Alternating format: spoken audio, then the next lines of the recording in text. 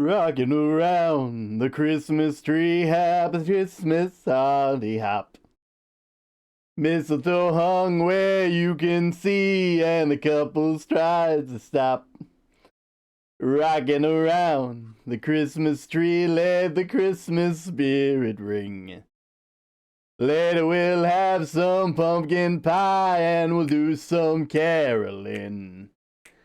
You will get a sentimental feeling when you hear voices singing, let's be jolly, deck the halls with boughs of holly, rocking around the Christmas tree, every happy holiday. Everyone dancing merrily in the new old-fashioned way.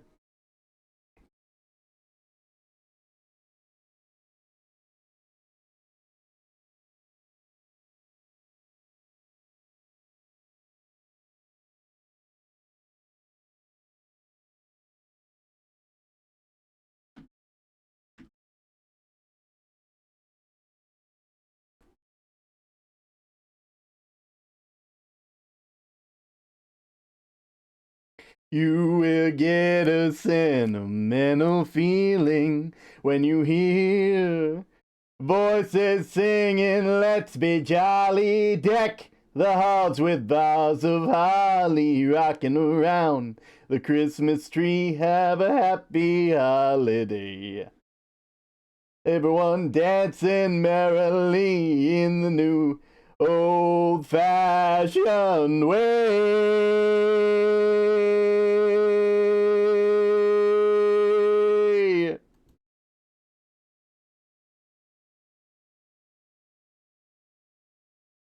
All right, I think that's enough vibing. Let me just...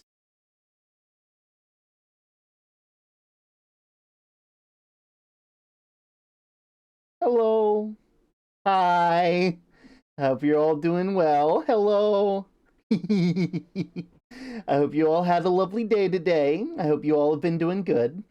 My name is Term. I'm the XLR of the Lighthouse, and I am bundling up because it is getting colder around here. There we go. Bit lower. Are you sure the spooky lady can't hear me? You know, I can't guarantee it, but considering that that case is over, I'm going to go with yes, they can't hear you. Sometimes coincidences just happen, you know? So cozy and festive. Cozy and festive. I hope Pitchfork doesn't get jealous. Like, I'm allowed to have more than one plushie. I'm allowed to have more than one plushie. That's completely valuable, you know? I don't have a problem. You have a problem. I'm allowed to bundle up and have as many plushies as I see fit. And no one can get mad at me for that. I'm all caught up because last stream I was out of town. Yeah. Thankfully you've got everything all settled in, you know? Unfortunately anybody who wants to catch up on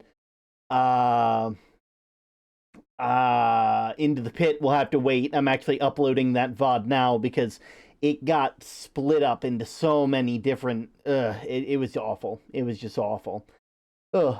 Or maybe it was Phoenix Wright that got split up, which one of them got split up really, really bad. And I haven't fully uploaded that one yet. But it was on Twitch, so that means that they can figure it out that way. I got more creatures for slice of cake, and they're major creatures. Ooh, major creatures. Ooh. When Dahlia showed up, I legit audibly gasped. Right? It's like, I'm sorry, what are you doing here? Like, I knew that there was some bones to pick between you and Maya, but I didn't expect the first case, my man. And why aren't you called the same person you were before? Why weren't you called the same person? Why is your name different? So help me. Plink, plink. Oh, I hope you all are having a lovely day. I have adjusted my stream settings a tiny bit. I've moved us down to a 10-second delay to start us off with, and I have put us down to 30 frames a second, along with like 5,000 kilobits roughly. I'm not sure if it'll work. Not sure how well it'll do. We definitely had a bit of a scare at the beginning of stream, but everything seems to be okay now. Things are okay. I hope. I hope you all are doing good. I don't have my tome on me, so I'm actually going to choose the question of the day. What's your favorite holiday movie? Personally, one of my favorites to watch is Olive the Other Reindeer, which, if you don't know, the whole point of that movie is a movie about a little beagle, a little dog by the name of Olive, and it was made by Craig McCracken, and their little dog named Olive, and their owner is kind of, the holiday season's really getting to them, and they maybe say some things that aren't really that nice to Olive, and Olive feels really bad, and then they hear that Santa's actually having trouble, and that they're going to need all of the other reindeer to help them pull through this year. And unfortunately, Olive's little flea companion mishears that as Olive, the other reindeer, convincing Olive that they are not a dog, but in fact a reindeer. And so they take a whole trip to the North Pole, and they meet so many people. And it's my favorite movie because it's so silly, and the villain is a postman for some reason, and I say for some reason, dogs chase postmen. That was like a trope for a while, and I find it just adorably hilarious and genuinely, like, it is a Christmas movie in the best ways. It's just, there's so many good, like, puns and moments all throughout it where it's just like, oh, I just love it. Hello, Cloud. Hello. How are you doing? Evening. Hope you're doing well. I'm not feeling the greatest, so I'll be lurking tonight. No trouble, Cloud. You make sure to rest well. Get bundled up. I know. Personally, I'm currently recovering from a bit of a health scare myself. Ear infection. Was really making me worried that I was going to have, like, I'm happy I took care of it, because as you guys all know, if you don't take care of your health, bad things happen. Bad things just happen. I don't actually know what my favorite holiday movie is. Huh. Oh god, Charlie Brown Christmas. So I've recently set up my computer to I've been testing out my new HDMI switcher, and after I got everything set up, and I've been, like, mentally designing how I want my desk to look when everything's all said and done. I think one of the things I want that HDMI switcher to be hooked up to is like a VCR, because I think I have a VHS of A Charlie Brown Christmas that I would love to watch with you guys. I think that would be so sick. Does Rise of the Guardians count? Of course it counts. It's like most of that movie takes place during Christmas. Like, if people consider A Nightmare Before Christmas a Christmas movie and Die Hard a Christmas movie, then Rise of the Guardians is a Christmas movie, right? I'm pretty sure a lot of it takes place during Christmas, right? No, wait, no, it takes place during, like, Easter. So would that make it an Easter movie? It takes place at the North Pole, or a lot of it takes place in the North Pole. I just like Santa in that movie. Santa's really funny in that movie. I It's like, I didn't know how much I needed strong, like Russian Santa. I wasn't ready for that. Honestly, it's a good, and not only that, like, it has a whole, it could have spawned a whole, like, thing of movies. We can also watch Jim Carrey's Grinch in the Discord. Oh God, yes. I'm not sure how people feel, but, like, Jim Carrey's Grinch, I feel like, gets a bad rap. I think Jim Carrey, like, first off, carried that movie like he always does. But along with that, did an amazing job when it came to, like I think they did a wonderful job, like, turning what essentially was, like, an hour-long movie into a feature-length film. Like, I think that was great. Hey, Term. Hi, Oscar. We're all bundled up today. We're having a good time. Also, Term, do you care? to do a guessing game with what the creatures are. Easter, but it has Santa. Listen, it has the Santa J Claus. I don't know. I'm assuming I don't know what the J stands for. I'm assuming Jingle. That way their name is Santa Chris Jingle Kringle Claus. That just seems to fit, you know? That just seems to fit. He carried the movie, absolutely. Jim Carrey carried the Grinch movie. It's like what like the amount of effort he put into the Grinch, by the way, phenomenal.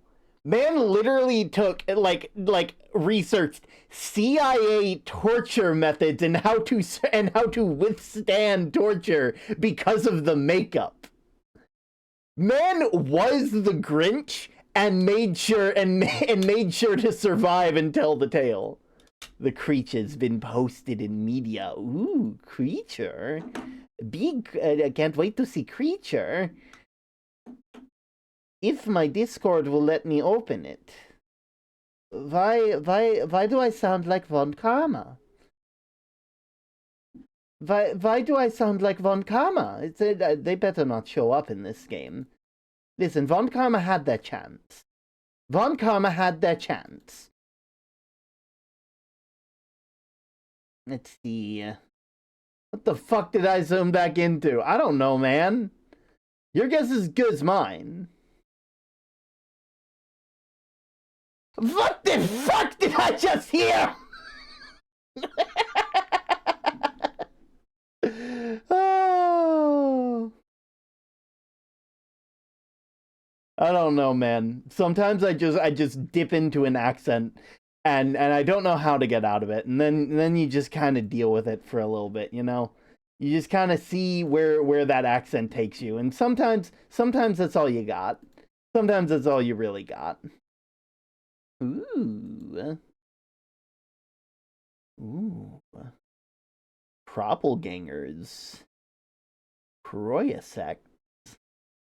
Gumiwa. The Mother Conductoid. Ooh. Abonal.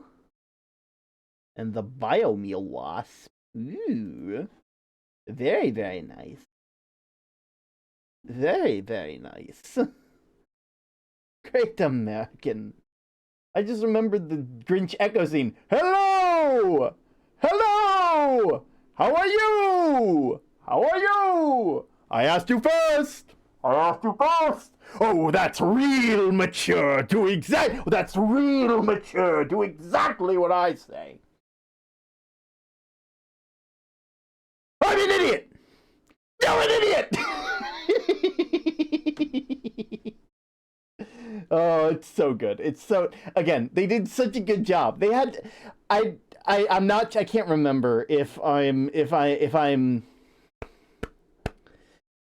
also, there are areas that the creatures are in. Spearmint Peaks, Cocoa Treat Heights, Citrus Coast, Flower Dune Desert, Sugar Sweets, and finally Cookie Dough Country.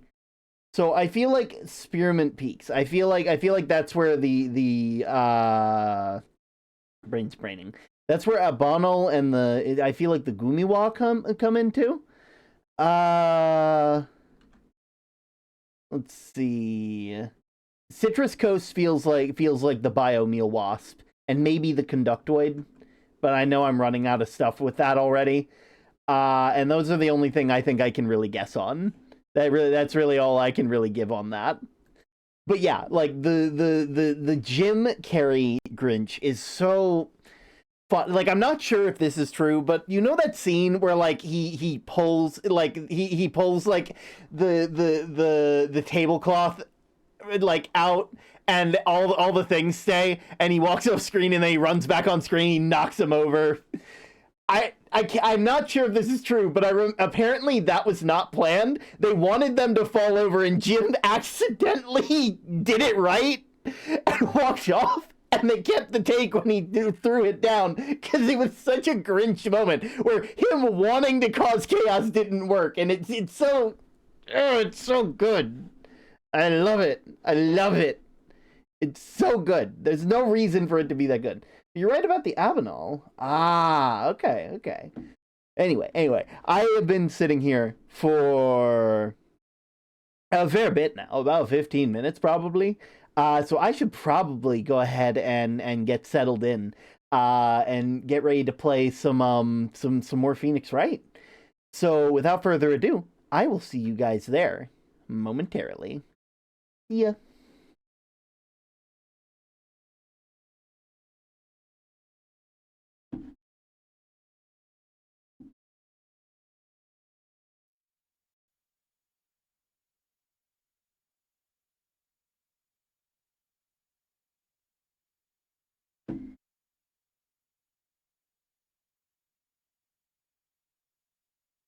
Here we go.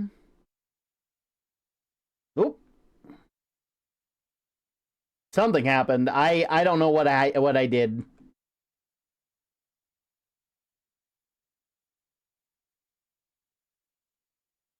All right. There we go.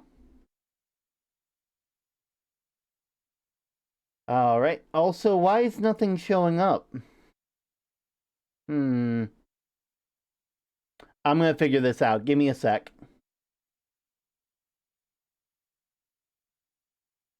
Maybe did that work? No. Hello, goodbye, pass out. No trouble, Greg. Let's see. DC8. No, it's not that one. No. I clipped the Grinch bit. Yes! Oh. I don't need the filters. I need the properties. I need to prove. I need to give it a property. There we go. There we go. Oh. But yeah, like, everything's all... I wonder if I can get one of these. That's the thing to put down for another time. If I ever happen to get a poke model, I say happen as if I'm not one day going to just commission them for one, because geez, does poke make some good stuff. I need to somehow integrate Pitchfork in the same way that like Star has like beans, cause God, that would be so fun. Oh God. Where shall I put the clip? Oh, I'll just look at it later backstage. The good news is that I actually see every clip that anybody ever clips. And fun fact, if you ever want to just like quickly clip something, you can use the command !clip. Though I will say, I do appreciate it when people go and clip manually, because it means they can put titles, and it means I don't have to put titles. And I think that's lovely. But I will absolutely, if you would like to share it with the rest of the community, feel free to put it in media or something. All right. I've been sitting here long enough. I'm ready to know what the heck happened.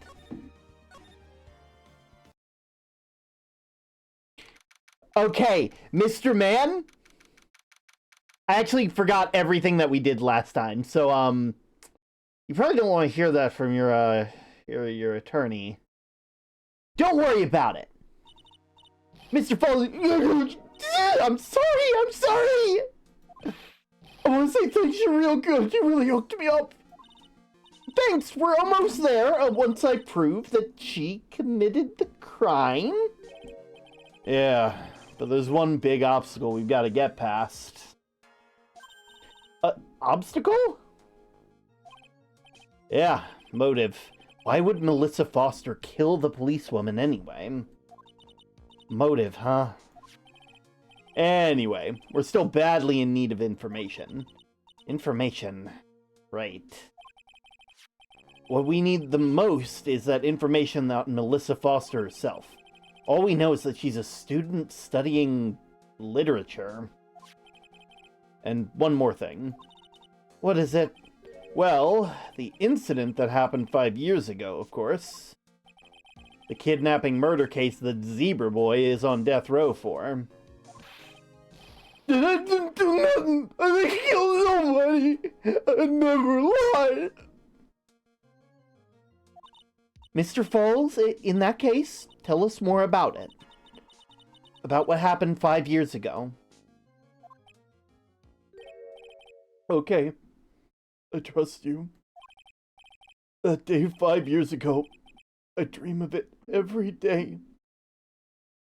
Ouch, why are you biting Melball? I say like I'm any better with lobster shells. Oh, flashback case. Storm, your badge! Oh, shoot, I forgot my badge! Pitchfork has a fake. Don't tell them it's a fake badge. It's not a fake badge. It's a real badge. It's totally real. It's totally a real badge. I promise. It really is. Also, I'll be real. No, no, mm-mm.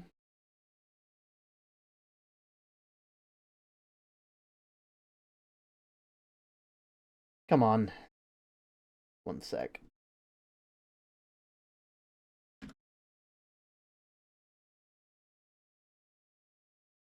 I'm just doing something real quick. Don't mind me. Just,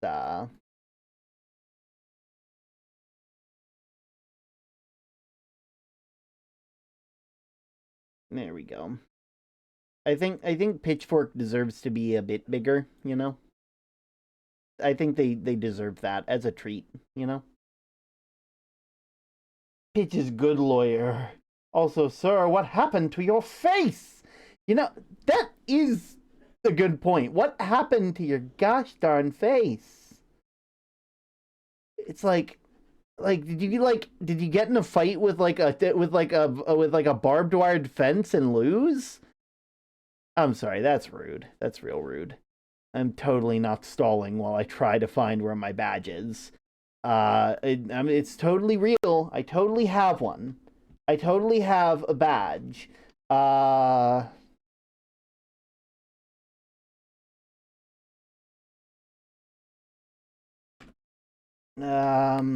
Somewhere. It's somewhere, I'm sure.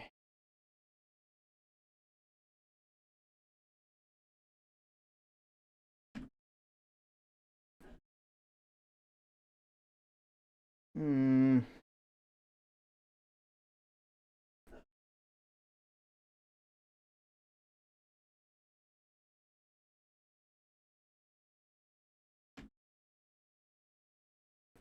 It's a tattoo. He's in a gang. Now he's also holding the base. He's also holding it like a bowling ball.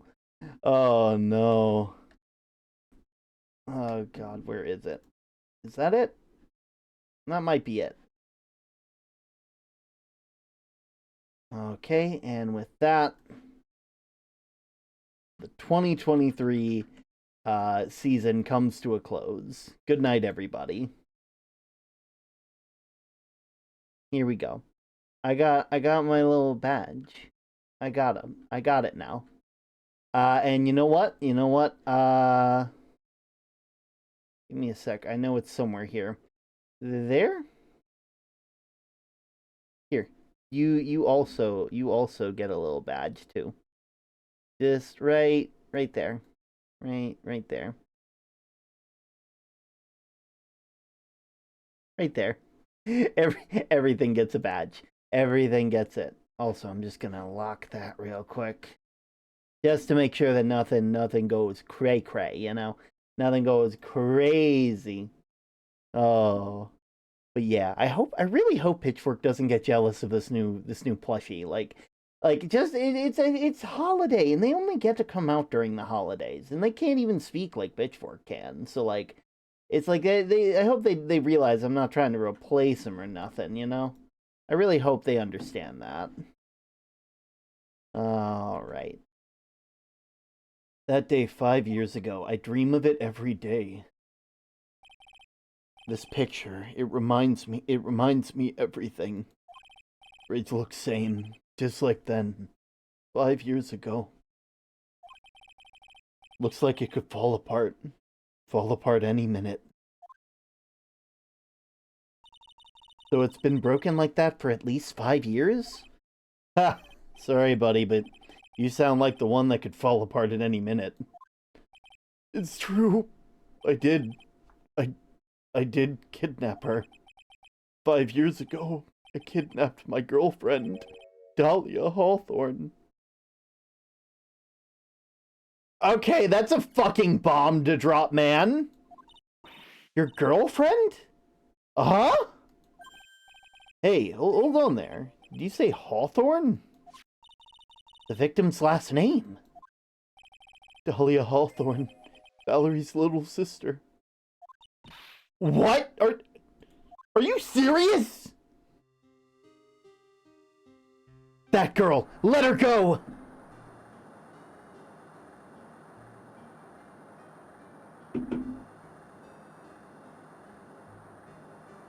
Shut up! Come in closer and I'll kill her! Sorry, but you're not going to get the chance.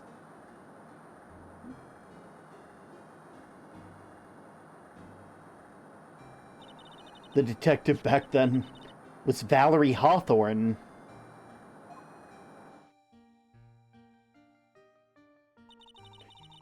At first I thought shooting someone for kidnapping was crossing the line, but if it was to protect her little sister, I can understand why she did that. Oh, not Mia thinking about what they would do if Maya were in that situation. No. Nah. Ow. Ouch. Why would you hurt me? What did I do to you? Wrong. No, protect sister. Valerie betrayed me. Betray us. What do you mean she betrayed you? Everything. All lies. All make-believe. Kidnapping, too. A make-believe kidnapping? Dahlia, my girlfriend, my love, my teen angel. Sir? Please don't refer to them as that.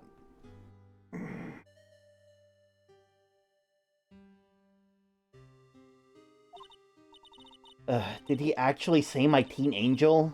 He's seen one too many soap operas. I'd do anything she say. Anything Dahlia say. Anything Dahlia says. Hold on a minute. What you're saying is that the kidnapping 5 years ago was planned by... Yeah, me and Dahlia, and Valerie too. Valerie was in on it? Dahlia's family rich, jewelry business. We got one jewel, that's what we thought. Me and Dahlia wrote kidnap note. We send to her dad. We asked for $2 million diamond. Tell him make exchange on Dusky Bridge. We tell him Valerie make transfer, cause she knew detective. Having a police detective in your pocket is a useful thing, alright. In the end, you were planning on splitting the 2 million 3 ways, huh? Yeah, but the woman...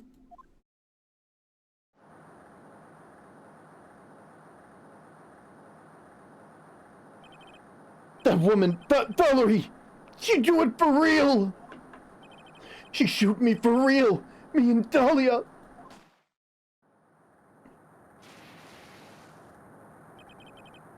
I was shot in arm, Dahlia. She jump in river.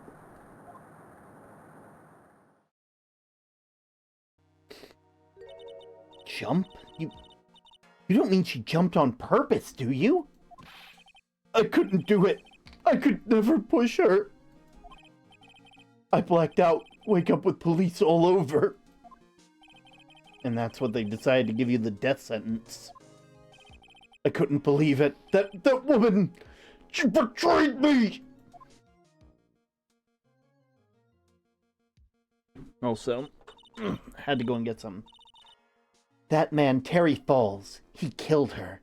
Threw her off of the bridge. He threw my beloved sister into the roaring river 40 feet below.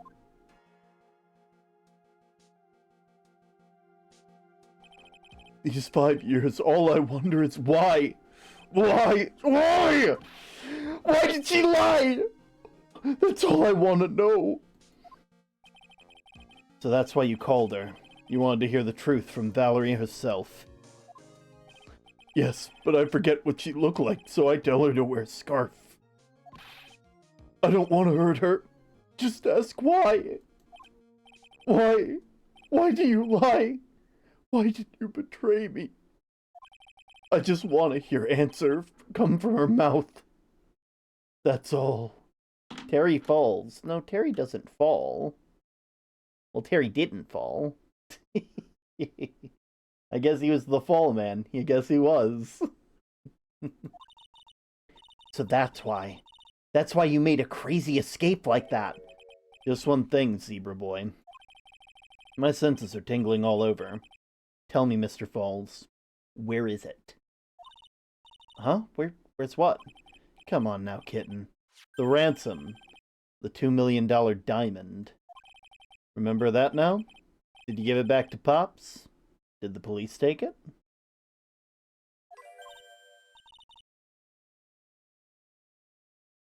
Huh? You don't know?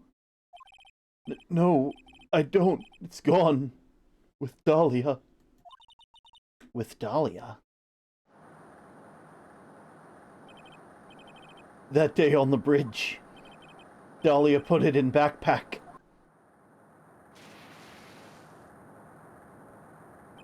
Now gone with Dahlia. Gone forever. Into Eagle River. God, $2 million in that river. It disappeared with Dahlia, huh? Wait a minute. You can come back now. We're ready to go. Mr. Falls, just one more question. When you said with Dahlia, do you mean the diamond is still missing? Along with the body of Dahlia Hawthorne? Imagine it just washed up on someone's lawn. Never found her. My sweet Dahlia. They never found her. Swallowed by river, gone. Dahlia.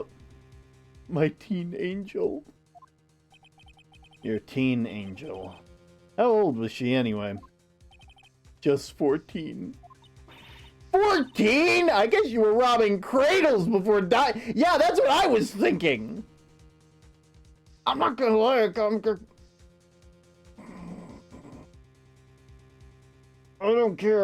care. Like, I think that you... But I don't think you should be dating that girl. Not with how you look. Hey, Balls, by any chance, do you remember where that river was? just as a question, you know? Like, just a hypothetical. Like, you don't think someone with, like, a diving suit could go down there and, like, check, right? God, no. Why? She's not gone. She's standing right there! She plans a fake kidnapping and disappears into a river with a rock worth $2 million. Man, oh man, angels these days. Falls takes the fall and gets a one-way ticket to death row. Is Dahlia Hawthorne an angel? Or is she really a... It's time, kitten. Looks like we have a few more aces up our sleeve now. You bet. A $2 million diamond used as ransom for Dahlia, lost in Eagle River 5 years ago. The training wheels come off now, Mia. You gotta strike while the iron's hot. That's one of my rules. Remember it. Sir, you are not beating the allegations.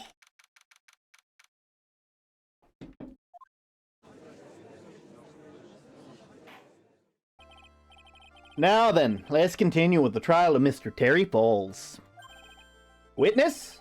Are you feeling better? So their name is Melissa. Or at least they're going by Melissa right now. Yes, Your Honor. I'll try my best. You're a brave young lady. Not this again. I can understand the defense lawyer wanting to get her client off the hook. However, to try and pin the crime on an innocent student is... What are you talking about? My witness is not the person on trial here. She's an innocent bystander who witnessed a violent crime. That's all. What possible reason could a girl like this have for murdering a policewoman? It certainly is hard to imagine the woman is a murderer. Her motive, huh? I figured that's what I had to establish next. Well, Miss Faye, do you have any evidence of a motive? Yes, of course. I think. Ha!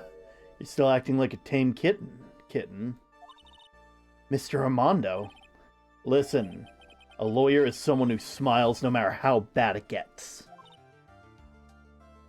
Holy shit, Mia wasn't the person who came up with that? It was fucking Armando? He's not God. Smiling on the outside while your gut is twisted in knots is the mark of a pro. Maybe so, but I wish you'd quit grinning at me like that. Excuse me, can I speak, Mr. Judge? Of course. Mr. Judge is ready anytime you like. I'd like to say something. Some people here are suspicious of me, right? That's why I at least wanted Mr. Judge to know that it's not true. I see. You're such an honest and upstanding young lady. It looks like the witness is a real professional. What do you mean? Look at that 100-watt smile. Armando, you suave motherfucker. Just when things are darkest for her, click. She lights right up. Very well, then. Let's hear what the witness has to say.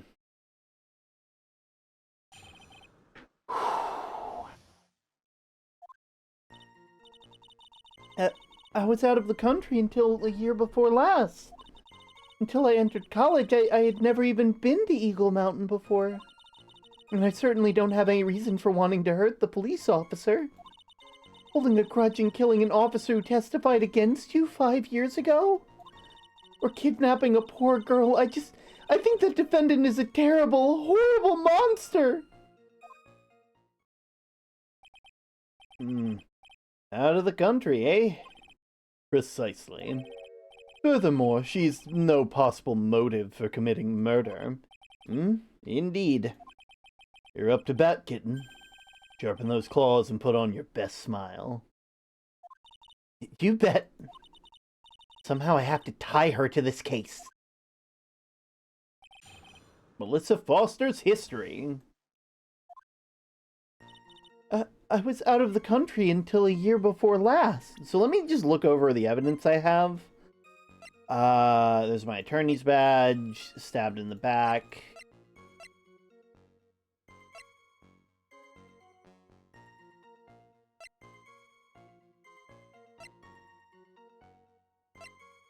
So, our profiles.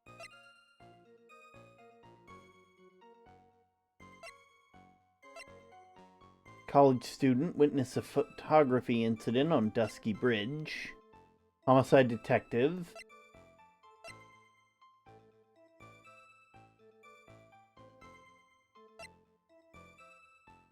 Client sentenced to death 5 years ago, escaped custody 2 days ago. Was out of the country until a year before last. Okay, so I don't think any of the evidence we have right now is going to help us right now. Because we don't have anything to connect to the $2 million diamond right now, you know? Like, we can't prove that Melissa here is Dahlia at the moment. That is what we're trying to do. It was Kronk! I mean Gumshoe. Ah, yes, the autopsy report. The autopsy report meant specifically for the victim. The victim's autopsy report. That autopsy report. Out of the country until a year before last. So what country were you living in then? We were all living abroad, but my parents were killed. It was a brutal civil war. She had to try and make it back home alone. I lost everything. I didn't even have any personal identification. What kind of that also doesn't answer the fucking question. What country were you staying in? We lived abroad. So that didn't answer my fucking question, man, if you'll please. What do I do? Yeah, press her harder, damn it! Witness, answer my answer my goddamn question! Wasn't she in the first trial? Yeah, but that was like, the first trial was also a flashback case, and that was like a couple months, or I think about a year or so after this case. So this is before the first case that we did. This is like before that. Answer my question. I'll even repeat it for you. What country were you in? Your Honor, the line of questioning is childish. Oh, really? Thank you, Miss Obvious. Tell us. What country she was in and how many languages she may speak are irrelevant. I don't know why you're bringing up languages. No one brought up languages, Edgeworth. Sit the fuck down. Sit your rosy-cheeked ass down. What we're here to evaluate is whether the witness has any connection to this case. I've lived abroad ever since I was a little girl. That doesn't answer the fucking question. That's why I could never have known Mr. Falls or Detective Hawthorne. Yes, I think we've established the point. Yes, indeed. Well then, shall we add what you've just stated to the official testimony? Yes, please, Mr. Judge. I didn't know either the victim or the defendant. So she decided, after seeing a trial of someone who was on death row, how about I kill someone? Oh, God. I'm assuming that, like, she tried to kill Armando because that's who I'm picking up what this game's putting down. Armando dated Mia. That's what the big reveal is going to be, is that Godot actually was in a relationship with Mia and died but didn't die somehow because of some ghost shenanigans, probably. Like, that's what I'm going with. I don't know. Maybe the prosecutors decided to pull a fucking Anakin and Vader on him, where they took him and they put a big robot thing on his head, and we're just like your anger killed her. No, and like they're trying to turn him evil or something. I don't fucking know. Welcome to the dark side. If I was on trial, I would jump over this rail and get you. I didn't know the victim or the defendant.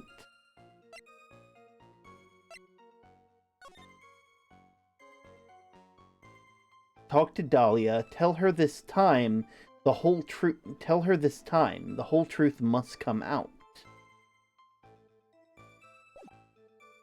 I don't know why they're saying talk to Dahlia. Taken by the witness.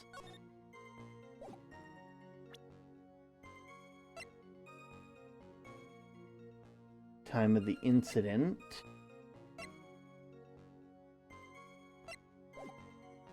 I was thinking about that. Did he die, but yet he was facing...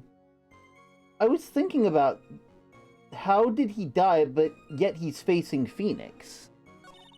It's like... I'm assuming that because Phoenix was, like, dating, like, was, like, if anything, the fact that, like, I'm assuming Dahlia was able to get away with a much lighter sentence because of what happened, because Phoenix, like, ate the bottle. And so some sort of, like, weird spirit thing where Godot is mad at Phoenix for the fact that, like, they were this close to convicting Dahlia, the person that is this person who has caused all this problems. And so that's why they became a prosecutor, where they're like, no, I have to make sure this person is guilty, you know? I didn't know either the victim or the defendant. You didn't know either person? Are you certain of that? Yes, I'm afraid I'm rather shy around people. Oh well, that can't... Oh well, that can't be helped. Why is he just agreeing with everything that comes out of her mouth? The first time you saw either of them was when they were on the bridge, correct? Yes, it really was a coincidence. Until I entered college, I had never even been to Eagle Mountain before. So what made you decide to go to Eagle Mountain anyway?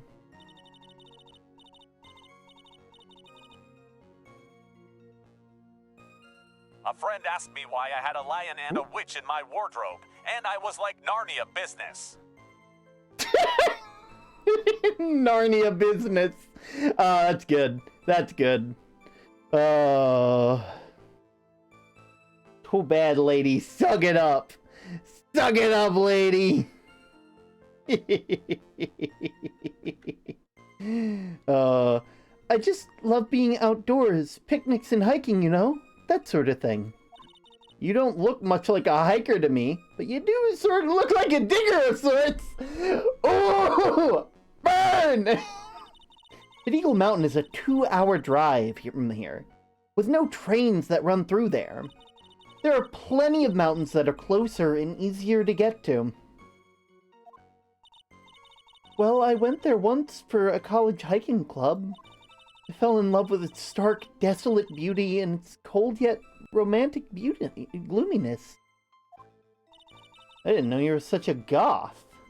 Also, those butterflies are still out there. Nice. Answer the goddamn question! By the way, what's the name of your college?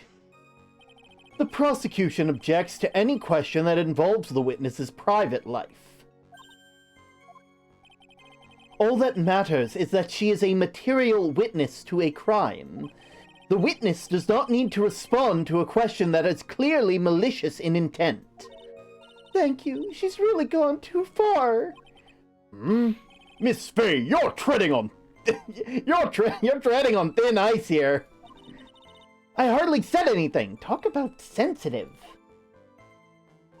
And I certainly don't have a reason for wanting to hurt the police officer. Perhaps, but your behavior that day was very suspicious. Not only have you contradicted yourself here in court, but you know things that you shouldn't. For example, the scratches on the trunk of the car. Well, that's... Unfortunately, Miss Fay, the last statement proves nothing. Oh, really? And why's that? The witness came to the police station once to identify the suspect. It's entirely possible at the time an officer showed her this photo. That seems like a rather serious mistake. Ha! That's the oldest trick in the prosecutor's book. That's not fair! That wicked inmate. I'll never be able to forget that horrible day. Holding a grudge and killing that officer who testified against you 5 years ago? Wait a fucking minute.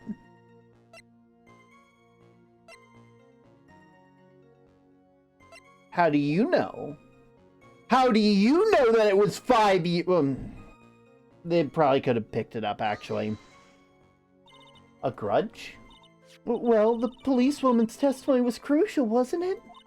Crucial in getting the defendant sentenced to death. Yes, and that's precisely why he harbored such deep anger against her. So much anger that he forgot his own guilt. My client has maintained that he's innocent for those charges. He seems rather forgetful, your client, I mean. Not only did he forget... What do you mean by that? Your client, he forgot what the detective looked like, right? It's too bad for her that he didn't forget about her testimony as well. Well, she's right about that. Mr. Falls is kind of forgetful. Nah, press harder. You said he forgot what the detective looked like. What do you mean by that?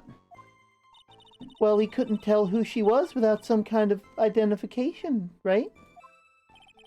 Quite right. That's why the victim was wearing a scarf as identification. Why, if I had been wearing a white scarf that day, then he probably would have tried to kill me. That's true. He's clearly... he's clearly a bitter man! This is bad. Mr. Fall's reputation is getting worse and worse. Sometimes it's best not to poke too deep. What should I do with that last statement? No, have it added. Every bit of testimony is important, Your Honor. I'd like it added to the official testimony. Prosecution has no objection. After all, the defendant is a killer, and a mentally unbalanced one at that. The testimony only helps to further prove that point. No, that's not why I... Enough! Witness, if you would. My pleasure, Mr. Judge. She brought up the college in the first place. I guess I'm lucky I wasn't wearing a white scarf.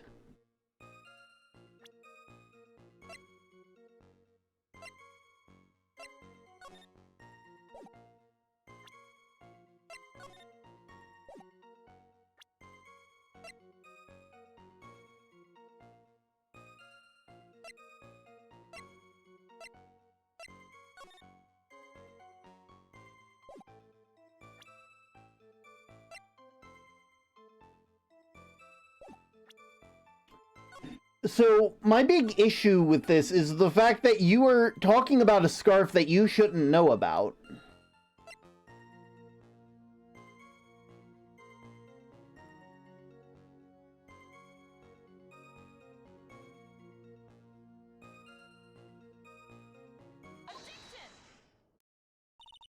It's true, Mr. Falls did instructions to Valerie Hawthorne about the meeting. The note that she left said, wear a white scarf for identification. Yes, what about it? Isn't it obvious? Doesn't that strike you as odd? That note was a secret piece of evidence. How can it be that the witness knows about it? There's clear bias of the witness. Honestly, I wish we could, but we've already seen what the other judge does. The other judge acts the exact same way. Order! Order! What? It is odd, isn't it? Well, Mr. Edgeworth, did you show top secret evidence to the witness? Your Honor! I certainly never gave anyone permission to do such a thing.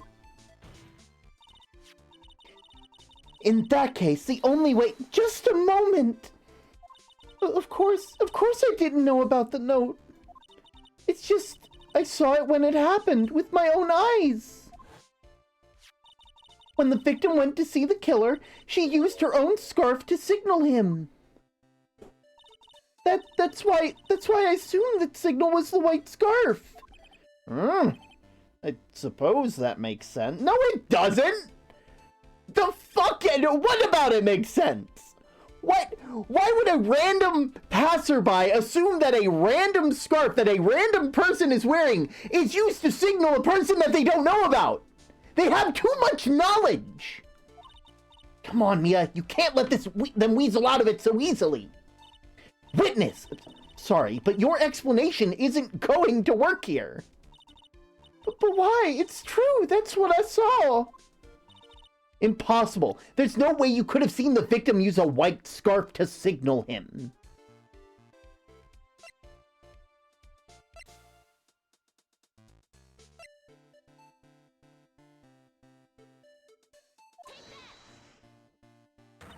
There's a definitive piece of evidence that proves it. That's your definitive piece of evidence? Yes, if my thinking is correct. Well then, we have one mystery solved, and the answer is simple. Miss Faye's thinking is wrong. Huh? Please, kitten, you've got to do something. You're killing me over here. Miss Faye, I've got a definitive penalty. As a reward for your definitive piece of evidence. Well, that's about what I was expecting. Well, do you finally believe me? Come on, Mia, you're running out of time! Okay. There's no way you could have seen the victim use...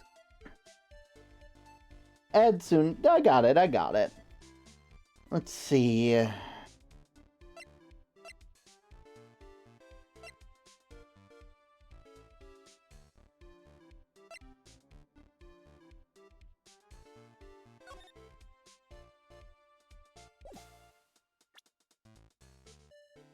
This?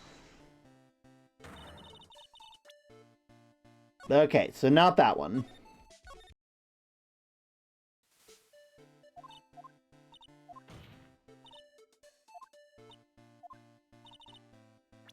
You could have seen the victim use a white scarf to signal him.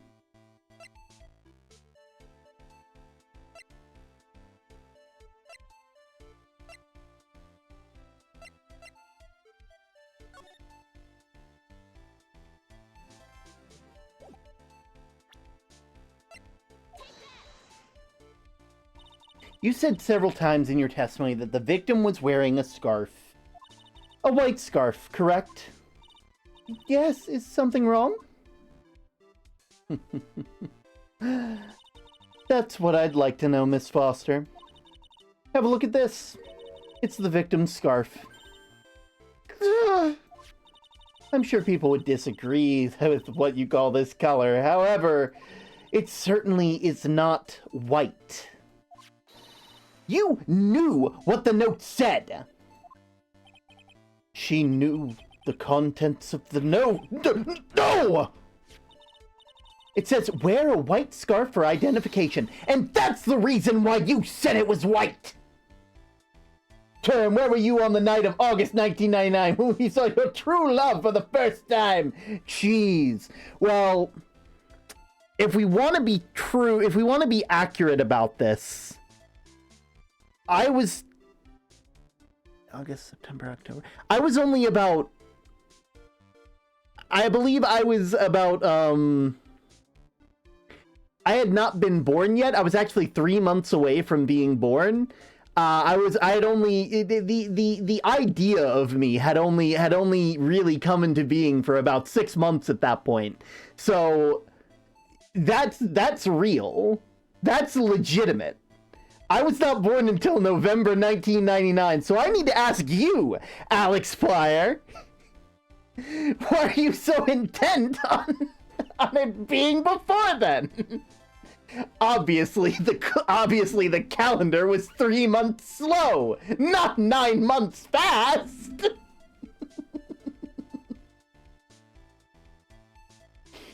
Oh, God. Well, Miss Foster? No! Order! Order! Order! Mr. Edgeworth, I'm waiting for an explanation. I'm quite sure this note wasn't leaked to the public. And yet this witness knew exactly what the note said. At the time of the murder, the number of people that knew that were quite limited. Terry Foles is one. The person who wrote the note, Valerie Hawthorne, is another. And finally, one more person. Did you say one more person? That's right. A person that no one would have suspected. Have you figured it out, kitten? Yep.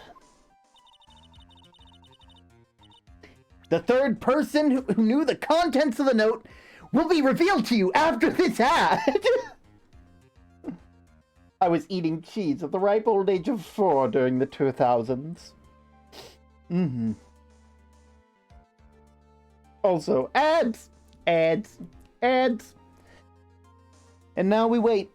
We wait for ads to end because I am of the opinion that while ads are a required necessity for streams and streamers and content creators to make stuff, that does not mean that people should miss out on things because of ads. That's one of the reasons we run 3-minute ads here, because we prefer to make sure that people don't get ads the moment they hop in. They come in at appointed times, just like the TV used to do, back when you'd be watching, television shows. You'd be watching cartoons, and then they'd come out, and you'd see the thing, and then you'd be like, wow, that's really neat, and then you'd get up, and you know that you wouldn't miss anything. That's just how it goes. That's how it works. Oh. That's how it works, everybody. Also, can I just say, this, gemstone here looks like... It's so crunchy looking. I love it. It looks like rock candy. I kind of want to eat it. Like, I know I'm not beating the Lotto allegations here. I'm really not. But, like, just look at it. It looks like it'd be strawberry flavored, you know? Speaking of shows, you want a cursed fact? Too bad. The Krat brothers are technically furries. That's not cursed. That's just that's just a fact. It doesn't look like a diamond. I mean, it's like an uncut diamond. It's not like... like... The fact that it's $2 million in that state implies that if it were cut, it would be even more. Like, if it were cut and shaped in the right way, that thing would be worth so much more. Like, that's $2 million in raw material. Like, that's pretty damn good.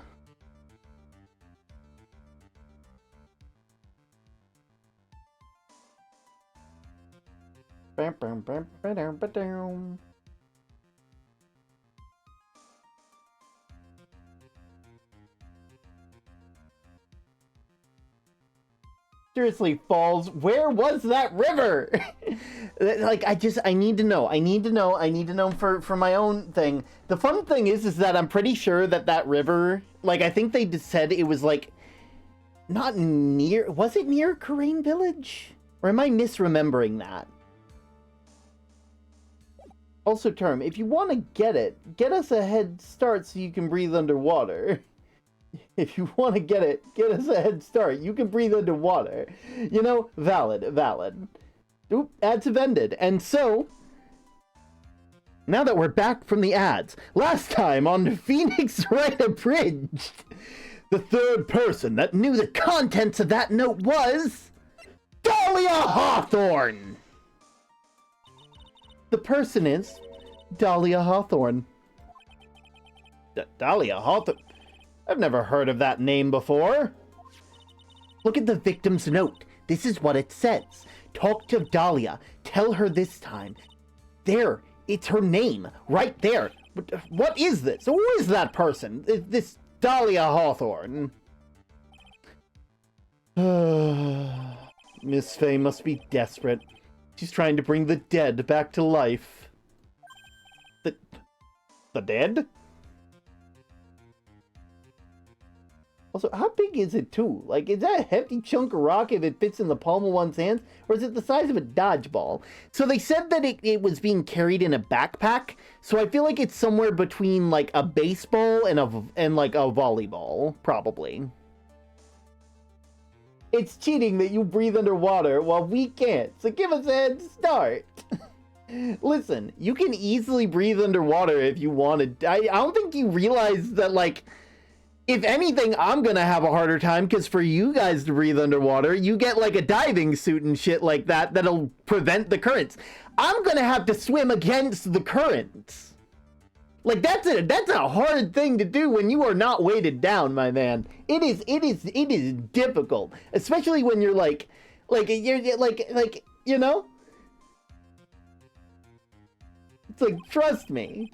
If you guys are using a diving suit, like one of those metal diving suits, you'll hit the bottom and you'll be able to just walk along. You won't have to deal with anything. I'm gonna get tumbled down the thing. I might die. But I will eat it. You have tons of pebbles. Yeah, and you know how many I'm always giving away? So many. Ooh, hey, look at that. Be sure not to wear that one while you're using your pebbles. Be sure not to have that one on your person, otherwise you're gonna dive into the water and just crack your neck. Oh god. Dahlia Hawthorne was the victim's deceased younger sister. She was killed in a crime 5 years ago. Killed in a crime? You don't mean?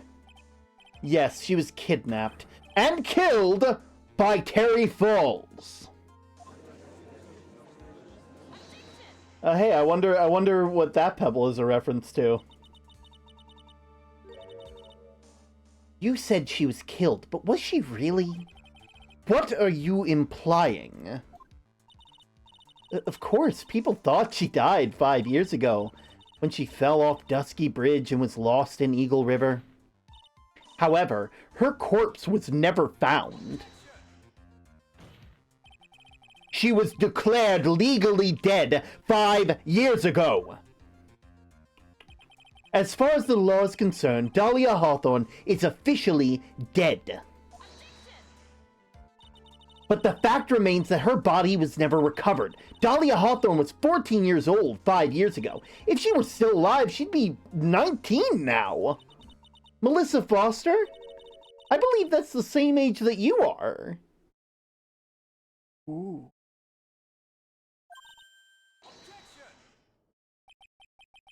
Even you couldn't. Miss Faye, you're not saying... But I am. That's precisely what I'm saying. This witness before us is the girl that was kidnapped and killed 5 years ago. This girl is in fact Miss Dahlia Hawthorne! What? Nice work. That was like tossing a grenade into a 3-alarm fire. I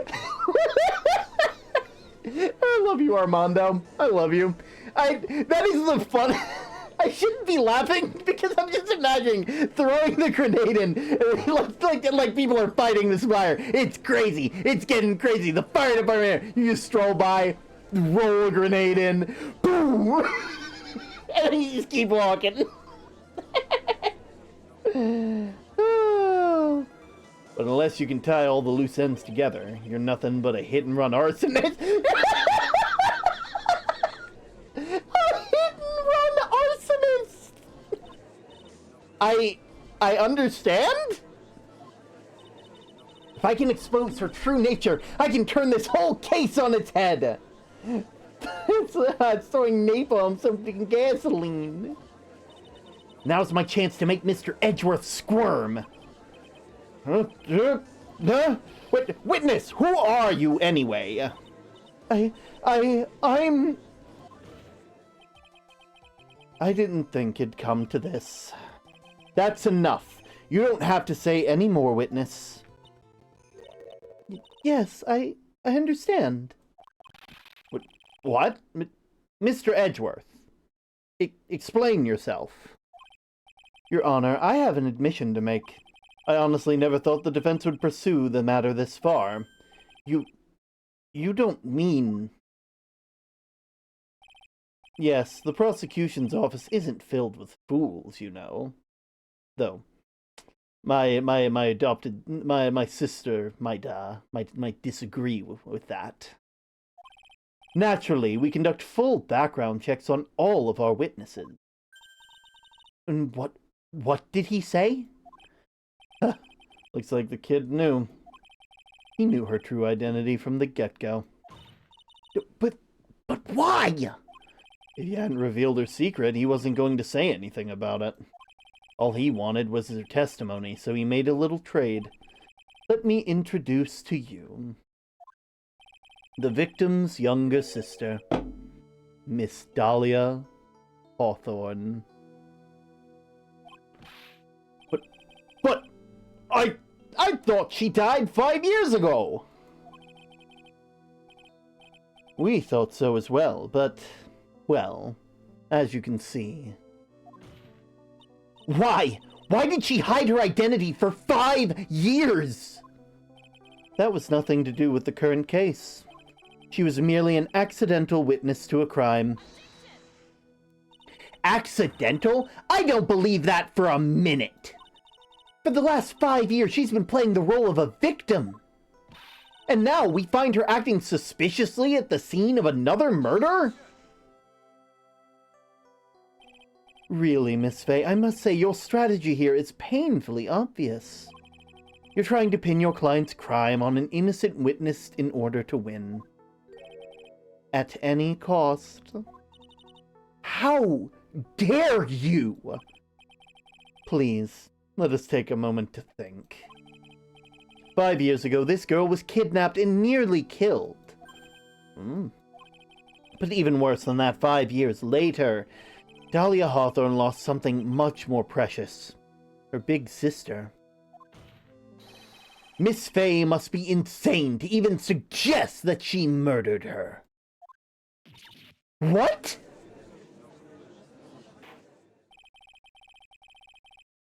I'm inclined to agree with the prosecutor's logic. Miss Fey, do you have any evidence to back up your assertion? What possible reason could the witness have for killing her beloved sister?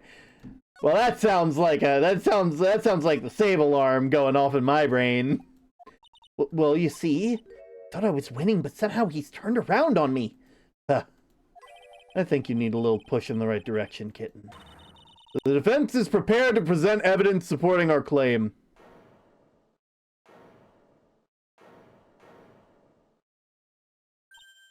That wasn't me. It was this guy, the crazy coffee addict. I think we've heard enough empty threats from you, old man. Ha! What makes you think they're empty, boy? Because your protege looks like she's sweating bullets. Am I sweating bullets? You think you're in a tough spot, huh? Of course, aren't I? No. You just arrived at the moment of truth, that's all. Whether you win or lose, that's up to you. Up to me? The rashness of youth. How charming. I'm gonna let you know, Coffee. That marble, that's an actual reference to my IRL father. I don't talk about it a lot, but that's a real thing. My dad actually keeps like a marble in his pocket. He's been so story time for those of you who don't know.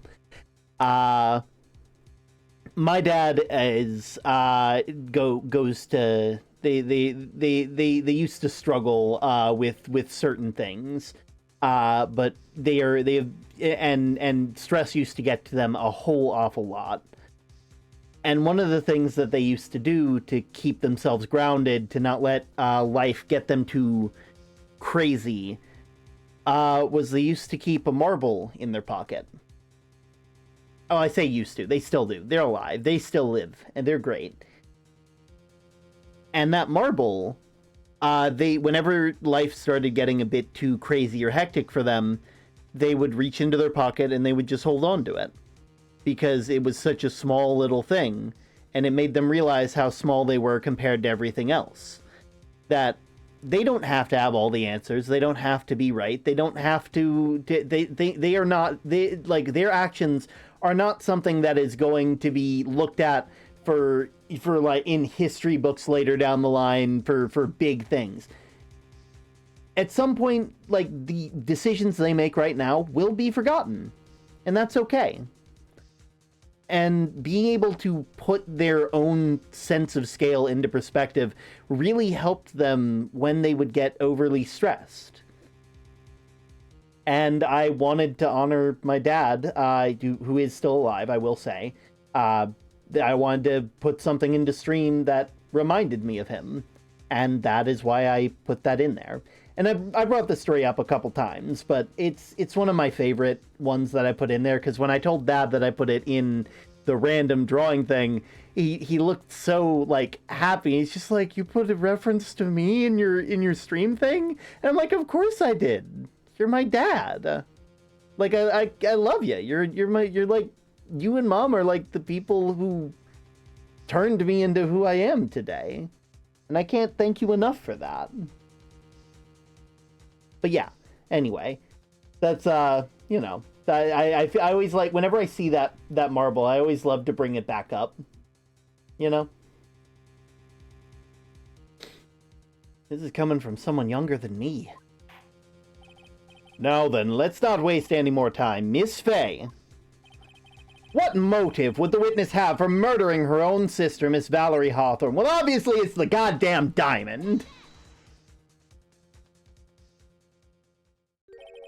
What is this? Is this the defense's idea of a joke? If so, I certainly don't get the punchline. Well, Miss Fey? Oh, that was the rashness of youth. The rashness of youth? What? Wait a fucking minute! What do you mean that wasn't right? That's a goddamn motive!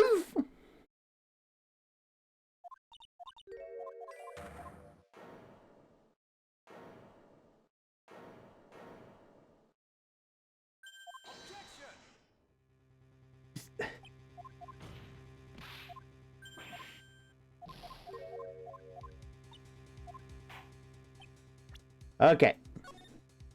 Let's try that again. What motive would the witness have for murdering her own sister, Valerie Hawthorne?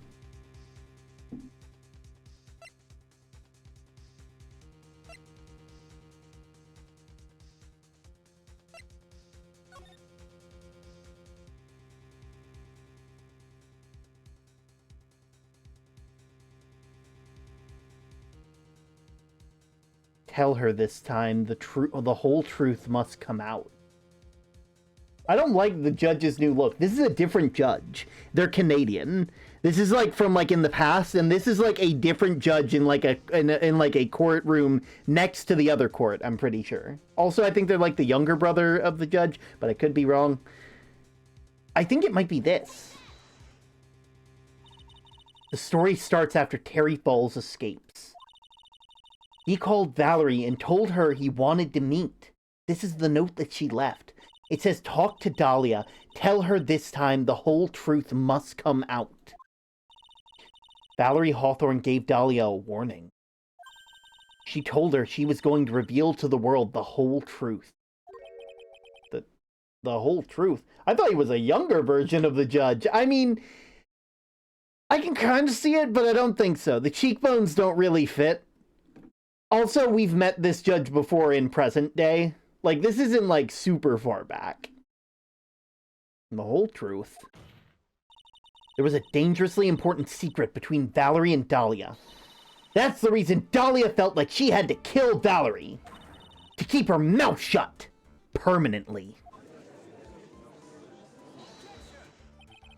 A terrific story, Miss Fay. If you like fiction, that is. Enlighten the court, Miss Fay. What is the secret that was so important?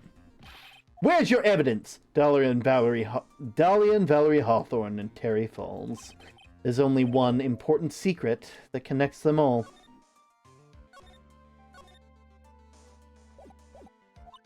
Oh, yeah, I know this secret. Okay, so Your Honor, the defense would like to request further testimony. What testimony? Regarding the kidnapping of 5 years ago. We believe it'll explain a lot of things. 2 murders. Why wasn't she arrested in the first place? That's what I want to know, because, like we all said, Mr.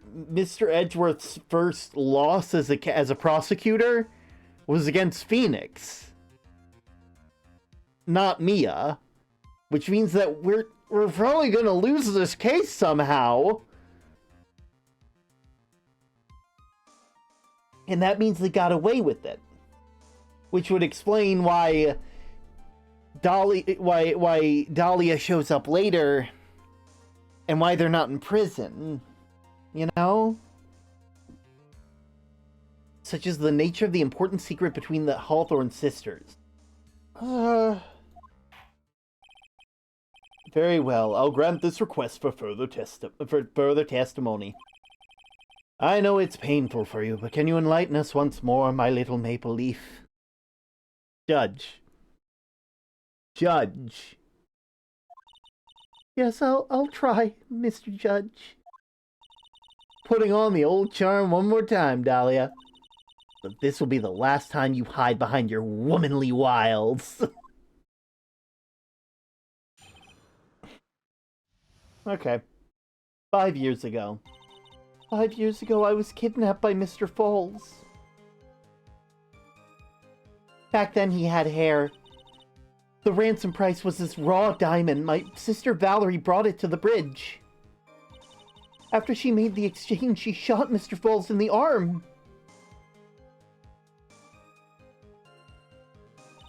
That's when Mr. Falls tried to kill me by shoving me off the bridge from behind. I survived, but I was afraid I might be kidnapped again for my family's money. So I decided to change my identity and start a new life. Does the previous murder also get counted with the conviction or no? I'm unsure. I mean, to be fair, our the kidnapping left her emotionally scarred. With her sister's help, she left the Hawthorne family and started all over again. If we're to believe all that, she murdered her sister. Preposterous. Thank you, Mr. Edgeworth. Miss Fay. Yes, Your Honor? As you've heard, the witness is still traumatized from the kidnapping. I'll ask you again to be extremely gentle in your cross-examination. Mr. Edgeworth's got the jump on me again. We're not allowed to fight, then let's twist some arms. Listen up. We've still got that info, that ace up our... What info? Come on, kitten. Don't say you've forgotten already. The fact that the kidnapping 5 years ago was staged. That's right. It was a fake kidnapping. Terry Falls told us in the lobby. I do anything she says. Anything Dahlia says. What you're saying is that the kidnapping 5 years ago was planned by... Yeah, me and Dahlia, and Valerie too. Why can't we throw hands?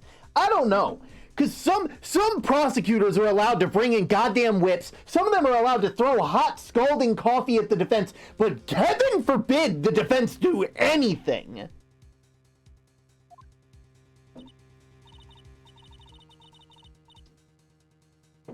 The fake kidnappers are best shot, Mia. That's her secret. You just gotta get it out of her. 5 years ago, I was kidnapped by Mr. Falls. Did you and Mr. Falls have a relationship? Yes, as a tutor. You were tutoring him? Mr. Falls? No, of course not. Don't be ridiculous. Mr. Falls came to the house to tutor me. That makes sense. 5 years ago, she was only 14. Honestly, I feel like Godot and Friska can throw hands. It's like, you're not wrong. They can, but for some reason the defense isn't allowed to. Only the prosecution is allowed to throw hands, apparently. He probably came up with a kidnapping plan during that time. The Hawthorns are in the jewelry trade and were quite wealthy, you see.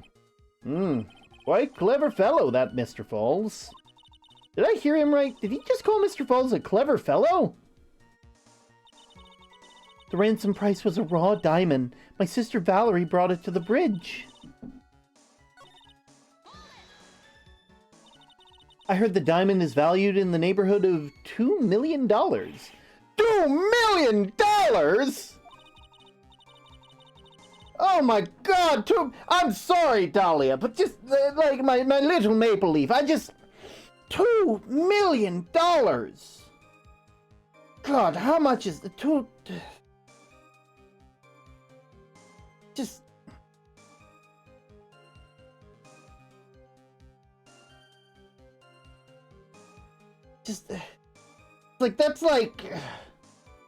that's like almost 3 million Canadian dollars.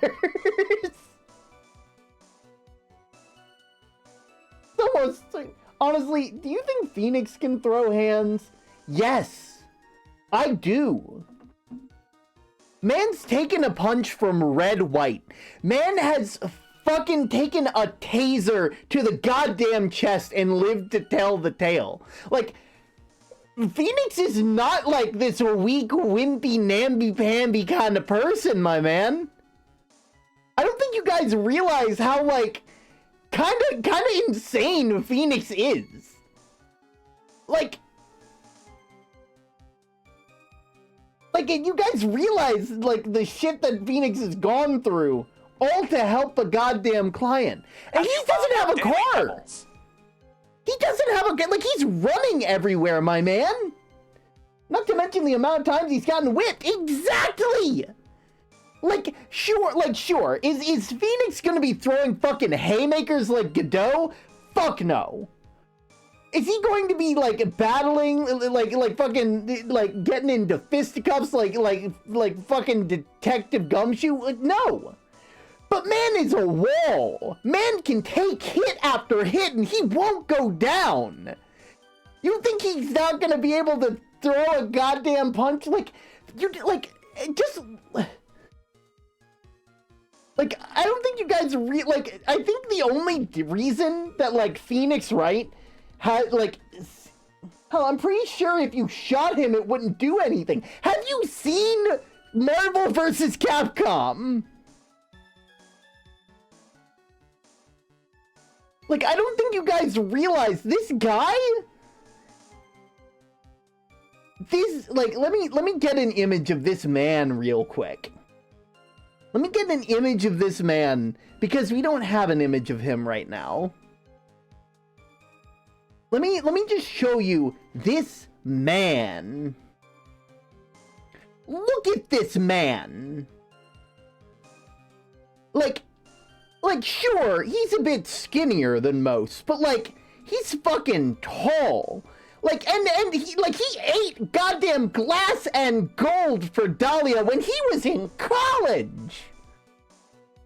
Man, like, shoved a person so hard into an electric pole that the electric wires snapped. Like, are we going to ignore the fact man literally ate glass and gold?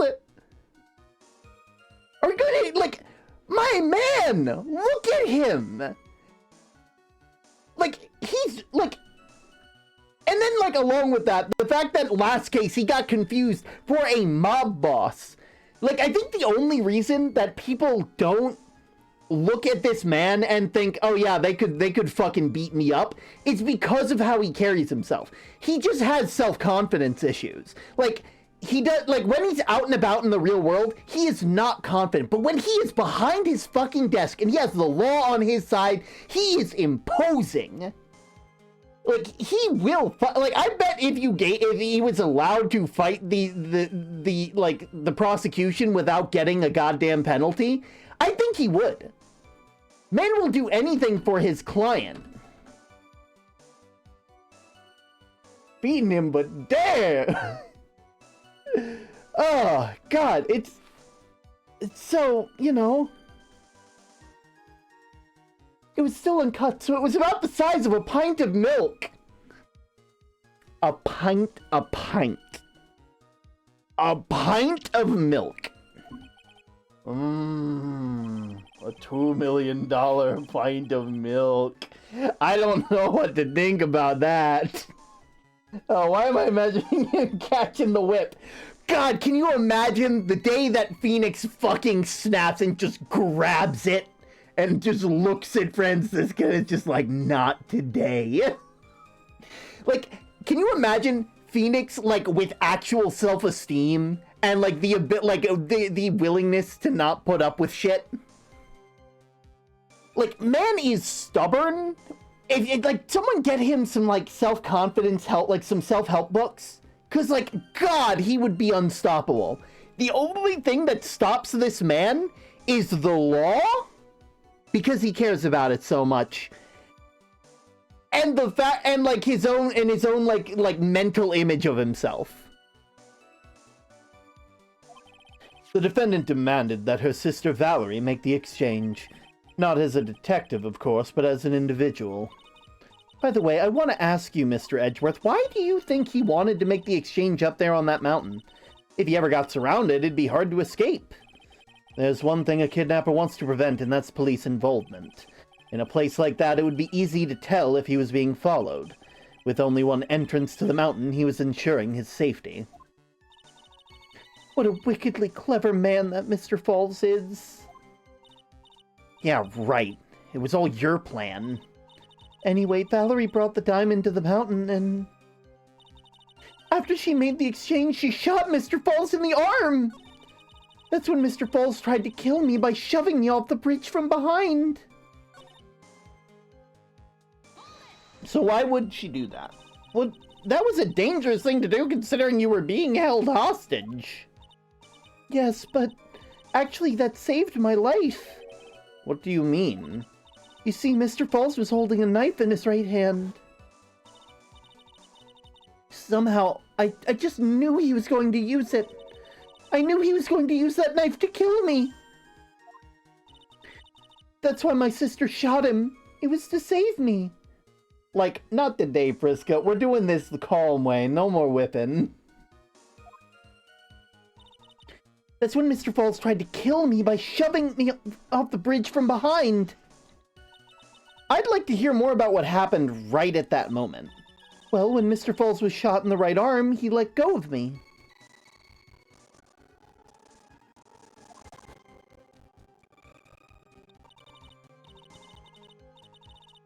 I was dazed, and I turned to try and run away, but Mr. Falls turned to grab me, and well, as I ran past, he and I locked eyes for a second, and he gave me a large, bloodthirsty grin. Okay, you're just adding shit to make him look bad. Thank you for the care package, by the way, Yonk. Bloodthirsty grin. Ooh. And in the next instant...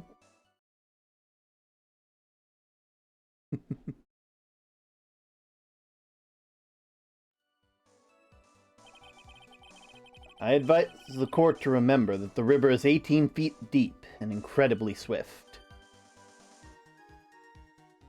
Huh? That pitchfork? Did you go off?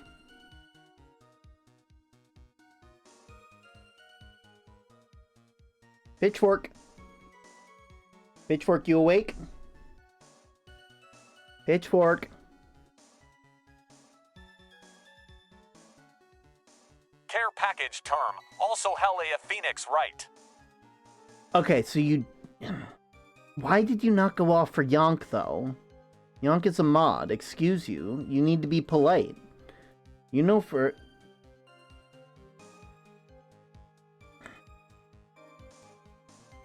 Pitchfork died. Term, do you need to replace his batteries? I'm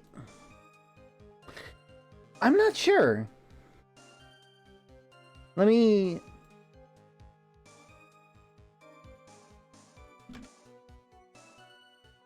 Alright.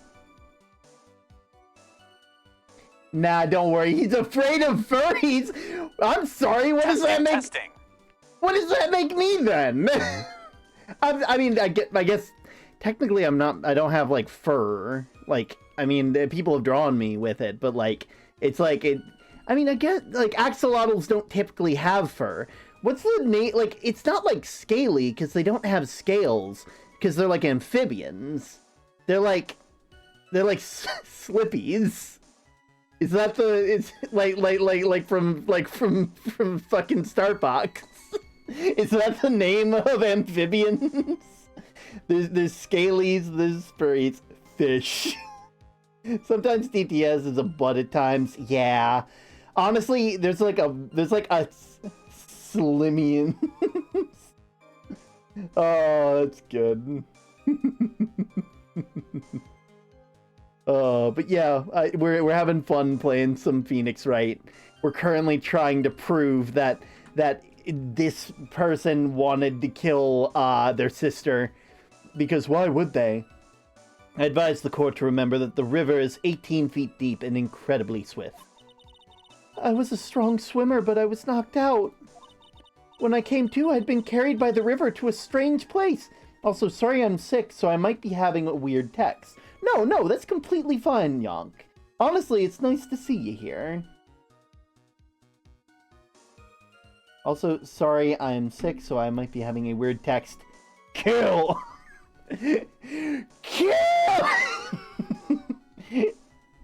When I came to, I was in a strange place. I'll never forget that day. The crumbling bridge, nowhere to run. And just one little shove from behind, and that was it. Before my sister could catch me, I fell into the river. I survived, but I was afraid I might get kidnapped again for my family's money. And that's why you hid your identity. Yes, I only told my sister. Valerie Hawthorne, eh? Yes, she's the only one who knew about me. Meanwhile, legally, this witness had been deceased for 5 years. I didn't even want something like that to happen to me again. So I decided to change my identity and start a new life. And that new identity was Melissa Foster, right? Yes, my sister helped me get the official paperwork taken care of. That makes sense. Without an insider's help, doing all the paperwork would have been impossible. I would have been surprised if the prosecutor I wouldn't be surprised if they brought a gun in either. They just have it pointed at Phoenix, and they're just like, if you badger my witness, so fucking help me. So fucking help me. Oh wait, oh god, I need to get. I'm pretty sure I have it somewhere. There's like, got a strap with a switch. Oh, got the strap with a switch. She was the only person left in the world I could count on. And you think I killed her? There's no way I could. In a moment of truth for the witness too. Confident Phoenix would go on, try to shoot me, see what happens. Phoenix would look them dead in the eye and say, do it, you better kill me in one shot. Like he'd look at you and go, you're not allowed to do that, that's illegal. And then the gun would crumble in their hands. Once the truth about the staged kidnapping comes out, everyone in this court will know just how much of a Jezebel she really is. I've just got to prove that kidnapping was a hoax. 5 years ago, I was kidnapped by Mr. Falls.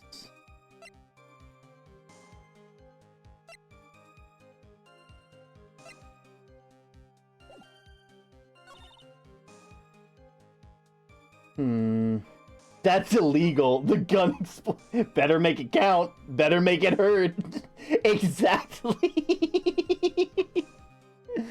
Oh, God. Let's see.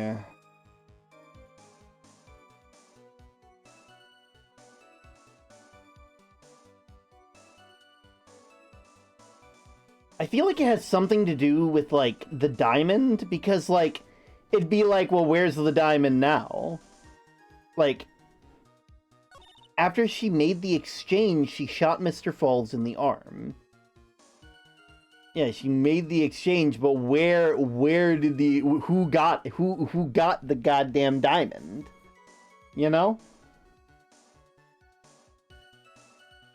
It's like there's a thing for this.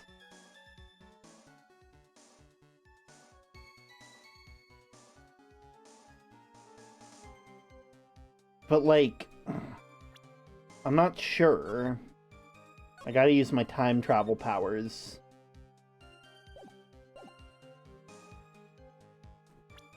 Maybe... No.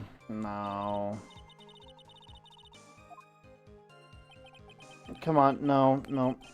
Just, yeah. Load.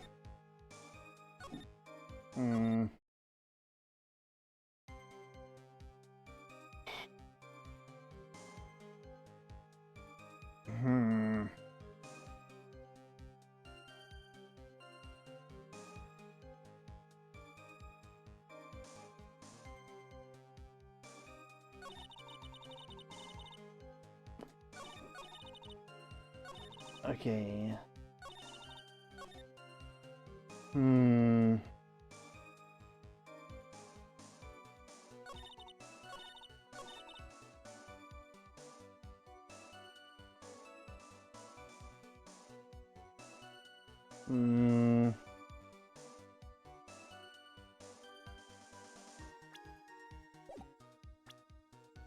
Let me look at the bridge again.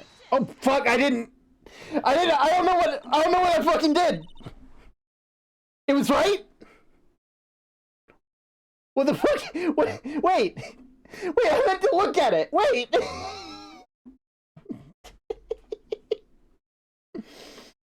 Okay. Just come on and shoot me. I ate glass and gold without any milk.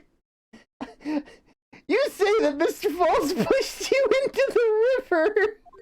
However, that's hard to believe. But it's true. I felt a push on my back. I'm certain of it. It was Mr. Falls. I'm sorry. I guess I wasn't clear enough. This is where Mia, learned that you could bullshit your way through any trial. This is the way that she learned and then passed that on to Phoenix to be listen, you don't realize how fucked up this system is. Sometimes you just present something you don't even know, and it works. It just works. Streamer luck. I should have said, that's hard to believe. I should have said that's impossible. Impossible? Ask the court to recall the condition of Dusty Bridge as it is 5 years ago. That bridge hasn't changed one bit in the last 5 years. Oh! Oh! I get it. Okay. Listen, Phoenix uses the power of making it the fuck up. Now I need someone to take it's probably already been done, where it's the animations from the game, where it's just Edgeworth and Phoenix, and it's just that's a great theory, Senator, but why don't you back it up with the sources that I made it the fuck up? If someone had pushed you from behind as you had claimed, instead of being carried away by the river, you would have hit the bedrock. You would have been smashed by the bedrock below. A most certain death. Do you understand now, Dahlia Hawthorne? The very notion that my client pushed you from behind is impossible!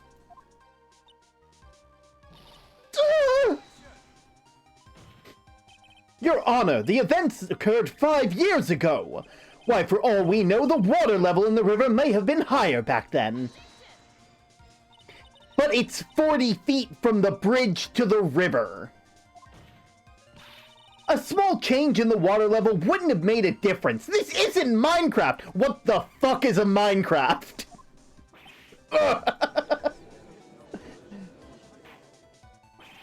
You're right. If the events occurred just as the witness had testified, then the defendant couldn't have pushed the witness into the river. Young lady, what is the meaning of this? You see, Just a moment, Your Honor. It's true that the witness testified that the defendant pushed her into the river. However, she never stated that she fell from the back end of the bridge. What do you mean? After being shot in the arm, it's plausible that Mr. Falls panicked. And therefore he could have unwittingly pushed her off the side of the bridge. If that's true, she would have fallen into the river. I speak, motherfucker! Well, it's Hawthorne. It's Mr. Edgeworth's explanation. Judge! Judge, you don't... I'm pretty sure that's leading the witness, Judge! Now that you mention it... Yeah, of course they're gonna agree, because it means that their shit makes sense now! You're just giving them the answer, you fucking hack! My skirt got caught on one of the bridge's side wires. You can't be serious. Order! Order in the court! It seems Miss Faye's assault has finally reached its conclusion. Not now, Mia. This is no time to retreat. Unfortunately for you, this is just the start of Miss Faye's assault. What? I'm about to beat you the fuck up. What? No, you're not allowed to do that. I am the law. I believe your reasoning went something like this, Mr. Edgeworth. After being shot in the arm, it's plausible that Mr. Falls panicked. Therefore, he could have unwittingly pushed her off the side of the bridge. However, once again, I'm forced to say, that's impossible! I know you're... ridiculous. What's so impossible about it? Because your flawed logic contradicts the court record.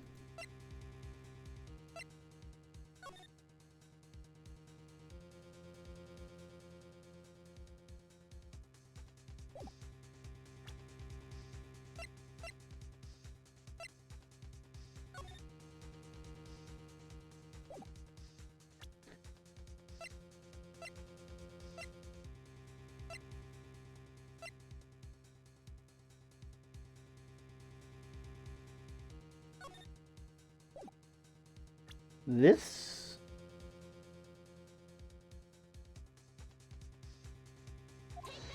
Maybe?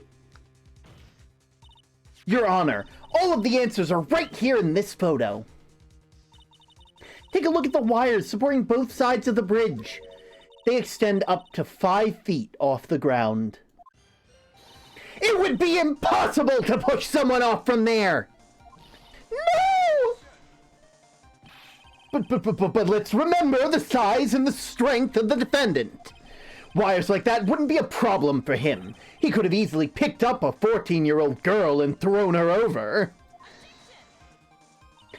So young and already so forgetful, Mr. Edgeworth. Mr. Falls has been shot in the right arm. Ah! And more importantly, Valerie Hawthorne had a gun trained on him at point-blank range. Ugh!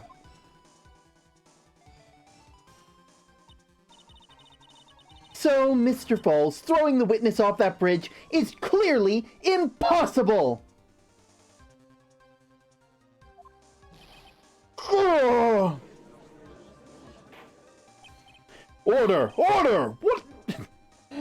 What is the meaning of this? I don't know why I keep doing an impression of my brother. He's so much better. He's so much better at doing the order! You know? Dahlia Hawthorne, you jumped into Eagle River intentionally. What? What is this? Indeed, what do you mean of such a ridiculous remark? Yes, it's ridiculous. But my sister was there to help me. She had a gun and handcuffs. She could have saved me. Jumping into a raging river like that, it would have been suicide. Perhaps, but still, that's exactly what you did. You were probably confident that you could handle the swift current. But even more so, the witness had such a more compelling reason to jump into that river. Oh, then what was it? What was so important that she'd want to jump into the river?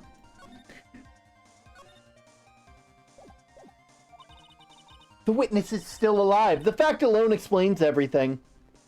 This is why she risked her life by jumping into the rapids of Eagle River. 5 years ago, something else disappeared along with Dahlia that day. The item that Valerie brought up the mountain with her, the $2 million diamond. No, it can't be! Yes, Dahlia had it planned from the beginning. The $2 million. She was going to keep it all for herself. She forced Mr. Falls to help her fake the kidnapping.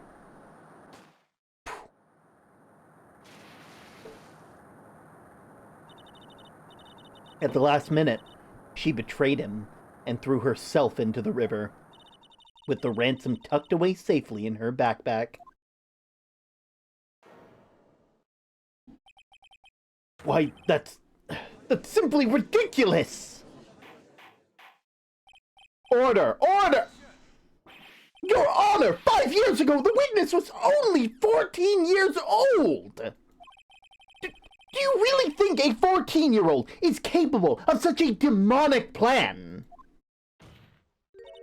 This woman is a demon, and I'll prove it. Just begins speaking in tongues and holding up a crucifix. Ridiculous. Oh, God. Still, Dahlia, for your crimes, I sentence you to tell us where the river is. 14-year-olds fucked. I know, right? 14-year-olds are some of the most cruel people in the world.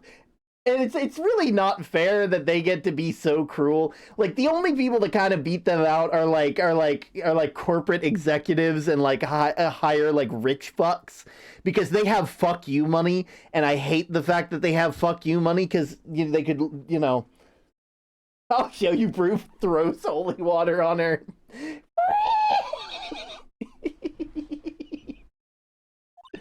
And there was one more person who helped make that demon of her. Her sister, Valerie Hawthorne. You mean the victim was involved in the kidnapping plot as well? I keep turning into my brother. But she was a detective then. You're saying she participated in her sister's kidnapping? Precisely. I'm sure that it weighed heavy on her conscience for the past 5 years, but I think I have one piece of irrefutable evidence that'll prove that she had motive, and it's this. All cops are bastards. Telenovela type shit. Absolutely. This is the sole reason behind the victim's murder. What do you mean by that? On the day of the murder, after receiving the phone call from Mr. Falls, Valerie visited her sister Dahlia. And then she told her what she was planning to do. Oh, hey, an ad's going to be starting in 5 minutes. Just so you all know, we run ads, about 3 minutes of ads every hour, to prevent pre-rolls. If you guys don't want to deal with ads, don't worry. Because if you're worried about missing something, you won't be missing nothing. I will simply just be taking a brief pause. I'll probably actually take a short little break and stand up and go and stretch my legs around that time. So, you won't be missing anything. 1312 real. Oh, real. But yeah, at the end of the day, like, if you do want to, you won't miss anything thanks to ads. We won't have pre-rolls. If you want to sub to the channel, it's going to be mainly just for emotes. So, Told her what she was planning to do. Planning to do? She was going to tell the whole truth. As she wrote in her note. Care package. Thank you. That is what sealed Valerie Hawthorne's fate. That is when you hatched your demonic plan to kill 2 birds with 1 stone. A plan that would ensure neither of your accomplices of the kidnapping would talk. And that is why you killed your sister, Valerie Hawthorne.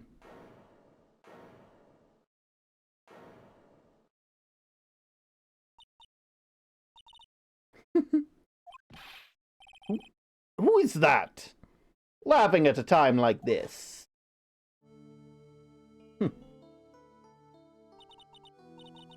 Forgive me, it's just hilarious. Witness? Is that you? You amuse me, woman, Miss Mia Fey. You can certainly weave an exciting tale. Naturally, you have the evidence to back it up, don't you? Evidence?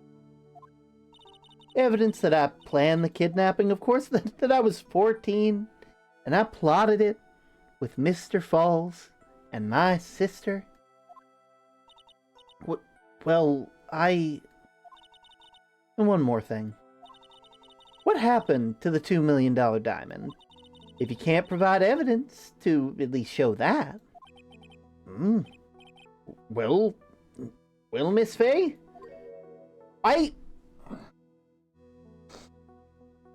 See, I want to know, too. I want to know where the fuck the diamond went, but the fact that it didn't show back up and yet you did, kinda says a lot, Right?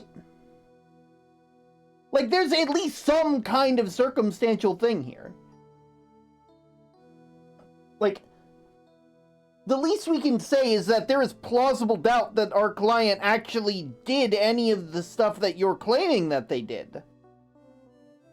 But of course, we run on innocent until proven. We run on guilty until proven innocent. Apparently, instead of innocent until proven guilty, you fucking cheats. God. Okay, I'm getting way too hyped over this. I don't know. What a joke. You, Miss Faye, are you stupid or something? How can I prove a fake kidnapping that happened 5 years ago? I don't even have decisive proof of Valerie Hawthorne's murder. Well, it seems we've come to the end. To be honest, the witness's behavior does raise certain suspicion. However, I am forced to reject the assertions made by the defense. Of course you are. Is this it? Is it really over? That girl made a fool of me and there's nothing I can do about it! Without evidence, the trial's over. Who decided that? Mr. Armando? Come on now, kitten. Haven't you figured out that you can make your own rules? For example, even if there's no evidence, there's still testimony. Testimony? On the day in question, Dahlia Hawthorne murdered her sister, Valerie Hawthorne. And she hid her body in the trunk of Mr. Fall's stolen car and then went to meet with him. Disguised as her sister, Valerie Hawthorne. That's what you think, right? Yes, that's right. In that case, there's only one answer, right? There's only one person left who can testify about Valerie Hawthorne's murder.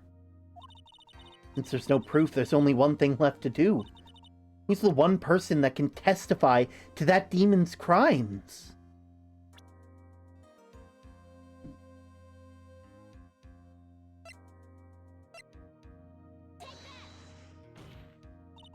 Your Honor, the defense wishes to call a new witness. A new witness? Yes, we would like to hear the testimony of Terry Falls. The defendant? There's only one person that can shed any further light on that situation. Only one person that knows what Dahlia's role is in the kidnapping. Only one person that can say whether the person in the photo is Valerie Hawthorne, or whether it is in fact her younger sister Dahlia, disguised as her. The only one person that can solve this riddle once and for all. And that person is Terry Falls! Well, Mr. Edgeworth, what's your take on it? Why not? The prosecution has no objection. Very well. Bailiff, bring the defendant to the witness stand. This is my last chance, Mr. Falls. My last chance to establish Dahlia's guilt. You're all I have left.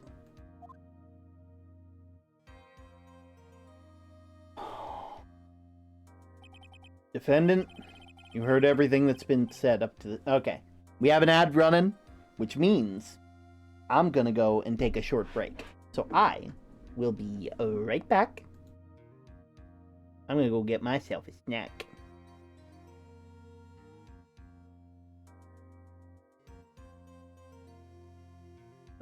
I'll be right back.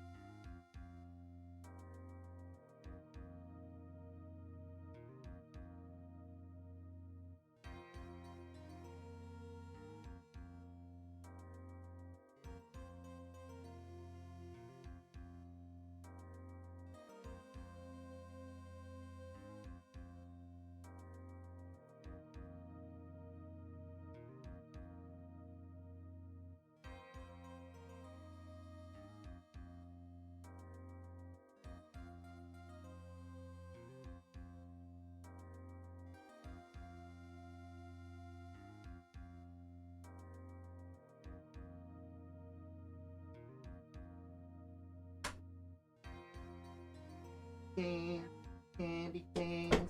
Flick them into spears and kill your enemies. Stab, stab, stab, stab, stab, stab, stab, stab, stab, stab, stab, stab, stab, stab, stab, stab. Whew. Alright. Alright, I got my stuff. Alright, everything look good? Everything cool? Everything neat?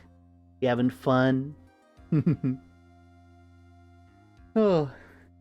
Hope you guys are all having a lovely day. Stream has been good. I got myself a candy cane.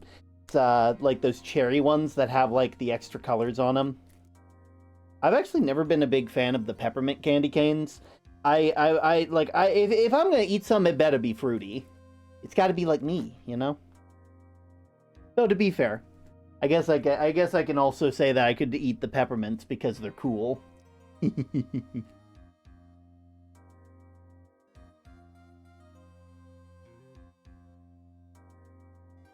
There, yeah, that's it. I've had the Alex. I've had this the whole time. And over the mint.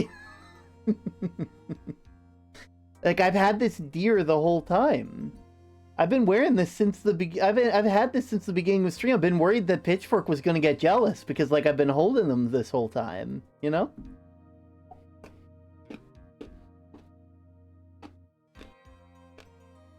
All right.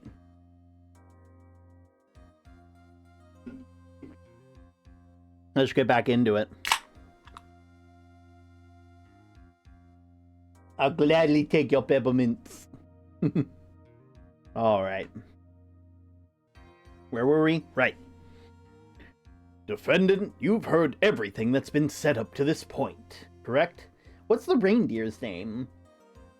Well, considering the red nose, and considering that it kind of glows, I'm gonna go with Ricky. Crisp.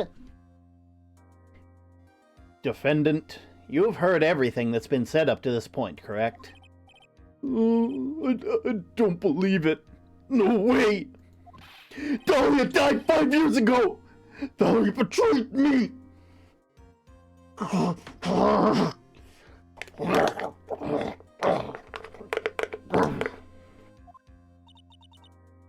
Mr. Falls, I don't know what she said to you 5 years ago, but one thing is clear.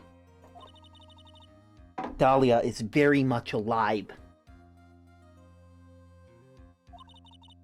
And you were used for $2 million. That's not true! Mr. Falls, there's only one question I want to answer to. 2 days ago on Dusky Bridge, who did you meet? Was it Valerie Hawthorne, or was it Dahlia Hawthorne? Dahlia! Did you betray me? 5 years ago, she promised never ever betray each other. Harry? Dahlia? It's true. You're alive. You don't trust me anymore? That makes me sad. Tell the truth. The real truth. I believed in you. I shouldn't need to say it. You should already know. But there is one thing that I will say. My life is in your hands right now, Terry. Dahlia. I will allow Mr. Falls to testify once, and once only. Well then, Mr. Falls, yours will be the final testimony in today's trial. Manipulating the witness! Witness... I'm sorry! I apologize!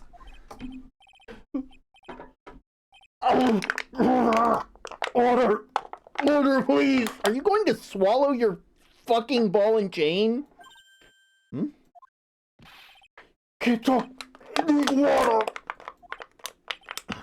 Oh well. I guess I'll have to be my coffee instead. At least it'll match the way he's probably feeling right now. Darker and bitterer than hell itself.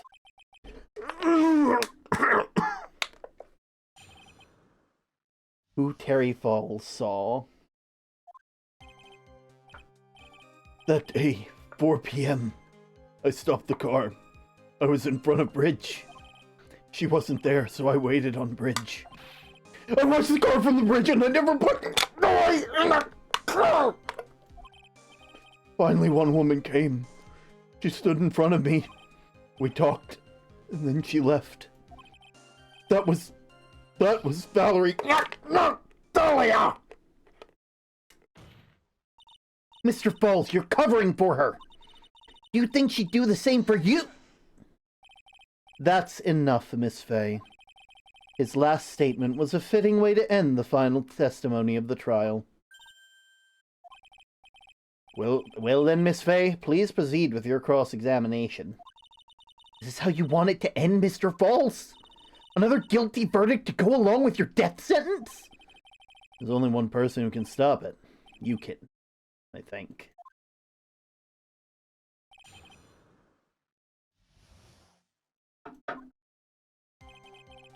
4 p.m., I stopped the car. I was in front of the bridge.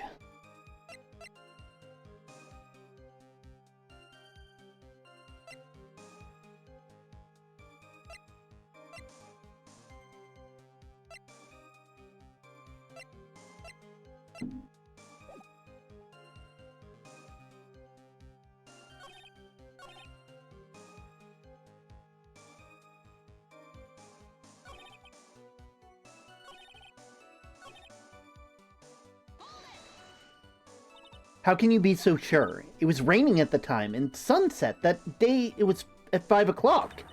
It would have already been pretty dark on the mountain at 4:30. Please, Mr. Falls, this is your last chance.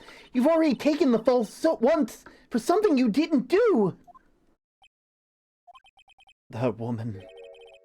It wasn't Dahlia. Stop right there. What more needs to be said? Even if it means the death penalty, even if it means taking the blame for murder? You'll still do whatever's necessary to protect her, won't you, Mr. Falls? I know it's obvious, but he's clearly lying. He's been cursed by Dahlia Hawthorne. He'll probably go to the grave still believing her. Mr. Falls! Even if you can show he's lying, the poor guy still will be cursed. He'll stop to point out the contradiction anyway. That's the curse of being a defense lawyer, I guess. Okay, I watched the car and bridge, never put no body in the car. Finally, one woman came and stood in front of me. We talked, then she left. Yeah, let's see what you talked about. What did you talk to her about anyway? Mr. Falls? Valerie told the truth about the kidnapping 5 years ago. She said someone needed to take blame for it. That was all I could think to do. She said that. That's why she lied. Got me death penalty. And were you satisfied with the answer, witness? Dahlia died. It was my fault. But I don't really remember. Maybe I did. Maybe I did push her in. It don't matter no more. Either way, my Dahlia, my sweet teen angel, dead. But you just saw that she isn't. After Valerie talked to me on bridge, nothing left to live for.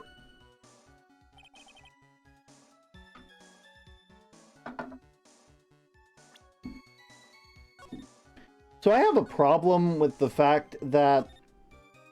you're so sure that it was Valerie and not Dahlia.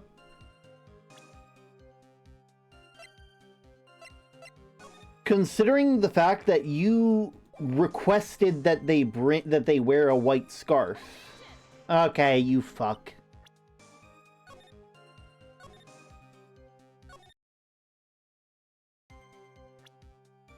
Okay, maybe... Okay, no. Maybe I just don't have enough testimony right now.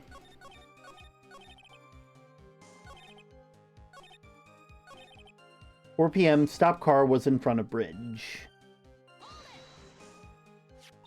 According to the note, the meeting was supposed to take place at 4:30. You certainly arrived early, didn't you? It was raining, already dark too. You waited on that bridge for 30 minutes?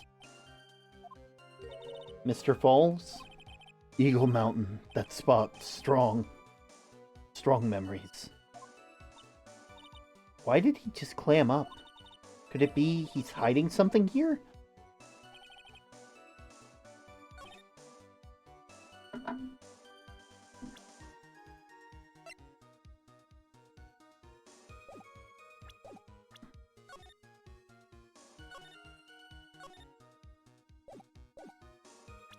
Yeah, I feel it has to be with the between 4:30 thing here.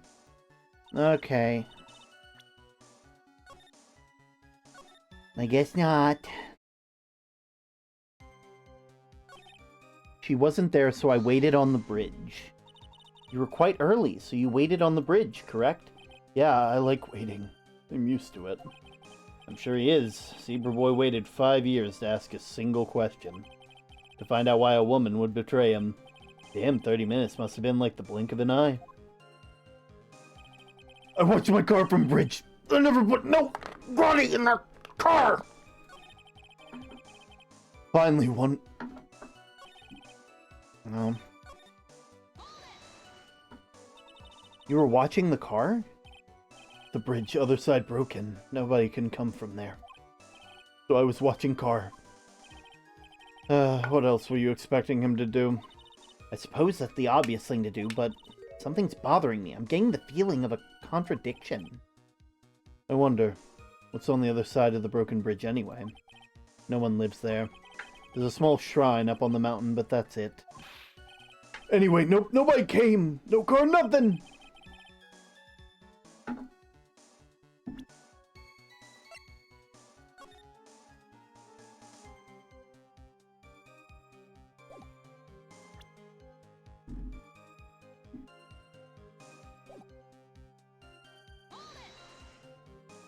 Mr. False, think carefully. Are you certain it was Valerie? I never lied! It's the truth! It was Valerie! Wait a minute. If you had remembered her face, then why did you make her wear a scarf as identification? Sorry, I told a little lie. But the woman I met, she was different from the woman standing here now! She was different! It was Valerie! We talked. Then she left.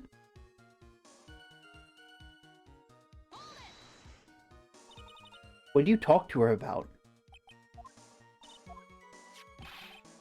Valerie told Truth. Okay, yeah, we talked about this.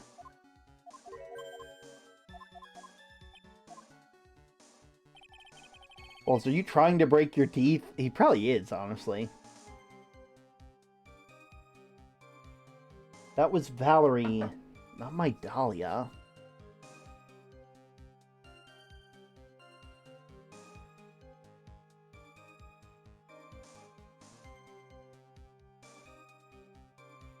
So I just had a really crazy idea.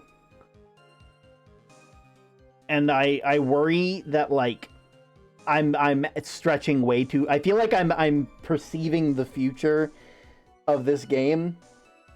Because this feels like a fucking thing that they would do. Falls is certain that who they saw was Valerie. Valerie was already dead by the time this meeting would have happened, right? They had been killed, put in car, etc.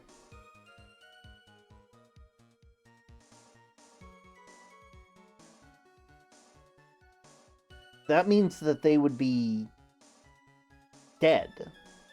And we know what dead people can be used for in Phoenix Wright, right? You guys don't think this is another channeling thing, right? It can't be. No.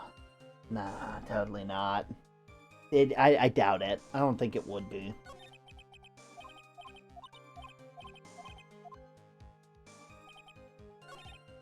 She was there, so I waited on bridge. I watched the car from the bridge. I never put no body in that car. Not to mention, it was close to the village.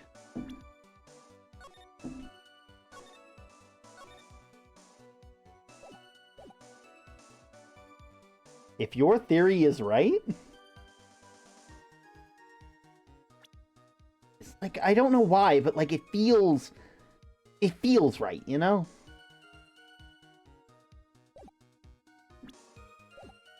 I watched my car from the bridge. I never put a body in that car. You were watching the car. I was watching the car. What else would you expect him to do?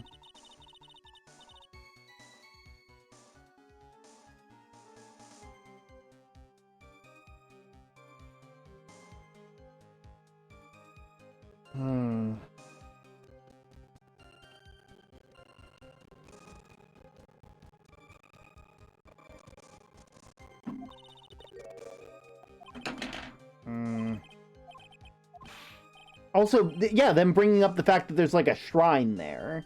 And the only thing that we have shrines for is the fucking Korean stuff. They keep talking about shrines and stuff, and it's like, yeah, this has gotta be it.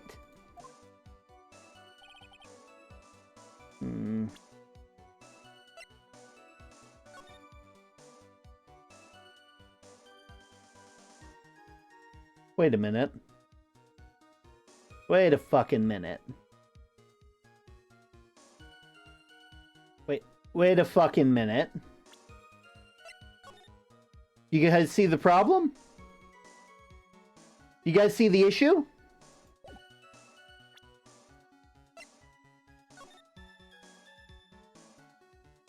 He wasn't there first. She was there first. Like, there's no way he would, like, there's no way she would have gotten into that position. Because that's a dangerous position from the get-go. No, not Broken Bridge. She was there first. You feel me? When you got to the bridge, no one had arrived, huh? You waited on the bridge. You're sure about that? Yeah. I'm sure. You're sure, huh? Well, I'm sure too, Mr. Falls. I'm sure that you're lying.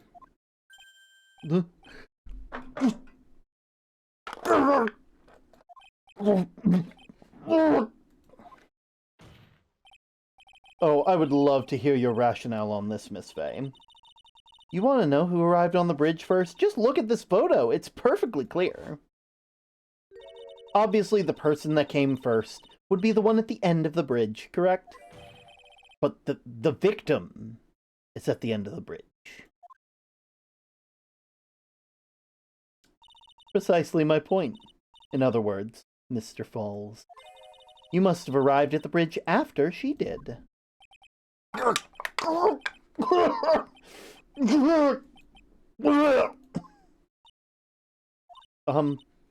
Mr. Falls? Please don't get so worked up. We just want the truth. Crunchy. Also, why is he in striped clothes? Because he's been in prison for... He had just recently escaped prison. Like, this is his prison outfit. Striped pajamas were like, you know, like classic prisoner getup back in the day. I got there around 4 o'clock. It's true. Escaped prisoner. Yeah, exactly. Astrodude gets it. Also, welcome in Astrodude 1987. Wonderful to have you here as a first-time chatter. If you don't mind me asking, how'd you find us? I had somewhere to go. Special place. Did you go to this special place before you went to the bridge? Yeah, old temple. 15 minutes from bridge. 5 years ago, me and her, we swore we wouldn't betray each other. Look at the old picture. Even then he was in strike. No, that's not an old picture, though. That was taken, like, 2 days ago. That's not the old picture. That's the new picture. From the Phoenix Trilogy category. Nice, nice. We've been having fun slowly making it through the trilogy. I hope we've been doing good. Photo's only a few days old. Yeah, exactly. Coffee's still kind of catching up on what we've done, because, like, not everybody's able to make every stream, which is unfortunate. She brought a memento to represent our love. A memento? 5 years ago, I hid it under the base of a tree there. It's a special memory for me. This is it. This is what I went to get. That little bottle on the necklace is your memento? Quite charming, but it looks empty. No. No. No. No! No! Oh, I know what's fucking happening, you fucking asshole game! Ah! Your Honor, you heard what my client said! He arrived at the scene at 4 o'clock. But he then left his car unattended and walked away. No. I know what just happened. That bottle... He was gone for approximately 30 minutes. Newt! Oh, guys, you don't understand what you've come in on. Oh, no. Hello, Newt Raid. Bark, welcome in. Welcome, Raiders. My name is Term. I'm the Axolotl of the Lighthouse, and I do my best to create a calm and cozy atmosphere for those of us just trying to find refuge from the storms of day-to-day life. If you do want to make sure you find the lighthouse again, do feel free to drop a follow. Also, if you need to take a rest, feel free to. Do your after-stream care and all that. How is stream? How is playing Final Fantasy XIV? I still need to play that with you later. I live, laugh, love Ace Attorney. I will live, laugh, love it too. No, hey. I hope you all have been having a lovely, lovely day. We're joining mid-drama. Yum! It's mid-drama. It's so much drama. Like, I'm explaining to chat that, like, they just got the bottle. Like, they're like, yeah, it's a memento of our love. And that bottle... in a future case is used to hold poison. That bottle is now empty, which leads me to believe that it now that this fucker took poison to take the secret of who really was at the center of this case to the grave. I got a little axolotl in the game. I figured we should go do another axolotl. Yeah! Axolotls! Oh, yes. I'm very, very excited. Oh, God. I'm calling it. Man's about to die. This is how we lose the case. Because, again, this was before Edgeworth's first loss as a prosecutor. So he wins this one way or another. Ugh. With that much time. Dahlia Hawthorne could have easily hidden the body in the trunk of the car. Sorry, my brain, I had a disturbing flashback from my past. Hold on, I had to stim until I feel better. No! Indeed, there's certainly enough time for it. I still got a chance. Mr. Falls, there's no mistaking it. I fucking called it! I'm planning on playing these games, so I won't stay long, but Godspeed out there. Godspeed to you, Newt. You're gonna love this game series. It is wonderful. So a win by death.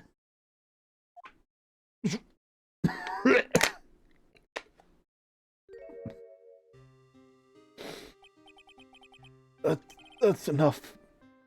Please. Not a win. A mistrial.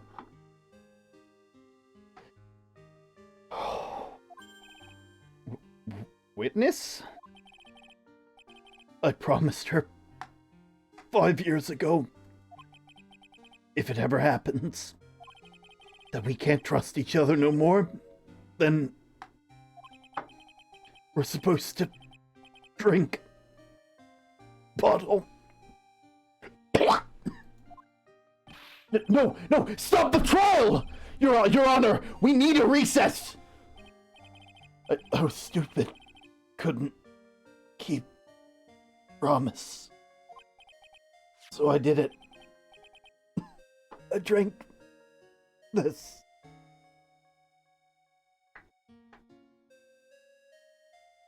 No, we were so close, just a little more. I was going to prove your innocence. No, don't want that. Don't trust self. Maybe kill again. Kill sweet Dahlia again. Mr. Falls! Mr. Armando. Thanks for the coffee.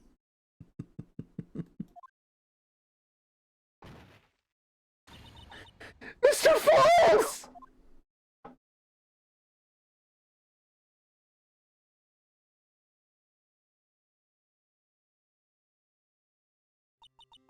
And so my first trial ended, suddenly and tragically. It ended with no winners, only losers.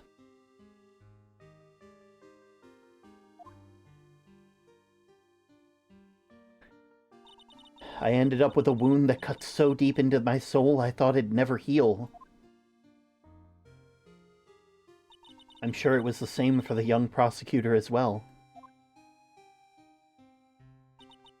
But one person,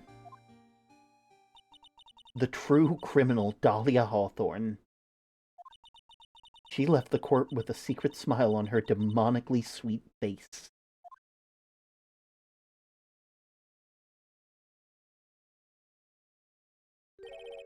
Unforgivable. That witch. Mr. Armando? You were so close to the truth and it was right there in front of us. You were just a little too soft, kitten. It's my fault. It's all my fault that Mr. Falls killed himself. Don't cry, kitten. You're gonna make the coffee all salty. I knew it. I knew I wasn't cut out for this. Mia? Don't you get it? You can't cry yet.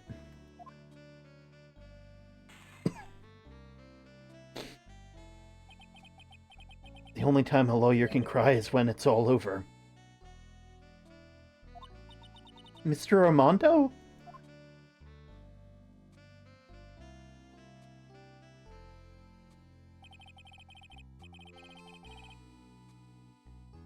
Edgeworth's dressed like a band member? Just noticed that. Fun fact, that's actually the outfit that he did his debut court appearance in. Which you can actually see in the final bonus case of the first game. I learned that from Greg. I didn't know that myself. No matter how tough the case gets, no matter how bitter the memories, they always fade over time. Then you file them away, and you eventually forget them.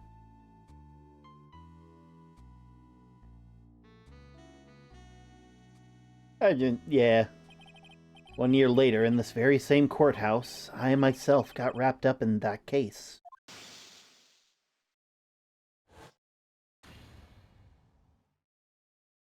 You did, and then Dahlia went to jail. It's similar to Von Karma's jacket, yeah. Only after that did Dahlia Hawthorne get put on trial for her crimes.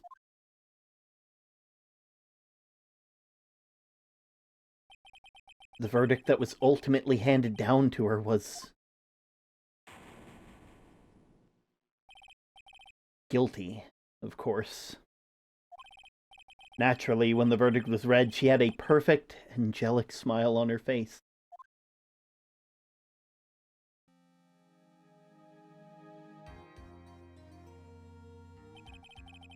Also, where the fuck is Phoenix right now? They're not wearing their suit. This is like pajamas. They got like a little blanket there. Are they doing work in their bed? Why is their bed next to like this big window? And what's that? It was finally all over. At least that's what I thought at the time. Unfortunately, I couldn't have been more wrong. It's been 5 years, but now something has happened that's made me remember all of this. I mean, makes sense if I recall... Wait, hospital... Wait a minute, why is Phoenix in the hospital? Wait! Wait, why is Phoenix in the hospital? Wait! No, don't! I guess we're about to find out. We're about to find out why the fuck he's in the hospital.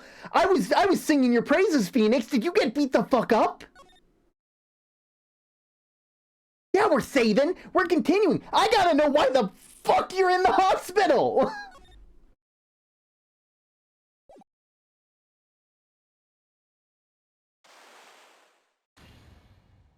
Oh. Oh, hey. Shichichido. The treasure Korean village heirloom whose name means seven-branched sword.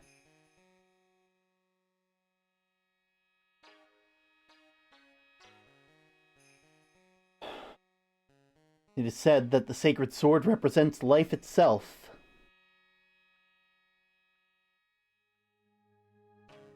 Though the branches may appear to be infinite, the choices limitless.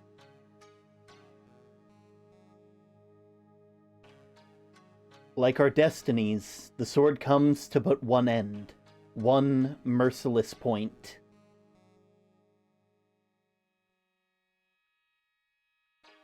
And when the silver cord, the fragile thread that binds us to this world is severed,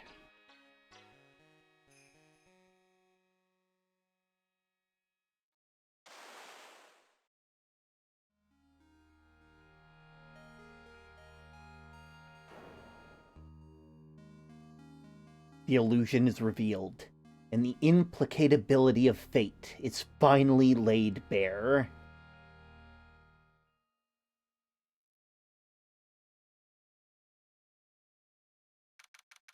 February 6, 9:48 a.m. Wright & Co. Law Offices. Hey, Nick! Yeah? What is it? You know how I've got spiritual powers unlike you? Sure. You are a spirit medium, after all. But just like you, I don't keep my powers sharp, they get dull, right? I guess so, yeah. Glad you agree. Okay, Pearly, you're up! Pearls? So this is why you need to go on a spiritual hot spring spot tour, Mr. Nick? Huh? I'm lost. What's this magazine that you're shoving in my face? It's the new issue of Occult! Occult. Oh, that's good. Winter Spiritual Location Special. Got it. Oh, Pearls looks so happy. Maximize your spiritual power in just one night of intensive training! Oh, it sounds too good to be true. I'll say. Sounds more like a scam to me. It's all a spiritual retreat called Hazakura Temple. It's way up in the mountains, and I bet it's nice and cold. Just perfect for training. Now I definitely don't want to go. You know, I think I've heard of the temple before. It's a famous channeling dojo. It's hard for even real spirit mediums like us to make reservations up there. Reservations for a temple? Are you serious? Don't worry, I've already made special reservations just for us! Yeah! And I signed up for the special course! That's nice, and the timing couldn't be better, since we don't have a case right now, anyway. Alright then. I felt a chill down my spine when you said that. Anyway, it's settled! Oh, come on, don't just stand there! Start packing your stuff! Yeah, Mr. Nick, you better start packing your stuff! Huh? But me? What? Where do I have to go? Well, we have to be accompanied by someone over 20 years old. Hey, I don't have anything to do with spiritual power. The only thing I channel is the TV. So, is there a heated pool at this Hazakura temple? No, but you can stand under a freezing waterfall! Sorry, but I think I'll pass. I hate cold places. What? No way! How can you be so selfish? Come on, Mr. Nick, look at this place. Doesn't it look beautiful? Nope, not going. I'm gonna be nice and toast. Yeah, I'm with you, Phoenix. I see what's on that fucking page. What the fuck? What is it, Mr. Nick? Let me see that magazine. What the fuck are you doing here? This nun. Is she a friend of yours or something, Nick? This girl, it's...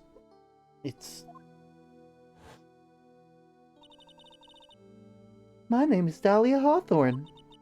I just want to say, it's an honor for me to be here in your noble presence.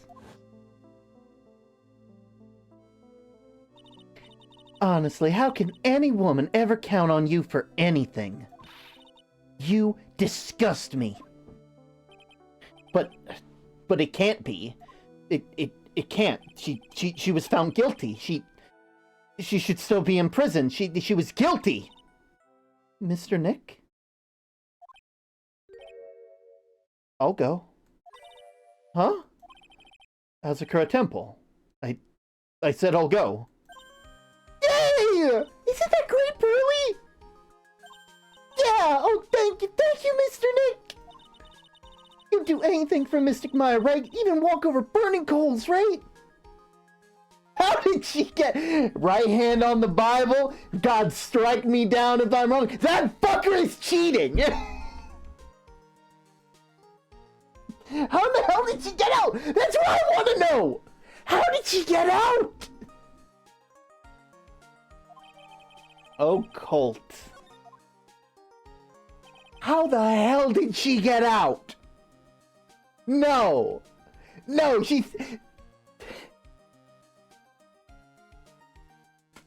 So I had to take a bite of cherry candy cane for that.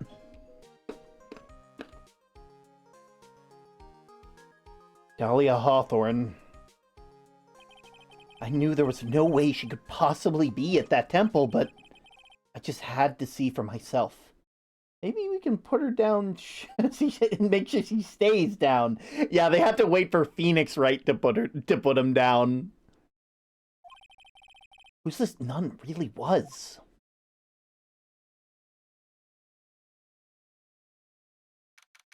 February 7th, 3:24 p.m. Hazakura Temple main gate. This is so cold here, Nick! Maybe you should put something warmer on for a change. Well, it is supposed to be cold. It's training. Her teeth are chattering so loudly, it's all I can do to make out what she's saying. Wow, Mystic Maya, so many famous... So this is the famous Hazakura Temple.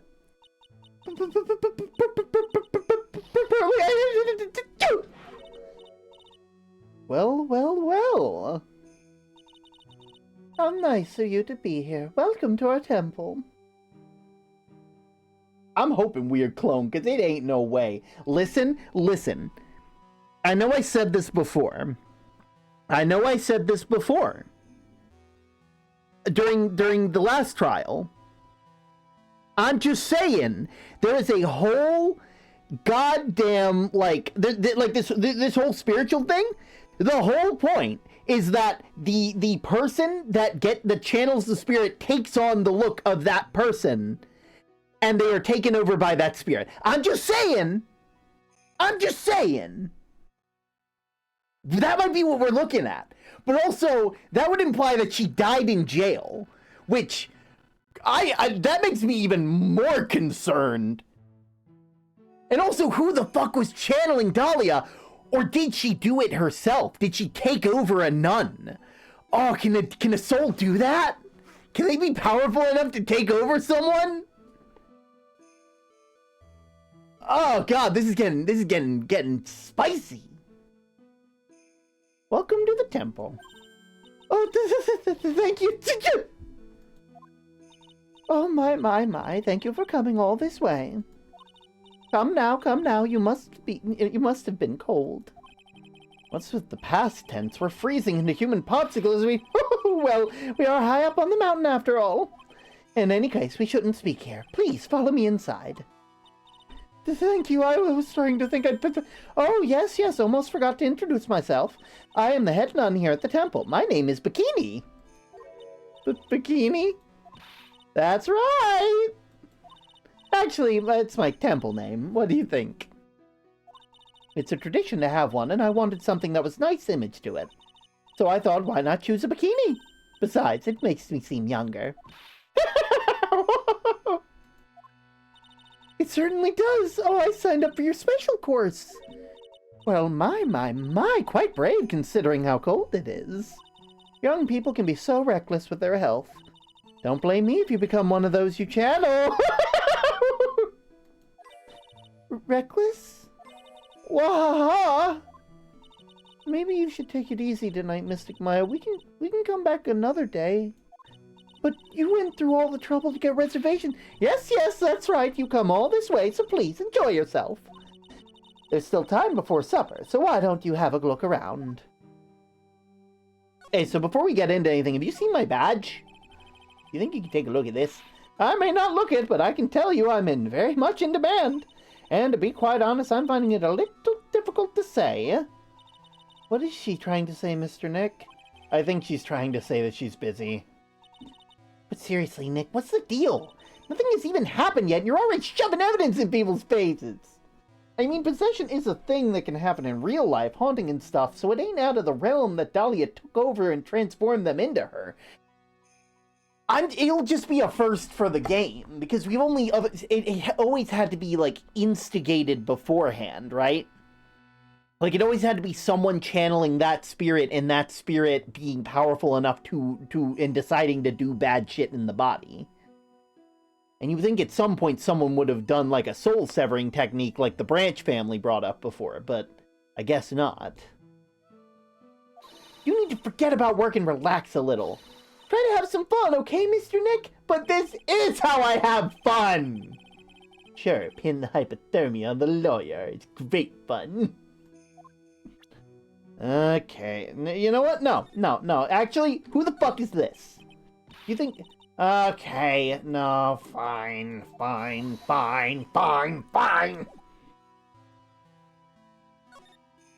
Snowmobile? Oh, look, it's one of those snow motorcycle things. Most people call them a snowmobile, you know? Snow motorcycle things. Snowblowmobile? Same thing. Oh. Too bad we didn't invite Desiree. I bet she could race the wind on the slowmobile. Maybe she'd give me a ride on this blow snowmobile. I told you it's snowmobile.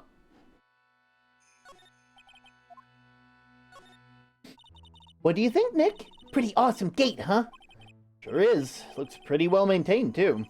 Thing kind of puts your hometown to shame, Maya. Yeah, well, a lot of things have happened in Crane Village. We used to be a lot richer back when people hired us to perform channelings. Oh, I see, but now the place looks a bit run down. I guess I was just born in the wrong time. Oh, look! It's a cute little bell tower! I absolutely love the sound of a giant bell. Oh? So which do you like better, that or the sound of money? Sorry, but I'll take money for the win, Nick. What are you apologizing for? I hope you never change, Maya. I hope you never change. If a ghost kills someone in someone else's body, what the deal? So, the idea would be that you could probably do it in the same way that someone would plead insanity. But in this world, it is confirmed that it is spirituality is a thing. The afterlife is a thing. The Crane channeling technique is a thing. But also, last time that happened, they almost convicted Maya. Because it's like, well, you're responsible for the person in your body, you know? You are responsible, you are a professional at this. If you don't have take the proper, precautions when doing this, it's your fault. Your Honor, I plead possession.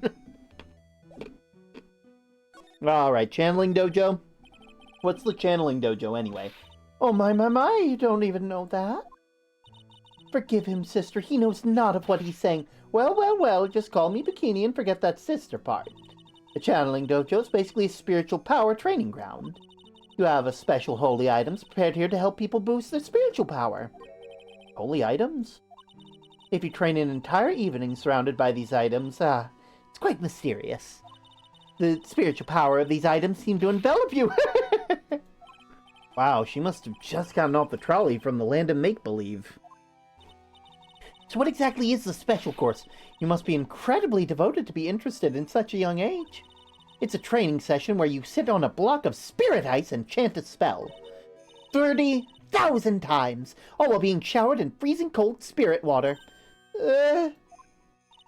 It's February now, right? You have to be careful this time of year. If you don't watch it, you'll catch pneumonia and maybe even die of hypothermia. So be careful, you hear? How am I supposed to be careful? The ghost made me rob a bank. Oh no, I knew I shouldn't have signed Maya up for this. And the other nun? Sister, about this picture. Well, look at that. I must say I look rather divine here, don't you think? Yeah, unforgettable in every way. Oh, you mean it? I knew it! The makeup was pretty tough, but Iris helped me out. Iris? The cute little girl in the photo! She looks just like me, doesn't she? We're just a small temple here, so she and I run the entire place. Really? That kind of sounds... Sorry to cut in, but... This Iris? Where is she right now? Oh, just listen to you. You haven't come all the way out here just to find a girlfriend, have you? No, that's not what I had in mind at all. Anyway, Iris is in the inner temple preparing for the evening. The inner temple? Yes, that's right. Iris will be back this evening. Why don't you go have a look in the main hall for now? So she's in the inner temple.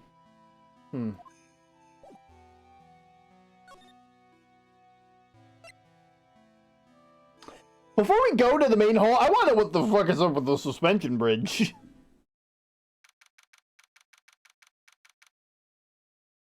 It's the same fucking bridge. It's the same fucking bridge! They fixed it, but it's the same fucking bridge! Look at the broken down old bridge, Nick. Yeah, look at that big canyon below us. Hey, there's a river down there! Looks like it's flowing real fast! What's wrong, Nick? You look like you've seen a ghost. I'm not very good with heights. Oh, hey, I've got it! Maybe you should face your fear and try hurling yourself off the edge! You know, 1, 2, 3, jump! It might be just what you need to get over your fear of heights. Yeah, death is a real good way to overcome phobias, alright. Anyway, it sure looks like a rickety bridge. Can't argue there. It's probably why it's called Dusty Bridge.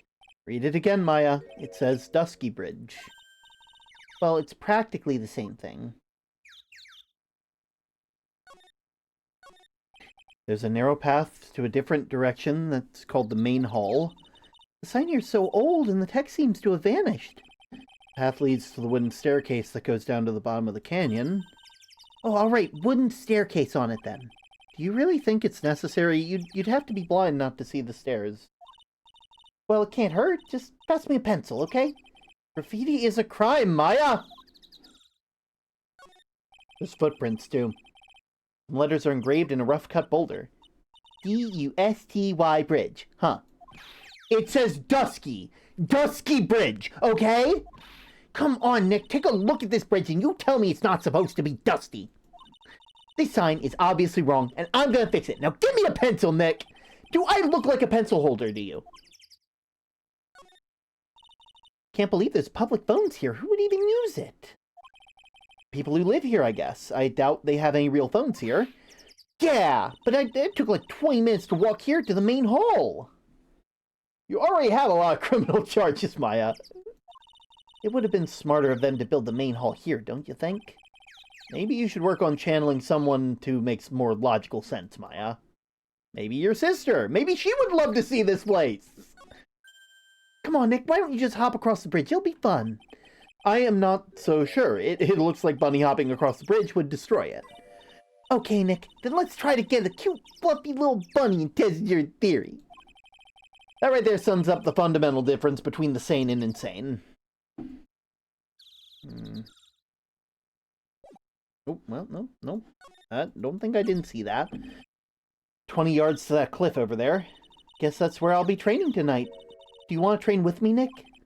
And do the special course? I think not. But it'd be so great if you had spiritual powers too. Really?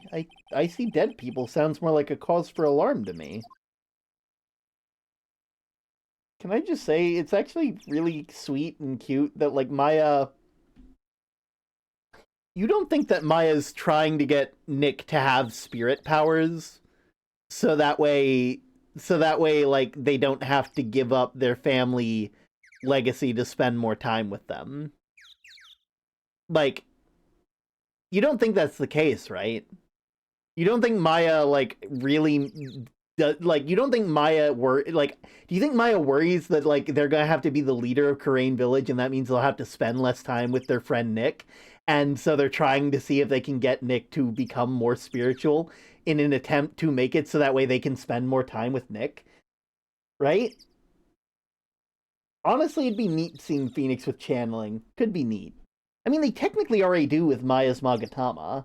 You know, they're able to see Psylocks and deal with it that way. It's just, you know, they're not channeling spirits through themselves. They're more reading the living's spirits in a way.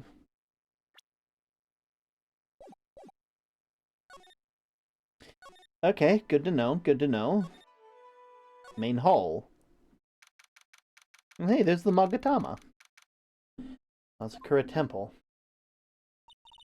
The main hall. I think it's even colder in here. Achoo!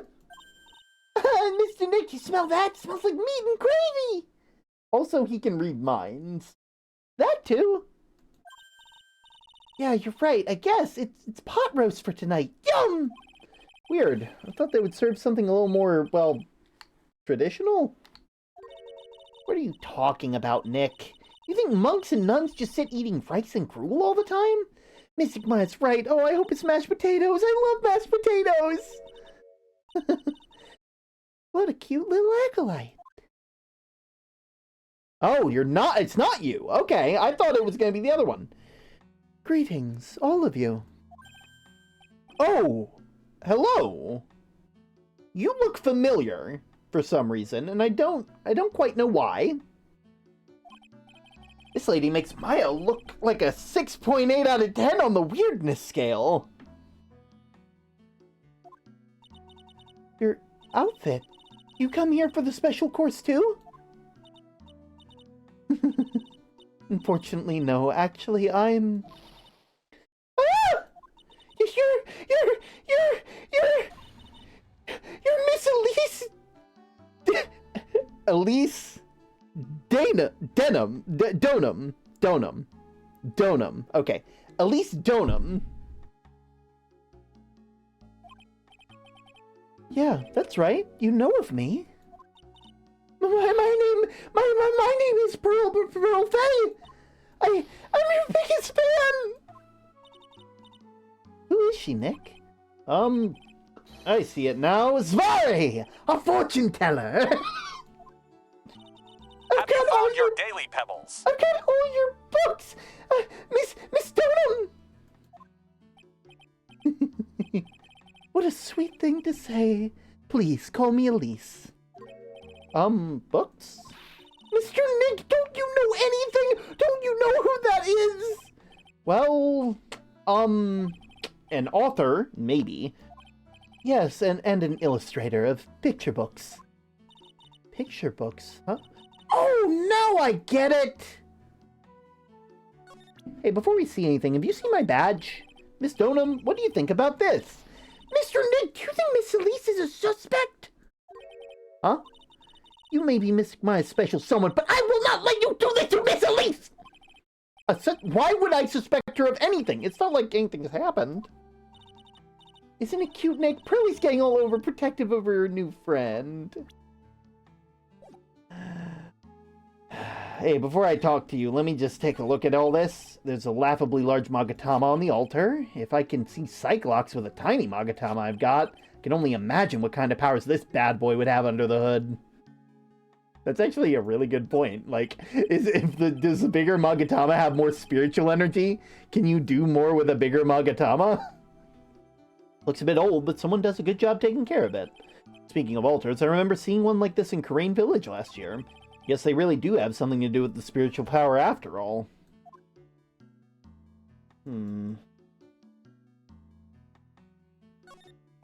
I bet the writing on these sliding doors are instructions for spirit channeling, kind of like when we scribbled math formulas on the bathroom wall to remember them. Except we couldn't go to the bathroom during tests, and I can't read these walls.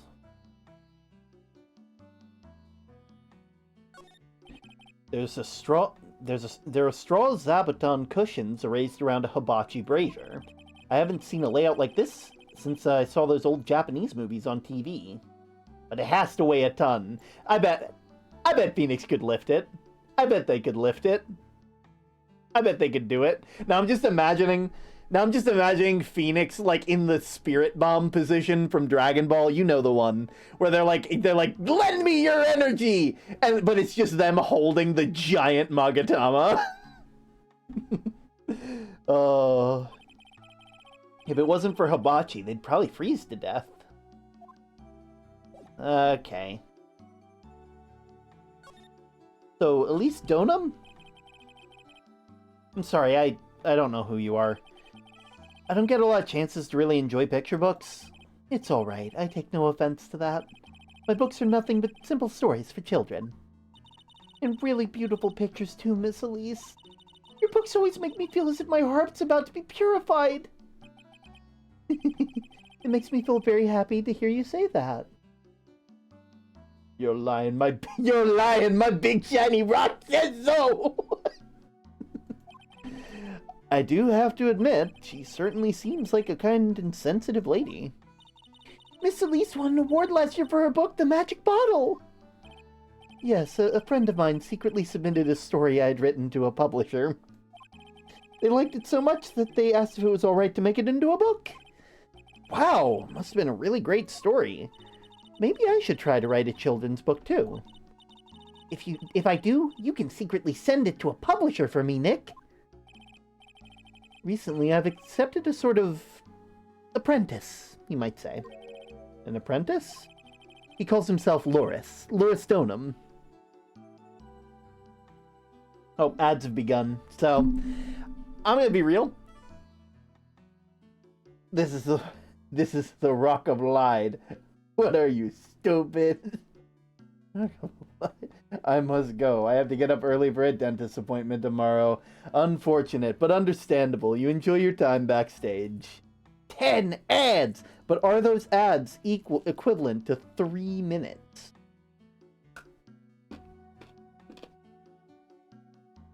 I bet they're not. I bet they're all very short ads. That would imply that, like, those 10 ads are, like... Let's see. 10, 20, 30, 40, 50, 60. Each of those are probably like 15 minutes, probably. 1, 2, 3, 4, 5, 6, 7, 8, 9, 10. Roughly, you know.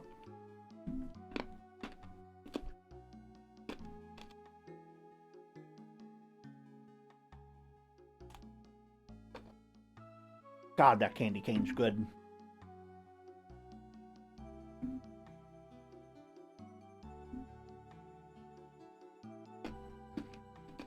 Also, we've dropped a lot more frames, but we haven't crashed. Which I am very happy about.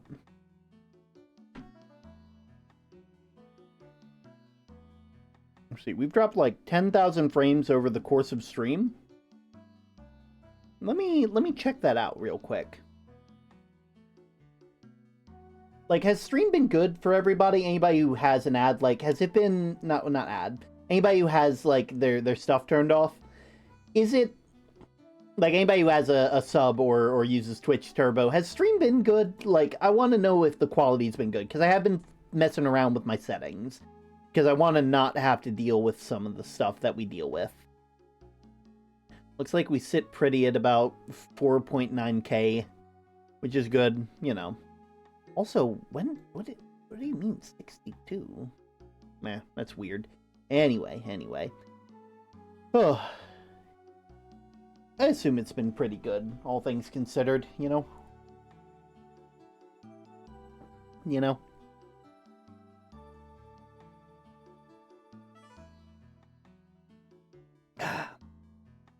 What about you, Pitchfork? You've been doing well? I bet you've been doing well. Have you been enjoying your badge? You know, I hope you've been doing good. Let me give you pat. You know?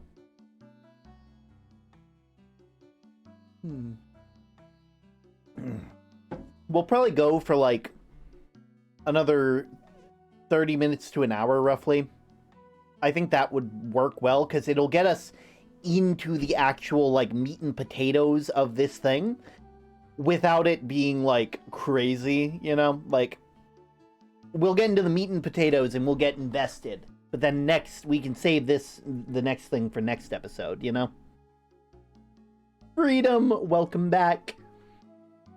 Oh. He calls himself Loris. Loris Donham. I believe he's off doing some landscape sketches now. Oh, Loris's behalf as well, I'd like to thank you for your support. Of course, Miss Elise, anything for you. Wait a fucking minute.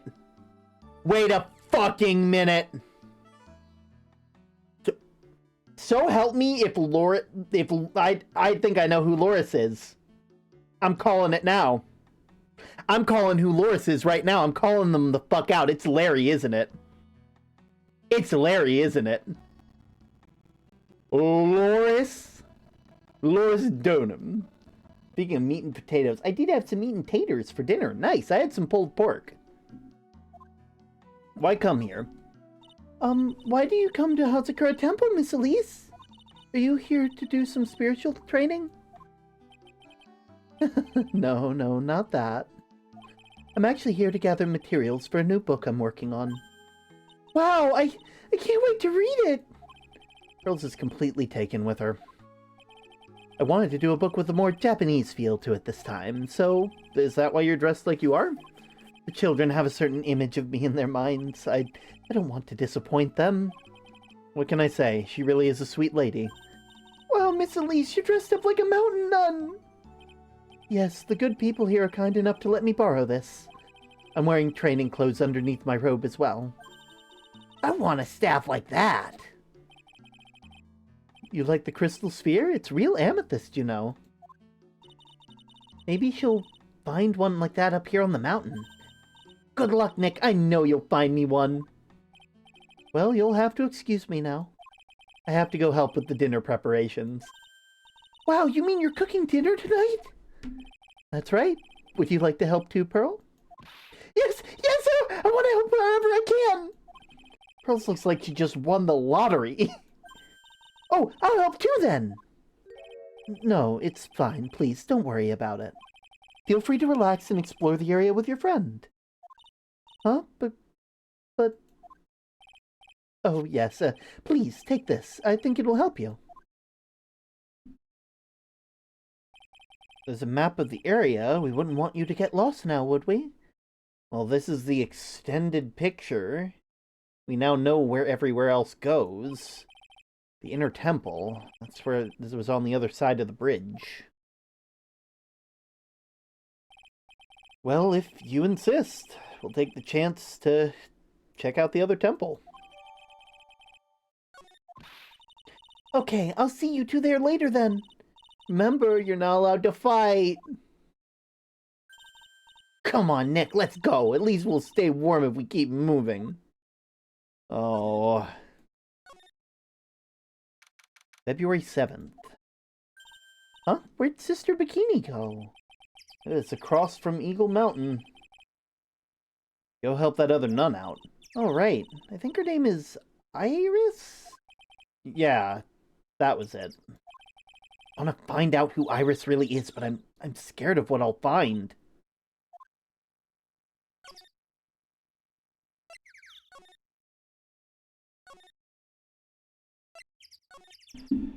Inner Temple Gate. February 7th, Inner Temple Gate. Whoa, that bridge was shaking like jello in an earthquake. And at least half of the wood on that rickety bridge was rotting, I bet. Not to mention the last part only had like one board left on it. What's wrong with you? Your face is all green. Can you not pick on me for a second? Can you not pick on me for a second? Can you not? Can you not? I'm scared. I mean, we can take a dive and get the diamond. I mean, what? I'm still trying to get over the shock that we made safely across that death trap! Yeah, I guess I'm a bit surprised too. Oh, wow. Yikes. Temple's in bad shape.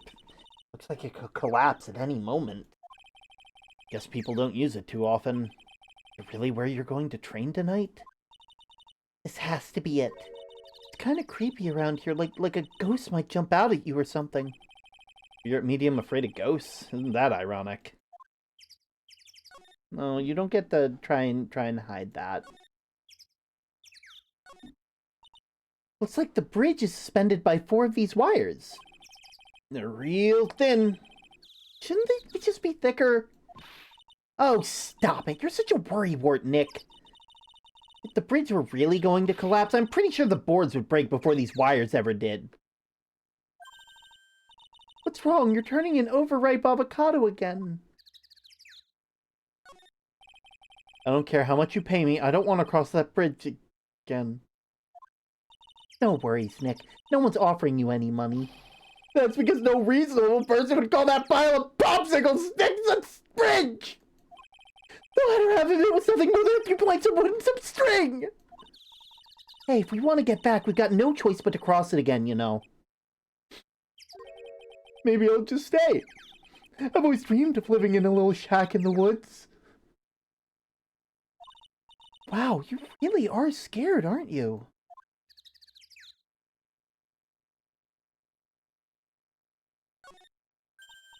Oh, wow, look at these neat Buddha statues. Maybe I'll take one home with me. But there's so many. They wouldn't notice if I took just one. Are you kidding? Of course they'll notice. What are you going to do with one of those anyway? Put it in the office? We can trade the wooden statue in the office reception area for one of these. You know, come to think of it, where did that wooden statue come from anyway? I don't even remember a wooden... Hey! There's a giant robot buried in the snow! Well, there's something buried in the snow, but I think it's an incinerator.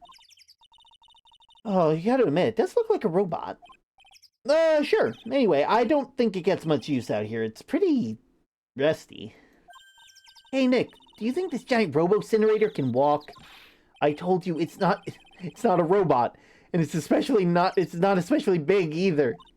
Well, you have no imagination. That'd be real neat if I had to beat it to advance. A fight between a lawyer and an overgrown furnace. Who'd ever pay to see that? Millions of people who bought Marvel vs. Capcom, sir.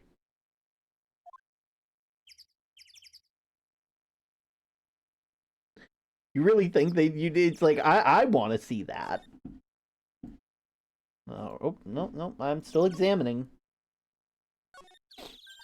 Hey, a half-open gate! That's practically a welcome mat! Yeah, except the sign here says no entry. Nick? Rules are made to be broken, you know?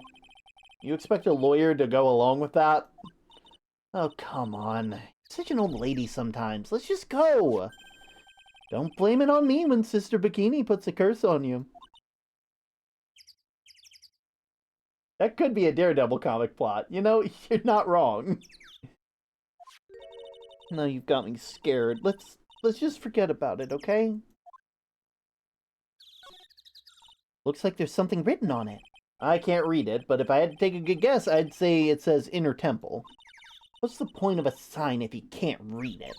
Must be tough for the mailman when he's delivering here. I guess the sign is a good indicator of how long this place has been here. Let me just... Okay. So that's the Inner Temple up ahead, huh? Looks kinda... run down. Well, it wouldn't be a very temple-like if it was bright and shiny.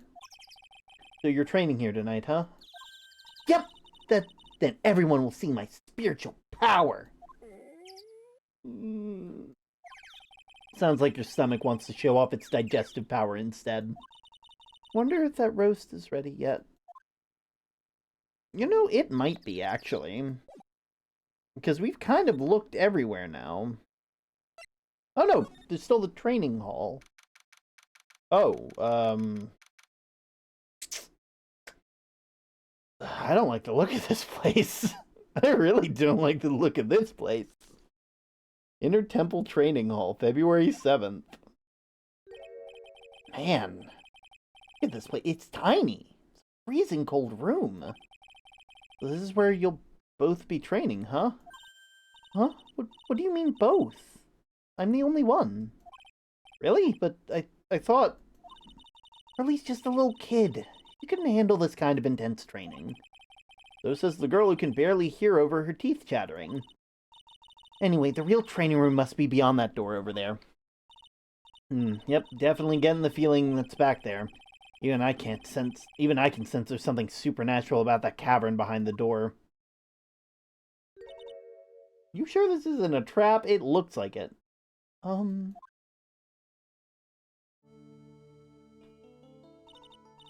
Excuse me, but who are you?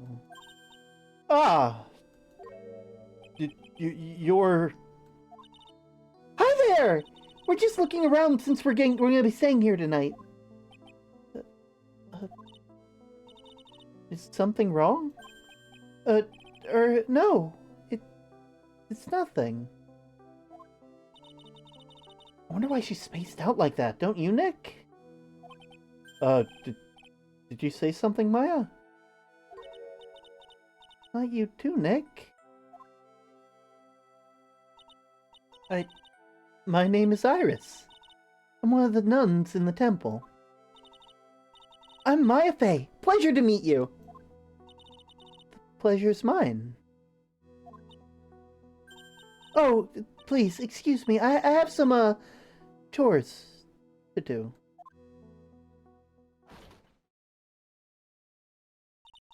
She sure is beautiful. And a bit spacey, I guess. Guess she's just not used to talking to urban sophisticates like us. Nick? That girl... It can't be, but... Hey, what do you think about this?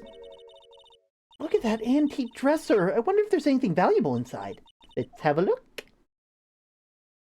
Nothing. It's just a bunch of clothes. Hey, Nick. Huh? Oh, sorry. I just... Thinking. Oh, about Iris, I bet. Looks like you've been bitten by the love bug, Nick.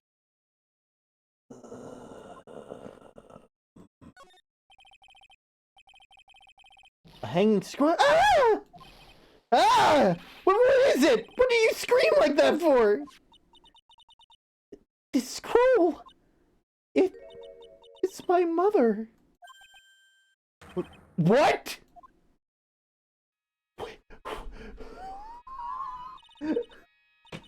It's Misty Fey, master of the Karain School of Channeling.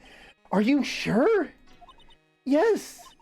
That crest at the top of the scroll, that's the special mark of the master of our tradition. That's what that mark means. What is it? Nothing. It's just that I last saw her over 15 years ago. it wasn't for that crest, I wouldn't have even known it was her. My own mother. And I can't even recognize her face. Maya. Misty Fae, master of the Karain technique. Wall of Misty Fae. It's not that old. The crest on top is the official mark of the master. Wonder if the temple has some sort of connection to the Fae family. I think it does, actually. Supposedly it was founded by a branch family member of the Karain school. I'll have to ask Bikini more details when I get the chance about Maya and the Fae family in general. The actual training area must be on the other side of that door. Wonder what it's like. Phooey, it's locked. Come on, Nick, you know you want to open it for me. I can't.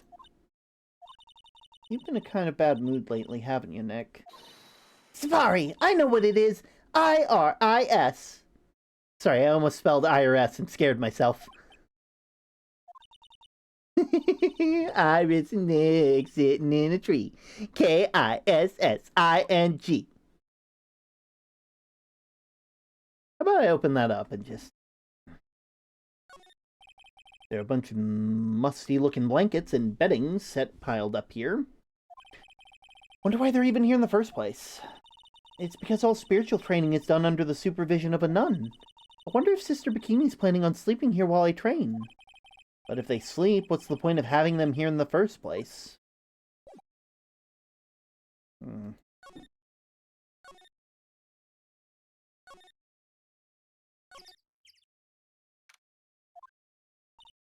Whew, we managed to make it across Dusty Bridge.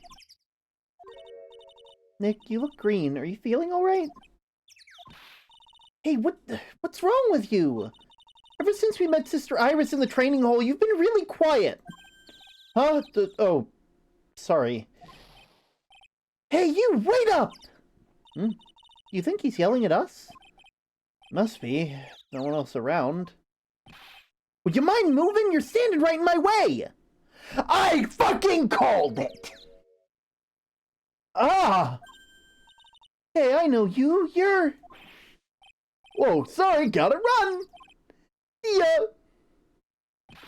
Hey! Wait a minute!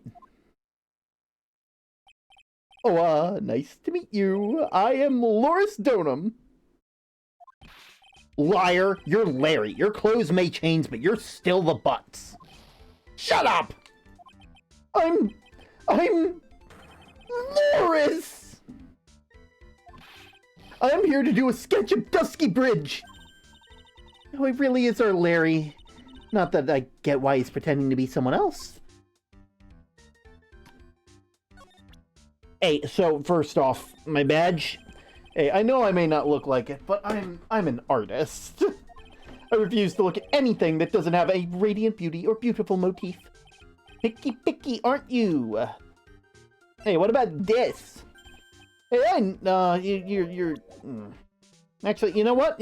Let me present something to you. What do you think about this guy? Hey, you... Loris Donum. What are you doing with the last name Donum? Well, I just wanted to start over again with a clean slate. A clean slate? You remember, don't you, last time? The mask-to-mask case?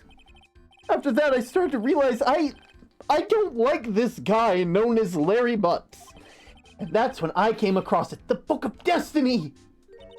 The Book of Destiny? Do you mean the magic bottle by Miss Elise Donum? It's so beautiful, so moving, so gentle. My heart felt cleansed. I was saved. Maybe I should buy a copy of the magic bottle. Wow, Larry would make a great book salesman. I really want to get that book now, too. I'm not going to lie. This is literally the best thing that could happen to Larry.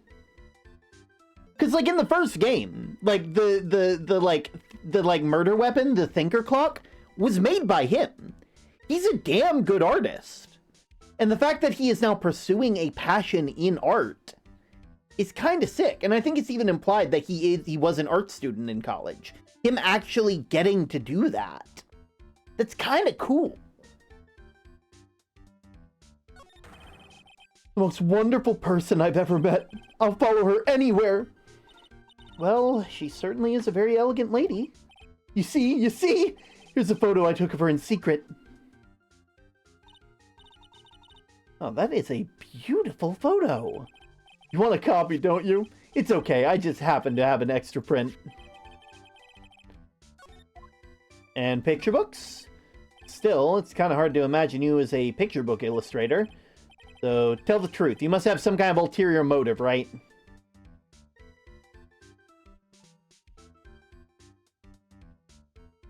Wait, for real, how did he make it do the I think it's insert time here? Like, when man wants to make something that is like a piece of art, he excels at it. What are you talking about? I don't trust anyone anymore, especially not women. Larry.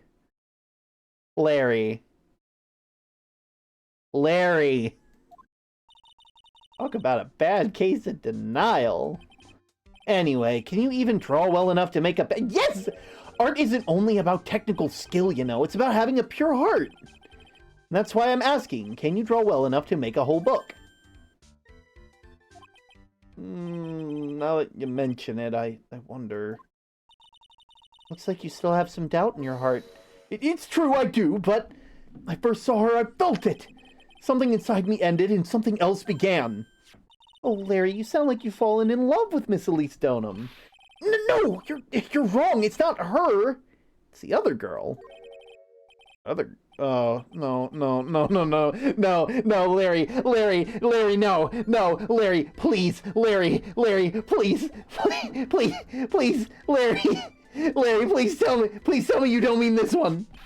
Oh yeah, her, my little Iris.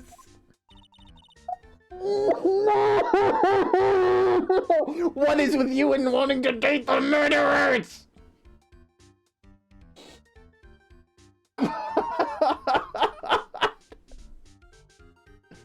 She's really pretty. This girl, she's perfect. She's exactly my type. I wonder if she would model for me. I want to draw a portrait of her. Yeah, you always liked those model types, didn't you, Larry? Hey, wait a second. Didn't you say you were swearing off women? Yeah, that's right. Of course I have. I have basically, but Iris is different. I feel like I still have a chance left at the dream. Maybe he has a thing for people who can kill him. You know, looking at Larry, yeah, I can see that. This guy will never change. Everyone! Hey, Pearly! Dinner preparations are complete! Please come quickly to the main hall. All right. I can't wait to dig in, Pearly. I'm gonna go to the inner temple and call Sister Iris. I also want to have a look at where Mystic Maya's gonna be training.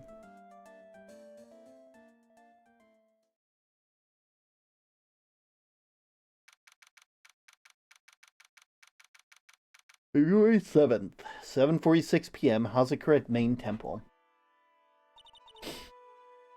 Also, Larry, pal of mine, a random question. Do you like the taste of gold or glass?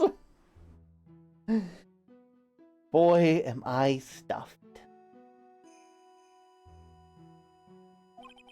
Are you sure it's alright to eat that much before your training? Well, this kind of training is a battle of endurance. Mystic Maya, please don't do anything that might put your health at risk. No pain, no gain, I guess. Oh, I'm so worried about you.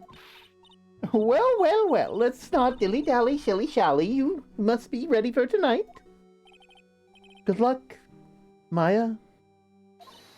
Alright, here I go. I'll see you tomorrow, I guess. Iris, please ring the bell at 10 p.m. for lights out, alright? Yes, Sister Bikini. And then after you ring that bell, I want you to come join us in the training hall. I understand, Sister Bikini. Mai and Bikini really seem excited about this training thing. Well, Pearl, what are you going to do tonight? Well, if you'd like, you can come to my room. Perhaps we can read some books together. Really? I'd love to! I'm not very good at reading. Well then, would you like to practice reading with me?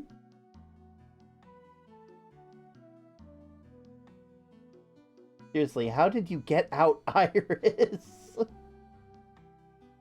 Oh. I'd love to! Girls is absolutely smitten with Miss Donham. Larry, where are you gonna be doing? Me? Well, I'm just gonna hang out in my room. Can't stand the cold at all. I totally hear you there. Miss Elise, so for example, how do you read this? It says, gravely. It's kind of a tough word. Oh, okay, and what about this one? That's another tough one. It says, roast. What kind of book is she reading anyway? Well, I'm gonna go wash the dishes and help clean up. I'll go visit you when I'm done, Miss Elise. Well, not much to do except head to my room and huddle under the covers, I guess. February 7th, 9:12 p.m., Hazakura Temple Main Hall. It's a whole different type of cold up here in the mountains. Why couldn't the nearest bathroom be just a little closer to my room? Mr. Wright? Oh, Miss Donham, are you going to be using the bathroom too? No, but, have you seen Pearl? No, not since after dinner. I thought she said she was going to your room. I know, but she never showed up. I'm going to go look for her. Excuse me. Miss Elise Donham, a woman as mysterious in origin as her last name. But real mysterious one is... Oh! It's Sister Iris. Good evening. The real mysterious one is this girl. Are you on your way to the bathroom too, Mr. Wright? Can't let this chance pass me by. I should try to talk to her and maybe get some answers.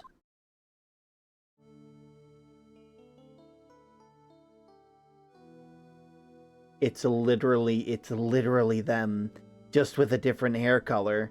Because I'm calling it now. It's the channeling technique. It's the channeling technique. I'm calling it. I don't care if there's a welcome in Raiders, by the way. It's the channeling technique. Hello, everybody. Welcome in, Raiders. My name is Terma. I'm the Axel of the Lighthouse. I do my best to create a calm and cozy atmosphere for those of us just trying to find refuge from the storms of day-to-day life. This bitch should be in prison! Oh, but in all seriousness, I hope you have a lovely day. If you'd like, be sure to drop a follow. We try to stream as often as I can. We're still adjusting my stream schedule exactly right now and figuring out when and where I can. But, yeah, there's a witch on the screen! But yes, I do hope you all have a lovely day. I would try to catch you up on what's happened, but, a lot has happened. We need to burn her again! This is the third time! Hey, so, have you seen my badge? Instead of showing her things, I really need to just listen to her story. This girl, who is she? Just let me use my badge, goddammit! Iris. You're Sister Iris, right? Yes. So, when did you come to Hazakura Temple? I don't remember. Ever since I was a small child, the temple's been my home. So you never left? Well, I don't have family left to take care of me. Sister Bikini, I've come to think of her as my real mother, as it were. Ah, I see. But didn't you go to college? Maybe enroll in Ivy University's literature department? No, I've never had an interest in going to a big university like that. My training is all the education I need. I see. But once in a while, when I get the chance, I make a return trip to a nearby town. I can use a computer and a cell phone, too. It's not exactly something worth bragging about. But I don't see any Cyclocks. So I guess that means she's not lying. Please don't stare at me like that. Hazakura Temple. What kind of place is this anyway? I heard it's for training to increase your spiritual power, something like that. It must seem awfully crazy to normal people like you. Well, I have to admit, it is a whole different world up here. I'm just glad to hear you say that. Huh? Talking with dead people, who does it help anyway? I hate it. Really? Well, then why stay in a place like this? Oh. Something wrong? I didn't realize it was so late. I have to go and ring the bell for lights out. Guess it's almost 10 now, huh? Mr. Wright? Yeah? If it's alright with you, I'd like you to have this. But this is your hood. It has the power to protect you from evil spirits. Come to think of it, Sister Bikini was wearing one of these too.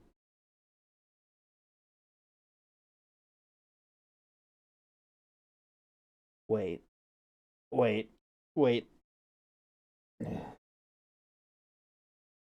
It can protect you from evil spirits, which implies that if you're not wearing one, you could be taken over by it.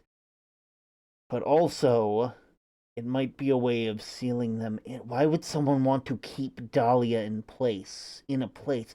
And also, Dahlia would obviously want to get rid of this as fast as possible. This is Dahlia doing, oh my god, my brain is so huge!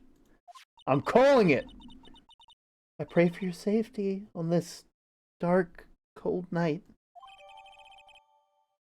Okay. So, what's gonna happen? I'm sorry, but I must bid you good night. Wait a minute, Sister Iris! Yes? Just now, you called me by my name. You said Mr. Wright. How did you know my name? I never introduced myself to you. That's... Sister Iris, please, tell me the truth. You and I, have we met before?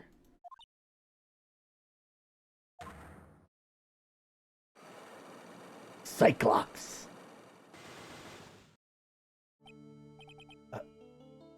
Iris. Oh, it's almost 10 o'clock. Perhaps we can speak again? Tomorrow?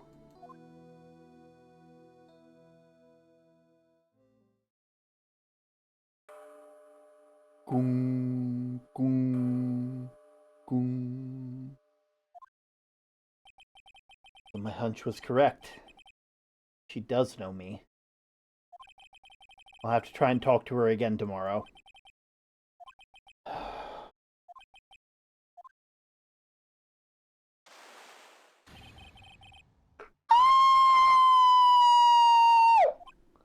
What the? That blood-curdling scream came from the courtyard! February 7th, 1106, Hazakura Temple Courtyard. That scream, I'm sure it came from around here. Ah! Someone's there on the ground. Miss Autumn! I just stepped in something soft. Hey, don't step on my tummy like that! What are you doing lying here in the snow? I was passed out. What do you think? So that blood-curdling scream was you. Forget about it and call the police! Is there even a phone in the main hall? No, but we still got reception up here in the mountains. You must have a cell phone, don't you? I didn't bring it with me. Oh, you're useless! I mean, even Iris has a cell phone. We have no choice. We gotta use the public phone by Dusky Bridge. Hurry! Hurry! Run as fast as you can! Yes, ma'am. If you don't hurry, Iris will... Iris will what? It's farther than I thought. The bridge is just up ahead. I have to go tell Maya what happened, too!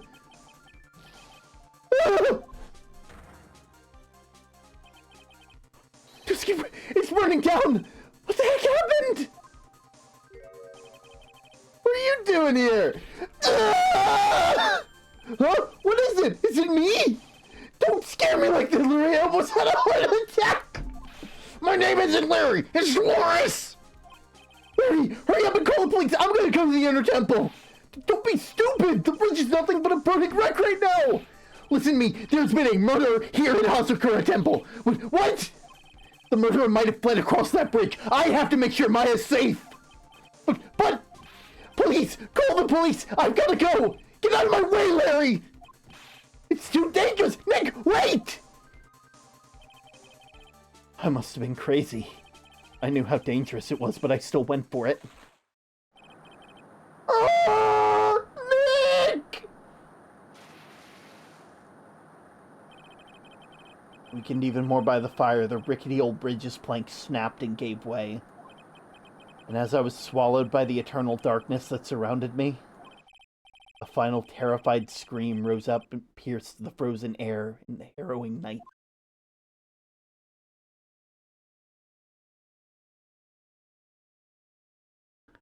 And scene. And a fucking scene.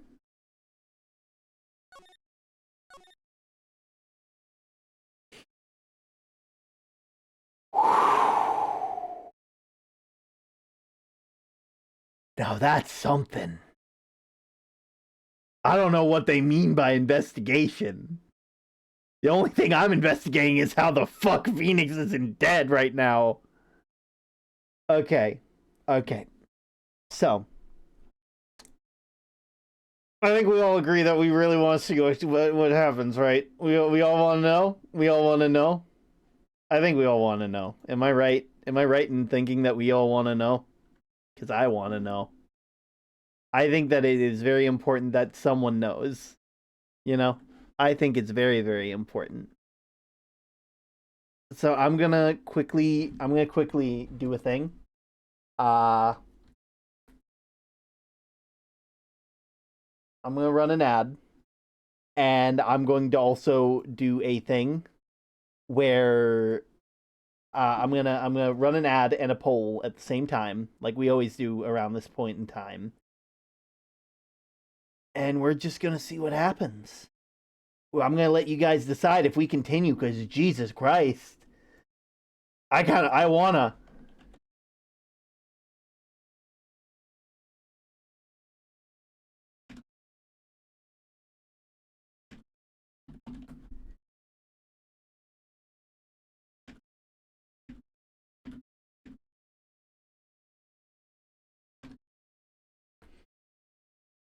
Alright, I'm starting the poll.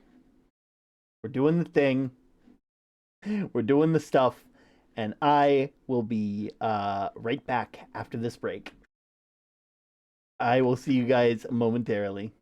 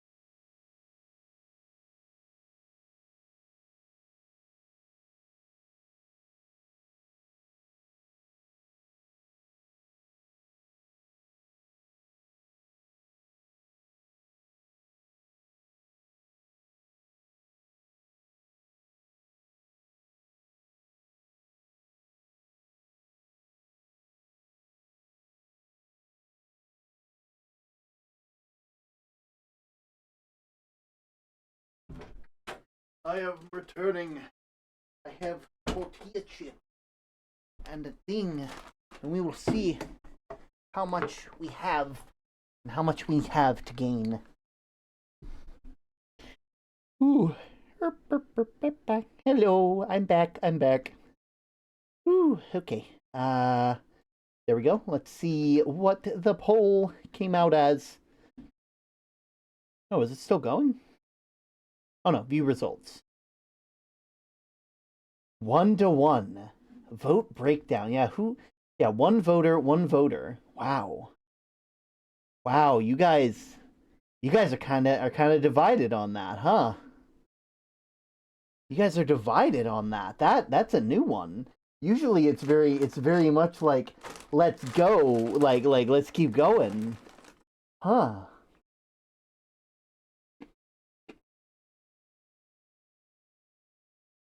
I'm gonna do a coin toss.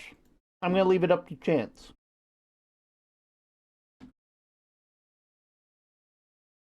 Heads we continue, tails we don't. Well, it just landed heads. Cool. Good to know. We're gonna keep going. I need to know what happened to Phoenix. I need to know that much.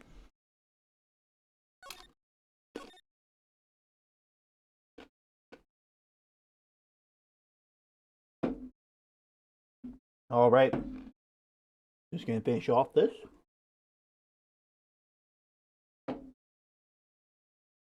Let's go. Date unknown, time unknown, location unknown. Oh, buddy. Ring, ring, ring. Who could it be this time of night? Beep. Yes, Edgeworth speaking. Edgy, get up! It's an emergency! Huh? Larry? What? Do you know what time it is? It's not Larry, it's Loris! Loris Stoneham! This is nothing more than a terrible nightmare. Just roll over and... Oh, wait, don't hang up! It's an emergency! It's like he took a really nasty spill! Well, it wouldn't be the first time, so... I'm not joking! It's life's in danger! Well, what happened? Tell me! Talk about a guy with bad luck. He may already be dead. Anyway, you gotta come back. You're the only one that can help. My Iris, my beautiful Iris, she needs help. All right, I don't know what's going on, but I'll be there as soon as I can. I'm at the detention center. Please, hurry! Been 1 year since I left the country. I thought I wouldn't have to see him again for a while. Sounds like it won't be a pretty reunion, as if I expected anything to change.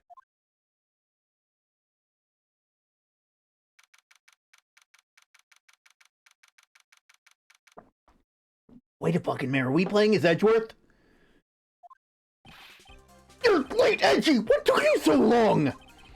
I don't want to hear it. I chartered a private jet to get here as quickly as I could. Well, you should have chartered a faster one. Anyway, just listen. Something happened to Miss Elise and Nick's and Iris's bikini and... Huh? Say something, Edgy! Before I came here, I stopped by the hospital and paid Wright a visit. I believe I have a better understanding of the situation than you do at this point. The murder victim was a picture book author by the name of Miss Elise Dunham. She was found by Wright and the head nun. The suspect is the temple's younger nun. Then later, while Wright was crossing the bridge, it broke and he fell into the river. The hospital says that he'll need at least 2 days of bed rest. Yeah, that's right. You got it. But they arrested her. My sweet little Iris. And here I was, convinced he was the one the police had arrested. However, I still don't understand what these 2 items are for. What are you talking about? The things that Wright gave me when I was leaving his room. This is the first. He said some nonsense about being able to see people's hearts with it. And the other... He couldn't possibly be asking what I think he is, could he? I'm begging you, Iris's trial starts tomorrow! With Nick out of the picture, you're all I've got left! You're the only one who can represent her! What did you just say? You know, represent! Defend! What were you thinking? What do you think I called you for anyway? I'm a prosecutor, Larry. A prosecutor? Do you understand what I'm saying? I'm a prosecutor. A prosecutor is a lawyer who... Don't talk to me like a kid. I graduated from junior high, you know. Don't worry about it. I promise I won't tell. But I heard a paper badge had no problem fooling an entire court before. How could this country's judicial system have fallen into such decay? Please, Edgy. At least listen to her. Listen to Iris' side of the story. So Wright wasn't joking when he gave me his badge after all.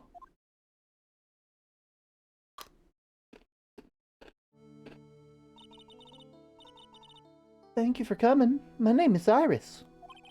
Edgeworth. Miles Edgeworth. I don't know if I can be of any help, but I will at least hear what you have to say about the murder. But Mr. Wright, how is he? Mr. Laura said that he might even die. Fortunately, he'll be fine. Larry, you moron, how could you say something like that? He was badly bruised when he hit the water, but otherwise he's unharmed.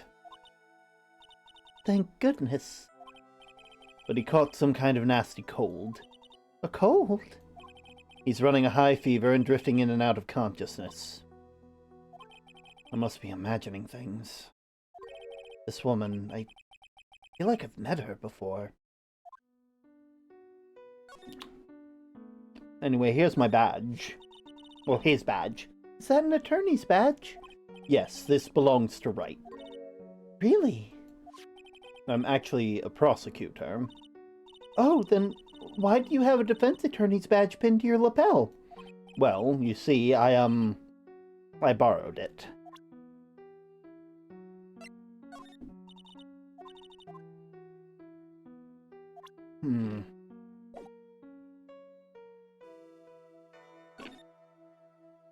Iris. Pardon me, Iris. I would like to ask you something, if you don't mind. I have a distinct feeling that you and I have met before. Must be your imagination, Mr. Edgeworth. After all, I hardly ever leave Hazakura Temple. Hazakura Temple? What's that? It's a place where those who wish to boost their spiritual power come to train. You need to undergo some very difficult training to release your inner spiritual power. Spiritual power? Do you go to that temple for the reason as well? No, I don't have any spiritual powers. I don't need them. In that case, what are you doing at the temple, then? I've committed some sins that I need to pay for. That's why I'm here, and it's why I continue to train, to purify my soul.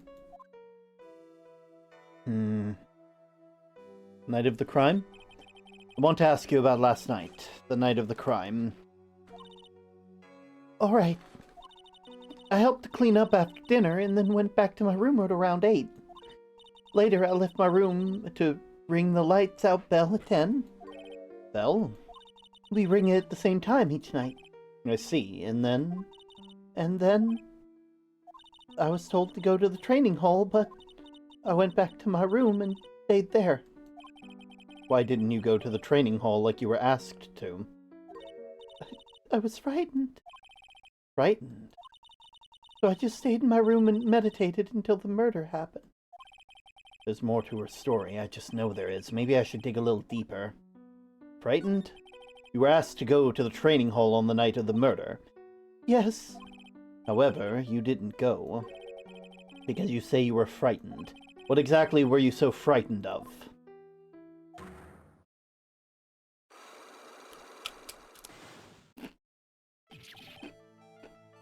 What in the world? Is there something wrong? Sorry, it's nothing. Looks like she's not aware of them herself. These must be what Wright was talking about. These psycho locks. No, I think you're thinking of I think you're thinking of psychonauts. Need to present this Magatama item to do something. Do you have any idea what really occurred last night? I think it was the result of a tremendous spiritual power that was unleashed. Spiritual power? Yes, spiritual training has been a cause behind many great tragedies. This incident was just another example. Iris, I'm sorry, but I can't accept that. I'm a man of science. I don't believe in spiritual power. Yes, I understand. Most people don't. And I'm certain that the thing that killed the victim was a human. So please answer me a simple question. Were you the one that killed Elise Donham? No. I'm not the one that took her life. Well, Psycholock's things aren't appearing. I suppose that means I can believe that she's not lying. What's wrong? I can't believe what I'm thinking. And here I just finished saying that I don't believe in spiritual power.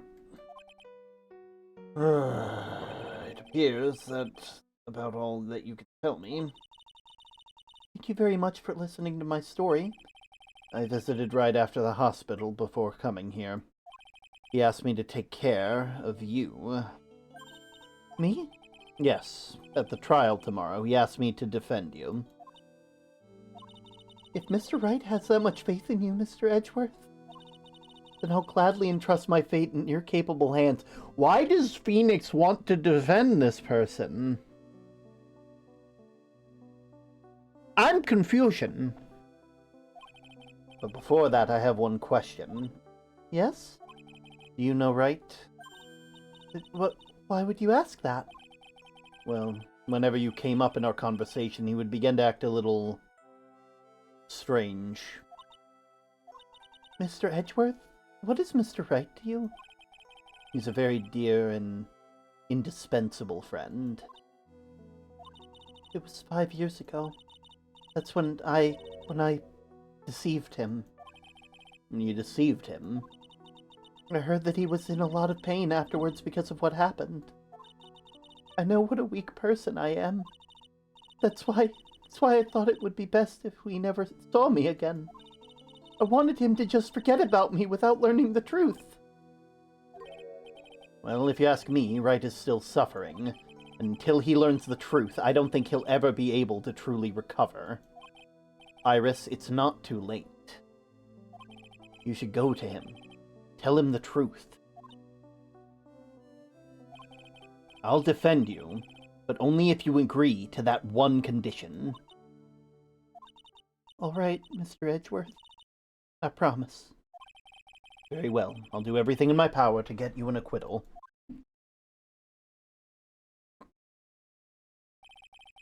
That's enough information gathering for now. I should head to the crime scene. Or is it?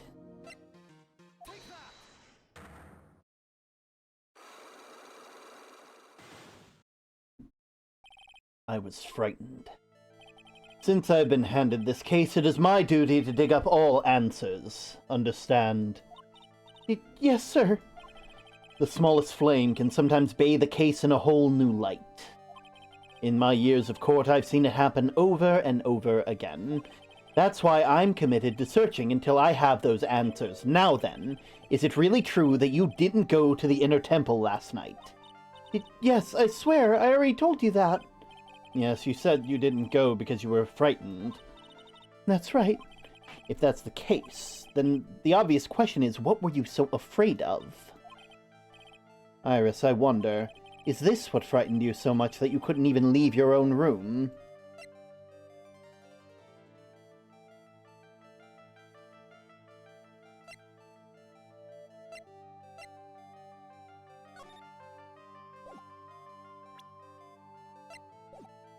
I don't have the stuff for this.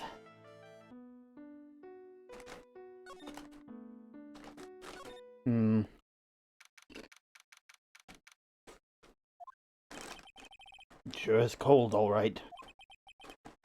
This is it. Dusky Bridge. Oh, wow, it's you, Mr. Edgeworth! Ugh, Detective Gumshoe! Long time no see. It's been about a year, or has it been longer? It doesn't matter, Detective. What does matter is what you're shuffling around up here. Oh, ouch! And there's a sharp left jab! Nope, I'm happy to see you anyway, Mr. Edgeworth. Let me guess. You were transferred by HR to the local precinct. A wise decision. The vast amount of nothing up here should be quite easy to guard. I heard you were back in the country and I arranged to come all the way out here. Everybody was real nice. They even let me take charge of the investigation. Gumshoe indeed. Like gum on your shoe, he's impossible to get rid of. I'm supposed to report the details of the crime scene, sir. Anyway, here I am, Detective Dick Gumshoe reporting for duty. Great. Thank you, Detective. I thought Prosecutor Godot was gonna be up here before me. That guy's a real mystery, I tell ya. Prosecutor Godot? What happened? I just got back in the country, so I don't really know much about the case. Oh, it's simple. Well, simple is as simple does, as they say. Oh, you've got no idea how much I miss that biting sarcasm of you, sir. But seriously, this one's a piece of cake. There's a witness that saw the whole thing. A witness? Yeah, that bikini lady. Bikini lady? Here, on a freezing mountain. Well, you should talk to her yourself if you want details, sir. I may have to talk to this bikini lady. I mean, decisive witness myself.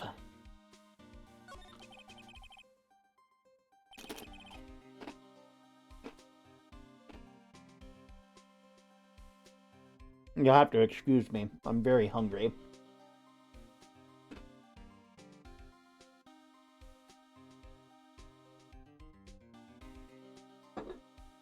So this is the bridge that Wright fell through? Yep. Can't imagine being that reckless myself. Didn't you get into a car crash last game? No, I don't remember that because of the concussion.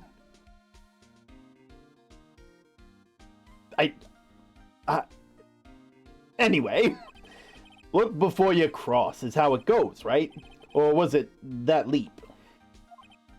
And is there something on the other side? Yeah, some old building they call the Inner Temple. But we can't get over there without a bridge, sir. What? Nobody lives there, so it's usually not a problem. But someone was at the Inner Temple doing some training, and now they're stuck there. Yeah, I heard that from Wright. It's Maya Fey. Oh no, her again. Anyway, the air's pretty turbulent right now, so we can't really do an aerial extraction. No one's gonna be able to reach the Inner Temple until tomorrow, sir. We should be alright in the cold. So how did the bridge burn down anyway? We're almost 100% sure it was lightning. Lightning? Tell me about Prosecutor Godot. Who is this Prosecutor Godot? I've never heard of him. Yeah, he's a new guy. Showed up after you left the country. He's a complete rookie, but nobody can say a bad word about the guy. What kind of man is he? Well, he just became a prosecutor recently, but he's good, sir. Real good. If he's so good, how is it I've never heard of him? Is he the lead prosecutor in this case? You bet he is! After all, you know who is right in the middle of it. You know who? Phoenix Wright, of course. For some reason, Godot has really got it in for Mr. Wright. Oh. Yeah, he seems to have some kind of grudge. And what would be the cause of the grudge? I don't know. Maybe he just made fun of his mask or something. None of this is making any sense. I'd better get in and look into this Godot myself. You're telling me that the bridge caught fire due to a fluke bolt of lightning? Yep, last night it snowed for the first time in 3 days. It's a little unusual for lightning to occur during a snowfall like that, but according to the weather data, lightning definitely struck. I see. There's a very detailed weather report. It's almost too detailed. It even has the exact time that the lightning struck the bridge. Oh, that! Yeah, we got that information from the witness's testimony. Someone actually saw the lightning hit the bridge. Who was the witness? Yeah, sorry, I'll go ask one of the local cops later, sir. I bet it was Larry.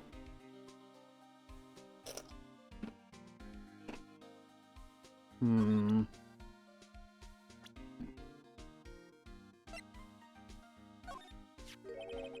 feel like I've seen this girl somewhere before. She wasn't from a pirate case, was she? Nope, can't be. We did a database search with fingerprints and came up with nothing. Let's see. I can't shake this nagging feeling. Well, everyone knows you are quite popular with the ladies, sir. Maybe she's an old girlfriend that you sent to Dumpsville when you were younger. Detective! Where did you hear such nonsense from? I didn't hear from anybody. It's just sort of how I imagine you to be, sir.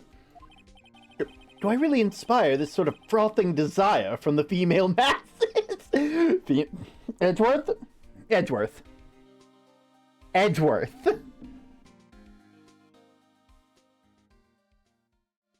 Not just the female masses.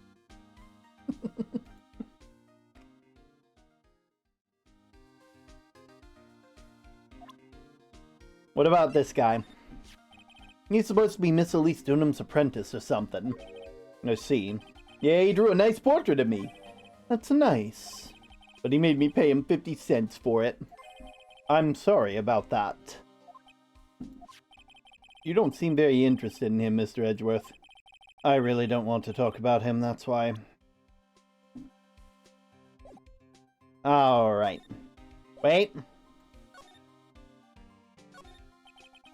So this is the bridge Wright tried to cross. Pretty reckless, if you ask me. Amazed he survived the fall. Yeah, he's one lucky guy, sir. Now I see how he manages to win his cases in court. Blind luck. I think dumb luck suits Wright a bit better. Letters are wildly engraved into this rough-cut boulder. Dusky Bridge. It's certainly an appropriate name. You need to get some glasses, Mr. Edgeworth. That sign says Dusty Bridge. I can see how you read it wrong, though, sir. You're the one who needs glasses, Detective. Try reading it one more time. Ah, you're right. It is Dusky Bridge after all. I guess whoever wrote it made a mistake. I just realized that that Gumshoe is Edgeworth's Maya. It's a public phone. You don't see those anymore. That's true. Since we've got one here, why don't we take a photo as a memento? Well, sure, why not? Oh, darn it, I don't have my camera with me. I'm gonna go buy a disposable camera. I'll be right back, sir! What's so special about public phones, and why is he so fascinated by them? There's a little shack down the way called Heavenly Hall. A shack? It's like a rundown doghouse for losers that can't bear the freezing draft of wind. Kinda reminds me of my apartment, sir. The name Heavenly Hall makes it sound like a palace. Giving a hovel a great name is a crime itself. I call it false advertising. By the way, the name of the apartment complex is Compton Castles. That's not such a great name, if you ask me. Well, it's not such a great apartment either, sir. God, I love Gumshoe so much, and I wish that I wish he got better treatment sometimes. Looks like a pretty good distance to that far cliff. Yeah, it's got to be around 100 yards or so. Detective, that's not even close to 100 yards. Well, you gotta admit, I'm not very good at judging distance. About 20 yards, and impossible to cross without a bridge, it seems.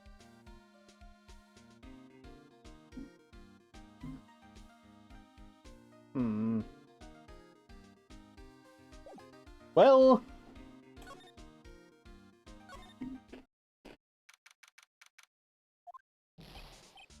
Yo, Edgy, what took you so long? I'm cold, my brain's turning into sherbet. I knew it was a mistake to race back into this country. What do you mean? Wright is going to be fine, and the case itself isn't anything unusual, and I find myself taking a request to defend a woman accused of murder. Hey, wait a sec. Hold it! Objection! What's going on here, Mr. Edgeworth? It's hard to explain, but one thing led to another, and... What kind of lame excuse is that? You call yourself a defense attorney? Prosecutor Edgeworth is a prosecutor. That's why he's Prosecutor Edgeworth. Prosecutor Edgeworth, defense attorney, just sounds plain old weird, man. Right, Prosecutor Edgeworth. I'm not sure what role I'm supposed to be playing anymore. Dude, Edgy! I don't see you for a couple of years and your heart turns to sherbet. Would say more like sorbet. It's rather cold out here. Iris didn't murder her. Someone else did. I just know it, okay? So trust me on this one. Never the romantic, aren't you, Larry? Nevertheless, I'll do whatever I can to prove her innocence.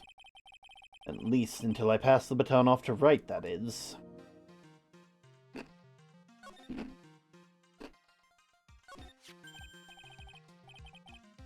Man, I'm telling you, Iris is so cute. Right, Edgy? You think she's so too, don't you? What's wrong? Why are you so quiet? To put it simply, your comment made me highly concerned. Could it be that the reason you think she's innocent... Come on, a girl that cute can't possibly be a murderer. So I was right after all. I should never have come back. No, don't worry. I see things for how they really are this time. Honest! If I had a penny for every time that he said that... It's just that, well, Iris is a delicate flower. You can't force things too much, you know what I mean? Huh? I have no idea what you're talking about, Larry. Oh, forget it. I didn't say anything. Night of the crime? Larry, where were you and what were you doing during the night of the crime? Larry? What? Don't tell me. You think I might have done it? What? Get lost! Go back to your church and get out of sight, you creep! I hope your plane crashes and you die!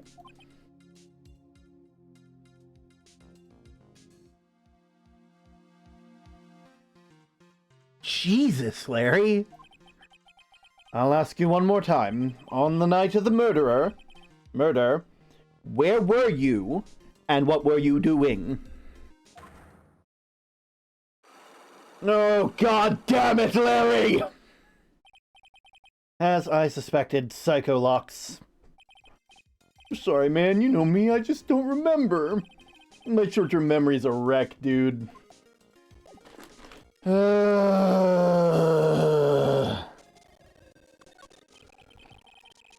can see a small bell tower over there.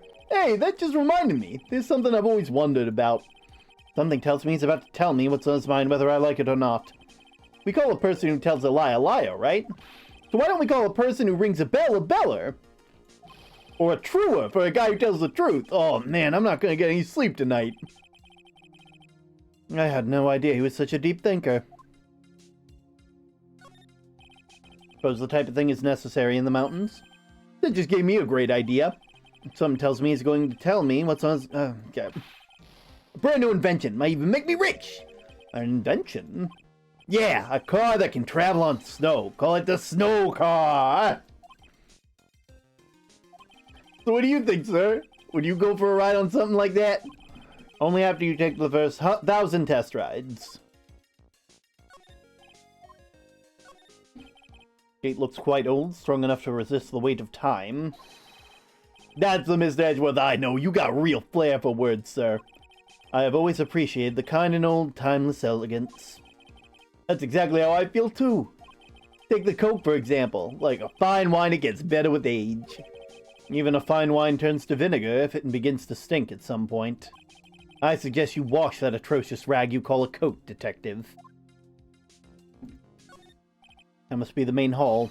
A brilliant deduction, sir! Are you trying to flatter me, Detective Gumshoe? Brilliant use of suspense to build the tension, sir? According to Wright, the head nun has some important information. Can't miss the opportunity to speak to her.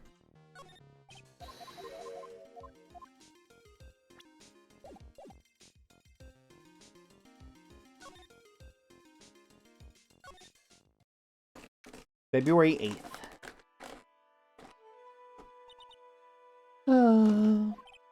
Hey, hello there, so how you feeling? Alright, I suppose. Huh? Who is this? My name is Miles Edgeworth. My. sport, handsome as yourself, is always welcome. If circumstances weren't so tragic, I might just... Please don't call me boy. I'm sorry to trouble you. But I'm looking for a woman in a bikini? Well, you have found her now that I can... What can I do you for? I'm sorry, but I don't see any bikinis. If you ask nicely, I might give you a peek, big boy. Mr. Edgeworth, this is the head nun, Sister Bikini. She is the witness. You get it, right?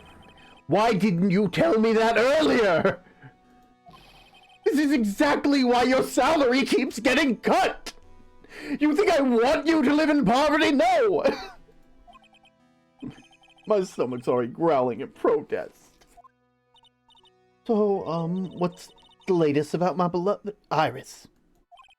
Well, first, I wanted to hear what you know. Night of the crime. First, I'd like to ask you about the last night. Well, last night we had an acolyte here for training. After dinner, the two of us went to the training hall in the inner temple.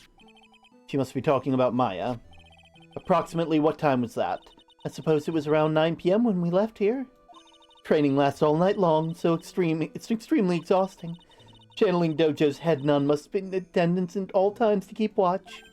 Wow, you're right, that does sound exhausting. Detective, this is no time for flattery. Sorry. Sometime around 11, you witnessed the incident in the courtyard, but your duty was the inner temple. Why did you come back here? The way you're staring at me is starting to give me goosebumps. I go eat now. Thank you for stream, Term. Though thank you for being here, Cloud. I appreciate it. Oh, wait, there was an ad and no one told me. No! Oh, wait, no, that was the ad I ran. Never mind. False alarm.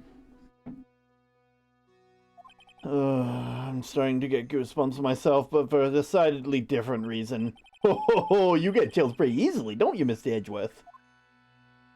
What did you see? All right, I'd like you to tell me exactly what you saw in the courtyard. Must have been past 11. No, I can't say it. It's too much from a poor heart. Hey, calm down, lady. Let go of my tie. Ugh.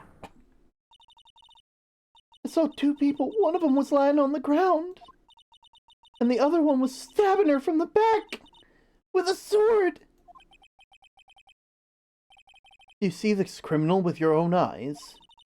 I didn't want to believe what I was seeing, but it was Iris.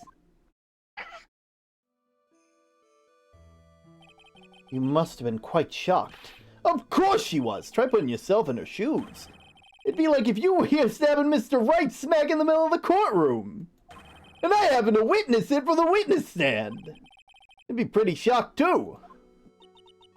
I know it sounds insane, but that's what I saw. And when I finally realized what I was seeing, I screamed, and then I passed out. Unfortunately for us, her testimony seems pretty solid. However, the idea of Iris doing such a foul act seems unnatural. Unnatural? The girl I know simply isn't capable of that sort of foulness. Wonder what she means by that. Why return? As the head nun, it's your duty to stay with the acolyte at all times, correct? Yes, that's correct. I know I may look strong, but the truth is I've got a bad lower back. A bad lower back? Yes, it's especially bad in the winter. So bad I can't even lift a bucket. You remember how cold it was last night? My back was feeling as stiff as frozen glass. I just wanted to take a nice hot bath to ease my aching back. That's why I returned to the main hall. So you left the disciple alone? Don't be ridiculous. I would never do that. That's why I ordered Iris in the inner temple, after she had rung the bell for lights out. Yes, but she never went to the inner temple, did she? So did the head nun actually see Iris there? I think I'd better try to get some more detail. The acolyte. Who is this acolyte that was supposed to train in the inner temple? Her name is Maya Fey. I treated her very badly, I'm ashamed to say. And after she went through the trouble of signing up for the special course. Special course? It's a training session where you sit on a block of spirit ice and chant 30,000 times.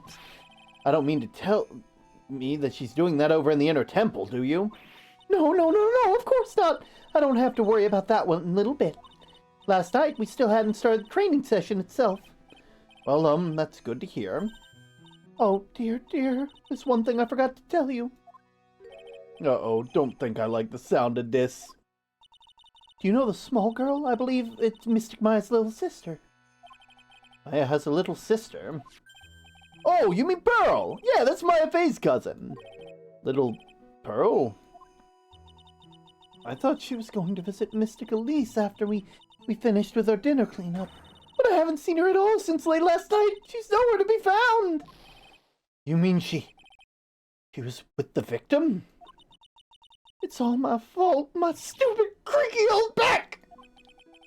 Little girl who was with the victim the night of the murder is gone. As they say, the plot thickens. Okay, so, this has been bugging me. What the fuck is that? More ends of cushions and the... What's that white piece of paper? Beats me. Would you mind checking that for me, Detective? Yes, sir. Here you are, Mr. Edgeworth. Looks like an old manila envelope. Yeah! What is it, Detective? This could be it! An ultra-important clue! A super special clue! I suppose I should read it myself, then? Looks like a letter addressed to Sister Iris. Tonight at 10 at Heavenly Hall, unless you want your secret to be exposed. This sounds like a blackmail letter. Nice going there, Edgeworth. Why can't I ever find clues like that? You're an ultra-important prosecutor, a super-duper prosecutor! Well, I suppose it takes a super-duper kind of dumb to miss a clue like this. Damn.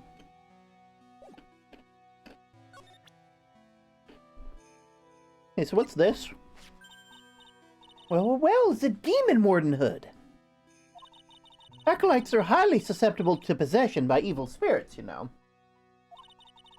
That's why we always wear these for protection. Oh, I see. What are you waiting for? You won't get any protection just by holding it, you know. Put it on already! No, I can't. I was just...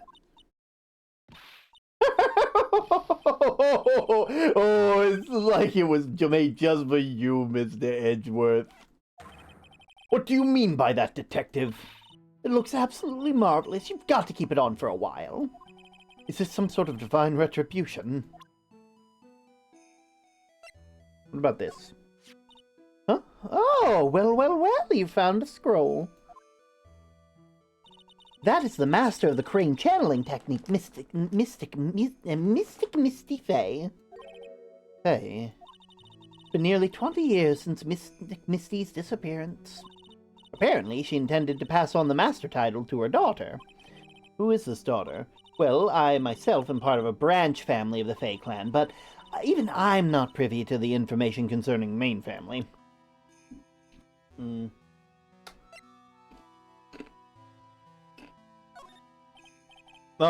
About this here? Let's see. Well, as you may know, in order to see reality for what it truly is, we must strive to break our attachments to such transient material. I guess you could call me an immaterial girl. Living in an immaterial world, huh, Edgeworth? Hey, what about this? You know anything about this crumpled up old letter? Is that addressed to Iris? Yep, clearly says to Iris on it. I can't believe it. The girl doesn't have any secrets from me. So Sister Bikini doesn't know anything about it.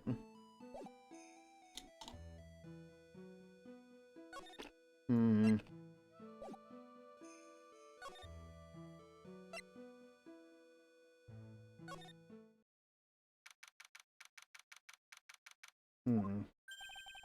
this is where the murder took place, sir.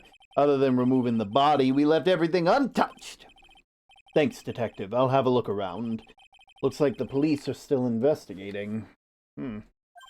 Oh, yeah, by the way, I thought I'd better ask just to be sure. Are you really going to defend the nun Iris at the trial tomorrow? Yes, I will. I gave her my word, and now I must follow through with my commitment. Well, in that case, I've got to be careful. Gotta make sure I don't leak the prosecution's whole investigation. Don't worry about it, Detective. Just keep your mouth closed, and I think most of it will flow out on its own. You got it, sir! I'll make sure it flows out like water from a tap! Yes, you do that, Detective. Just how much of your running spout has leaked over the years? The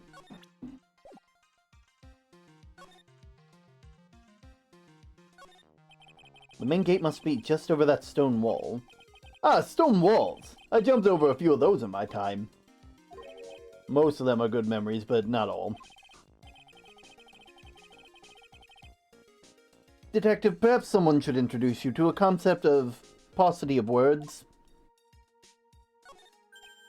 Ah, I just love skiing. Really? You don't seem like the type. What about sleds? Sleds? Nah, they're a little too kiddie, you know? Messes with my hard-boiled image. What's with the silence, Mr. Edgeworth? Is the world starting to go mad? Well, you are defending somebody instead of prosecuting, so... The lantern, I suppose they light it at night. There's something elegant about the light of a fire.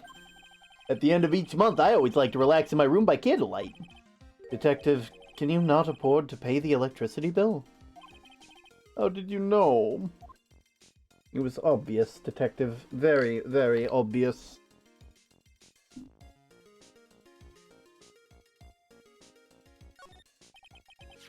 What's this? Looks like a wizard's staff. That belonged to the victim, Miss Elise Donham. There's nothing strange or magical about it. Oh yeah! Listen, this is just between us, okay, sir? Yes, what? This is top secret stuff, so don't tell anybody about it. Alright. The truth is, when I was a kid, I wanted to be a wizard.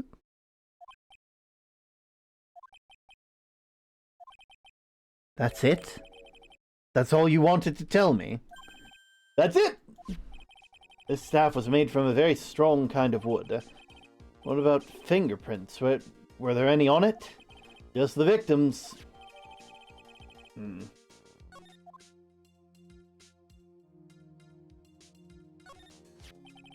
So the sword from the gold statue is actually the murder weapon. It sure is. It's called the Shichichito, by the way. Nasty piece of work, sir. There's still blood on it. I suppose it's the victims? Yep, and it's all over the blade. And speaking of all over the blade, there are fingerprints all over the hilt of the Shichichitos, too. Fingerprints. Naturally, they match the prints that we got from the younger nun, the defendant. Her fingerprints are on the murder weapon? What's wrong? You're looking really solemn. Is this how it is for Wright? Is this what it's like to be a defense attorney? Yeah, I think it doesn't feel really good. To be honest, it feels more like a detriment to your health.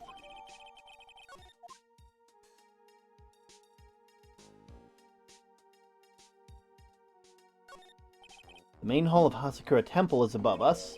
Hey, you're right. I'm pretty sure the main hall didn't have a second floor. Hasakura Temple was built on a steep part of the mountain. The front and back of the main hall are on different levels. Oh, that makes sense. But wouldn't it be easier just to build the place slanted, sir? I fail to see how he can consider that to be even a remotely good idea. Oh. Alright, well. What about the victim? The victim is a famous picture book author named Miss Elise Donham. Her entire past, up until they won the writing award last year, was a total mystery. It's hard to believe in this day and age you can still find people like that. The estimated time of death of the victim is between 10 and 11 p.m. February 7th. My brain is no good, sir. It's no good. The boys down at the clink, they are trying to get me a new one. But unfortunately, they only have Johnny Cash's, and that's already been given to a chicken. So, you know how it goes. I did not follow any of that, Detective. Oh, don't worry. We can put you on the list for a new brain, too. Cause of death was blood loss resulting from a stab to the back by a murder weapon. A murder weapon. The victim was found skewered by that giant sword, sir. Right. That's terrible. Yeah, but there's one strange thing. Yes? The victim's entire body was covered with bruises. The bruises are consistent with falling from a height of a two-story building. Two-story building? That would be about the same height as the room above in front of us, right? Hey, you're right! Way to go, Mr. Edgeworth! That just happens to be a room where Elise Donham was staying in. Maybe she was pushed out the window after she was stabbed by the sword. Loss of blood.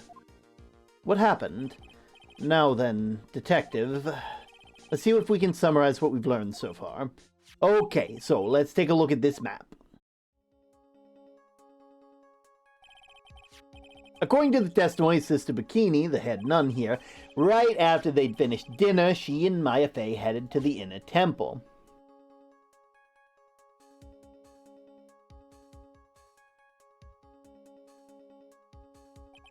At 10 p.m. after ringing the bell for lights out, Iris went to the inner temple.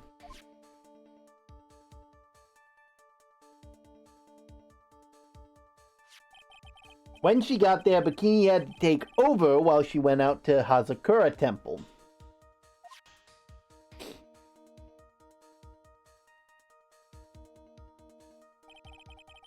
After taking a hot bath to soothe her back, Sister Bikini witnessed the murder in the courtyard. If you want more details, you should ask Bikini herself in the main hall. Inner temple, huh? I'd like more information about that place. Tomorrow's trial? Trial begins tomorrow, but who's prosecutor? I'm pretty sure it's that Godot guy, but nobody can get a hold of him, so they're looking for a replacement. What do you mean? It's really weird. All of a sudden, no one can find him. I wonder if the rumors are true. Maybe since Mr. Wright caught a cold and won't be defending, he just lost interest. I intend to appear in court in the role of defense attorney. However, I would be quite unhappy if it came out that I'm actually a prosecutor. Yeah, I can see why, but I'm not the one you have to worry about. I think the real problem is going to be the judge. Yes, he certainly would remember my face even after such a long absence. That's why I requested that another judge preside over the trial tomorrow. We've only met each other once, and there's a good chance he won't remember me at all. Yeah, but, what about the prosecutor? Everybody in the prosecutor's office must know you. Wouldn't it be a problem if someone here made a big stink? There's no need to worry. I pulled a few strings and arranged for a prosecutor of my own choosing.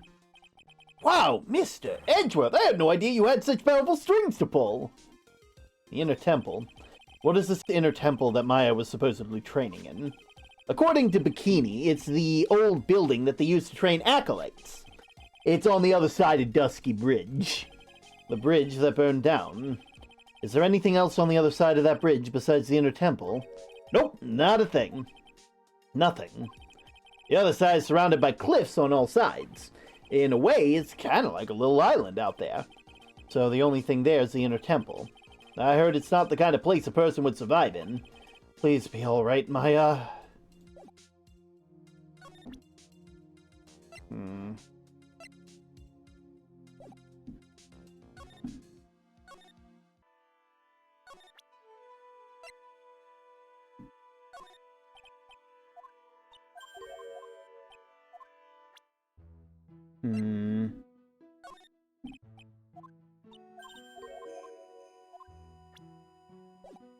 Alright.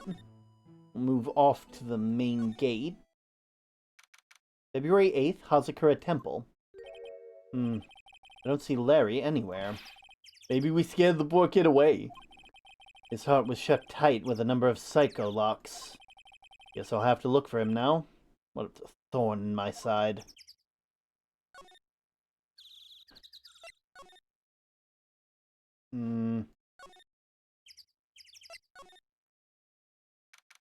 February 8th. Mr. Edgeworth. I came back because I needed to ask you a few more questions, if you don't mind. But I've already told you everything that I... Iris, please remember, I'm on your side. You can tell me anything. Yes, thank you. Okay, so... Inner Temple? I just finished speaking with the head nun of Hazakura Temple. She testified clearly as to what they saw happen. She said she saw you stab Miss Elise Dunham. And one other thing, she said that when Maya began her training at the Inner Temple, you were there as well. What? When I spoke with you last, you claimed that you never went to the Inner Temple. And yet Sister Bikini says she met you at the Inner Temple that very night. But I didn't go there. I didn't go to the Inner Temple last night. It looks like she's unwilling to tell me the whole truth. Wonder if I'll find the answer I'm looking for if I break those psycho locks. Well...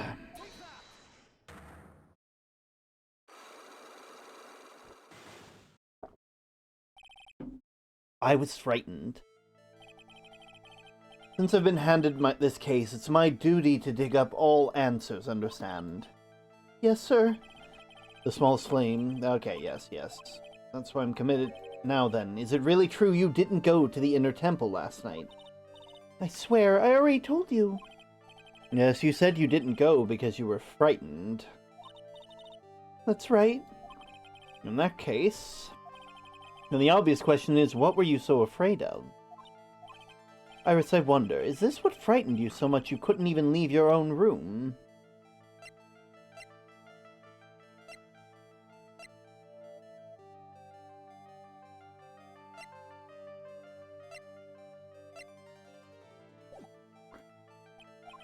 Nah, I just need to save before I do this. Okay, we need to think about this logically.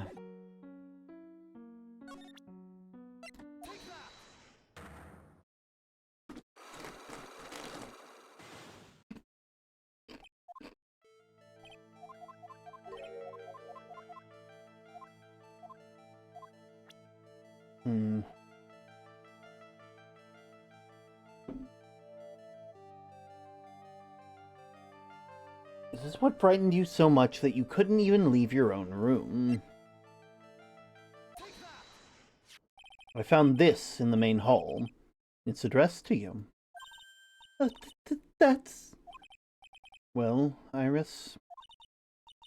Why are you glaring at me like that? You were scared of the blackmailer who wrote this to you, isn't that correct? Was it the evidence or the power of my glare that broke that lock? Oh well, I don't suppose it matters either way. But Mr. Edgeworth! Yes? I thought that letter was just someone playing a prank on me. A prank? Well, yeah. After all, even if I did have a secret, there's no one to tell it to that would cause me any grief. I wonder about that. Sister Bikini's like a mother to me. I would never hide anything from her. No, you may not have anything to hide under normal circumstances. However, last night was different. Unfortunately, I don't know the exact nature of your secret yet. However, whatever it is, there is one person who you didn't want your secret told to.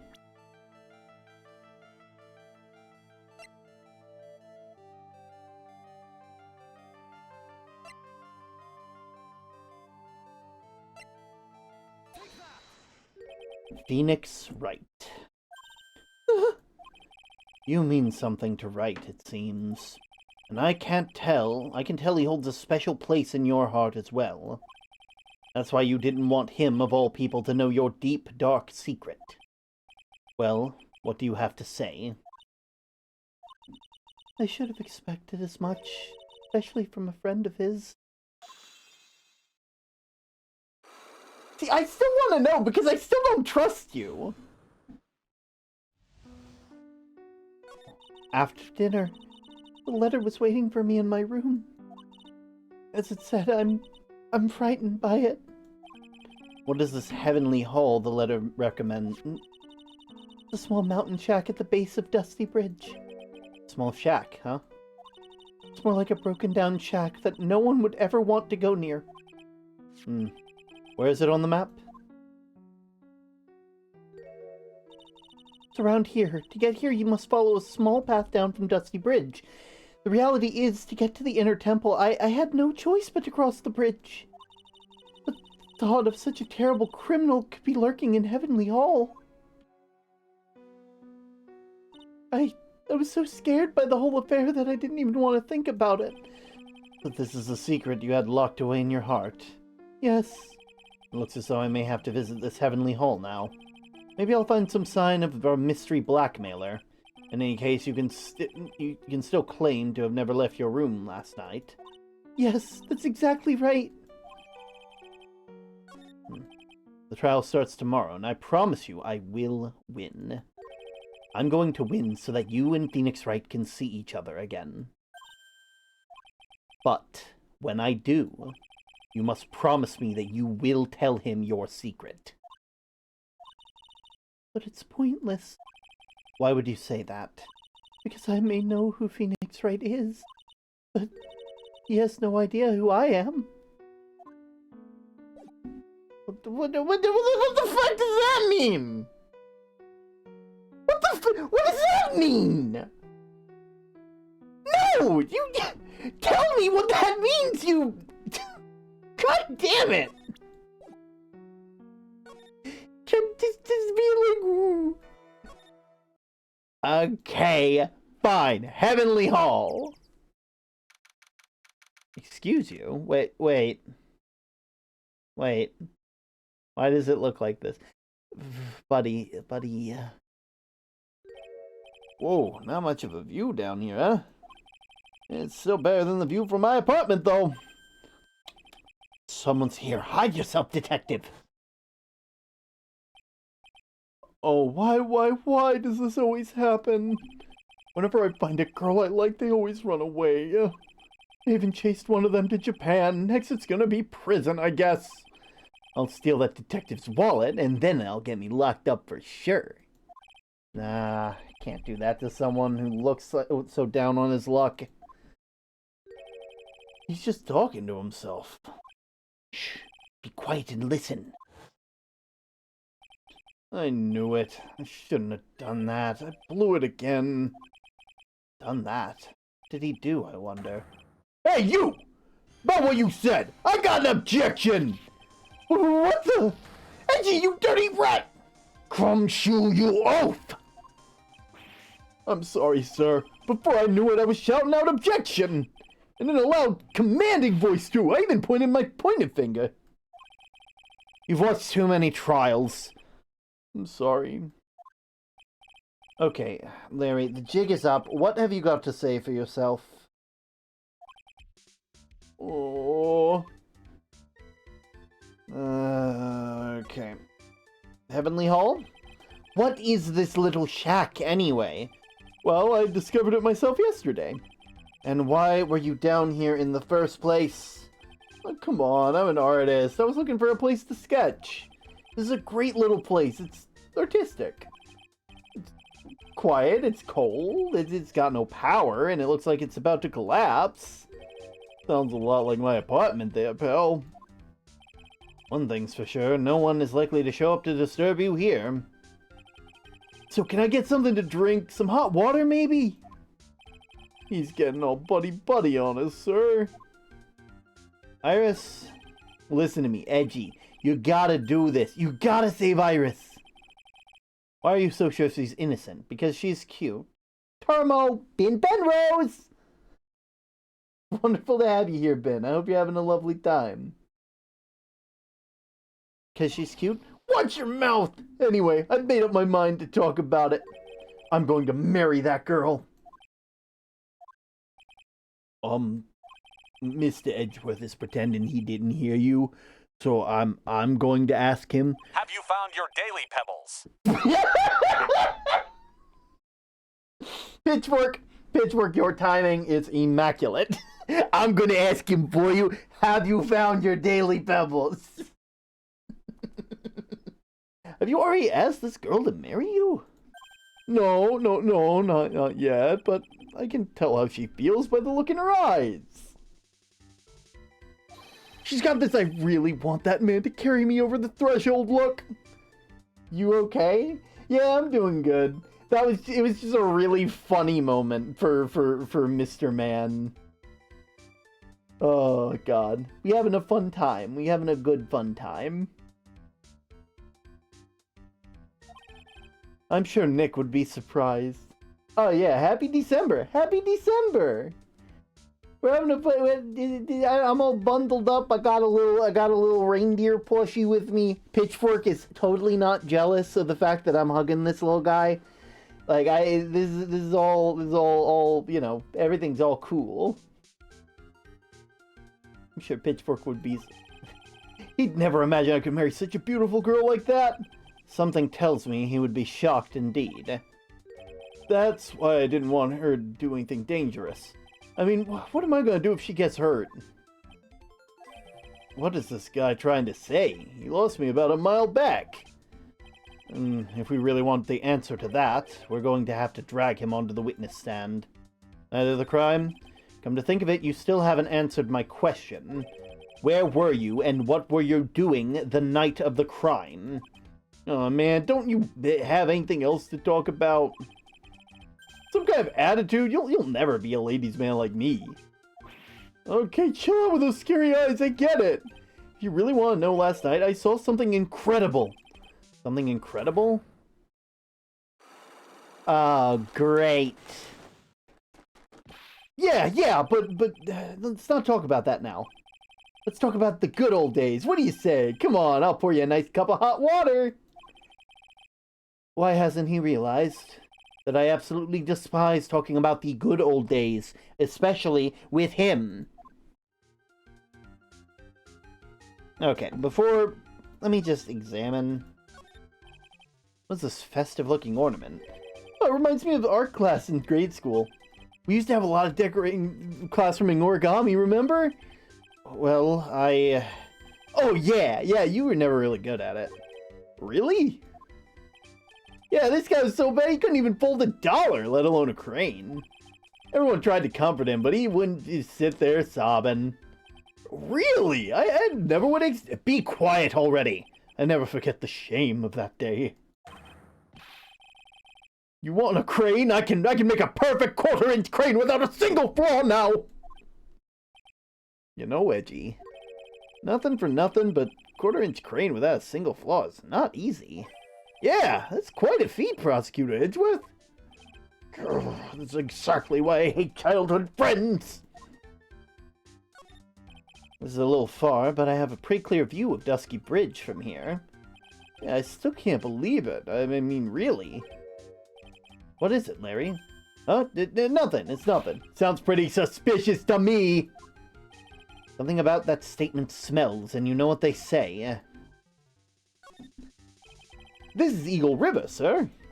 This runs pretty fast, so it doesn't ice over, even in the winter. If it had iced over, Wright would have been in some serious trouble. You're right about that. He would have landed on the ice and slid downstream to who knows where. Not exactly what I meant, but alright.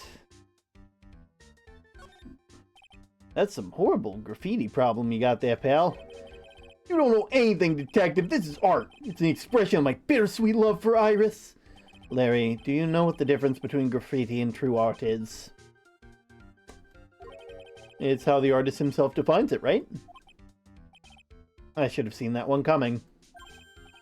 Well, if that's the case, then all my lunchboxes are masterpieces too, pal. Aw, yeah, I remember the Weenies lunchbox. The straw roof is totally covered in freshly powdery snow. Wow, makes a nice image, doesn't it? I always dig the rustic look. Heavenly Hall. I suppose it's an appropriate name in some sense. You got that right. Look at that bridge up there. This place has to be heaven, because that thing is hell. You would do well to remember, Larry, that this is a sacred place to some people. Anything else? Well, unfortunately, Larry, you owe me an explanation, Larry. You owe me an explanation, Larry.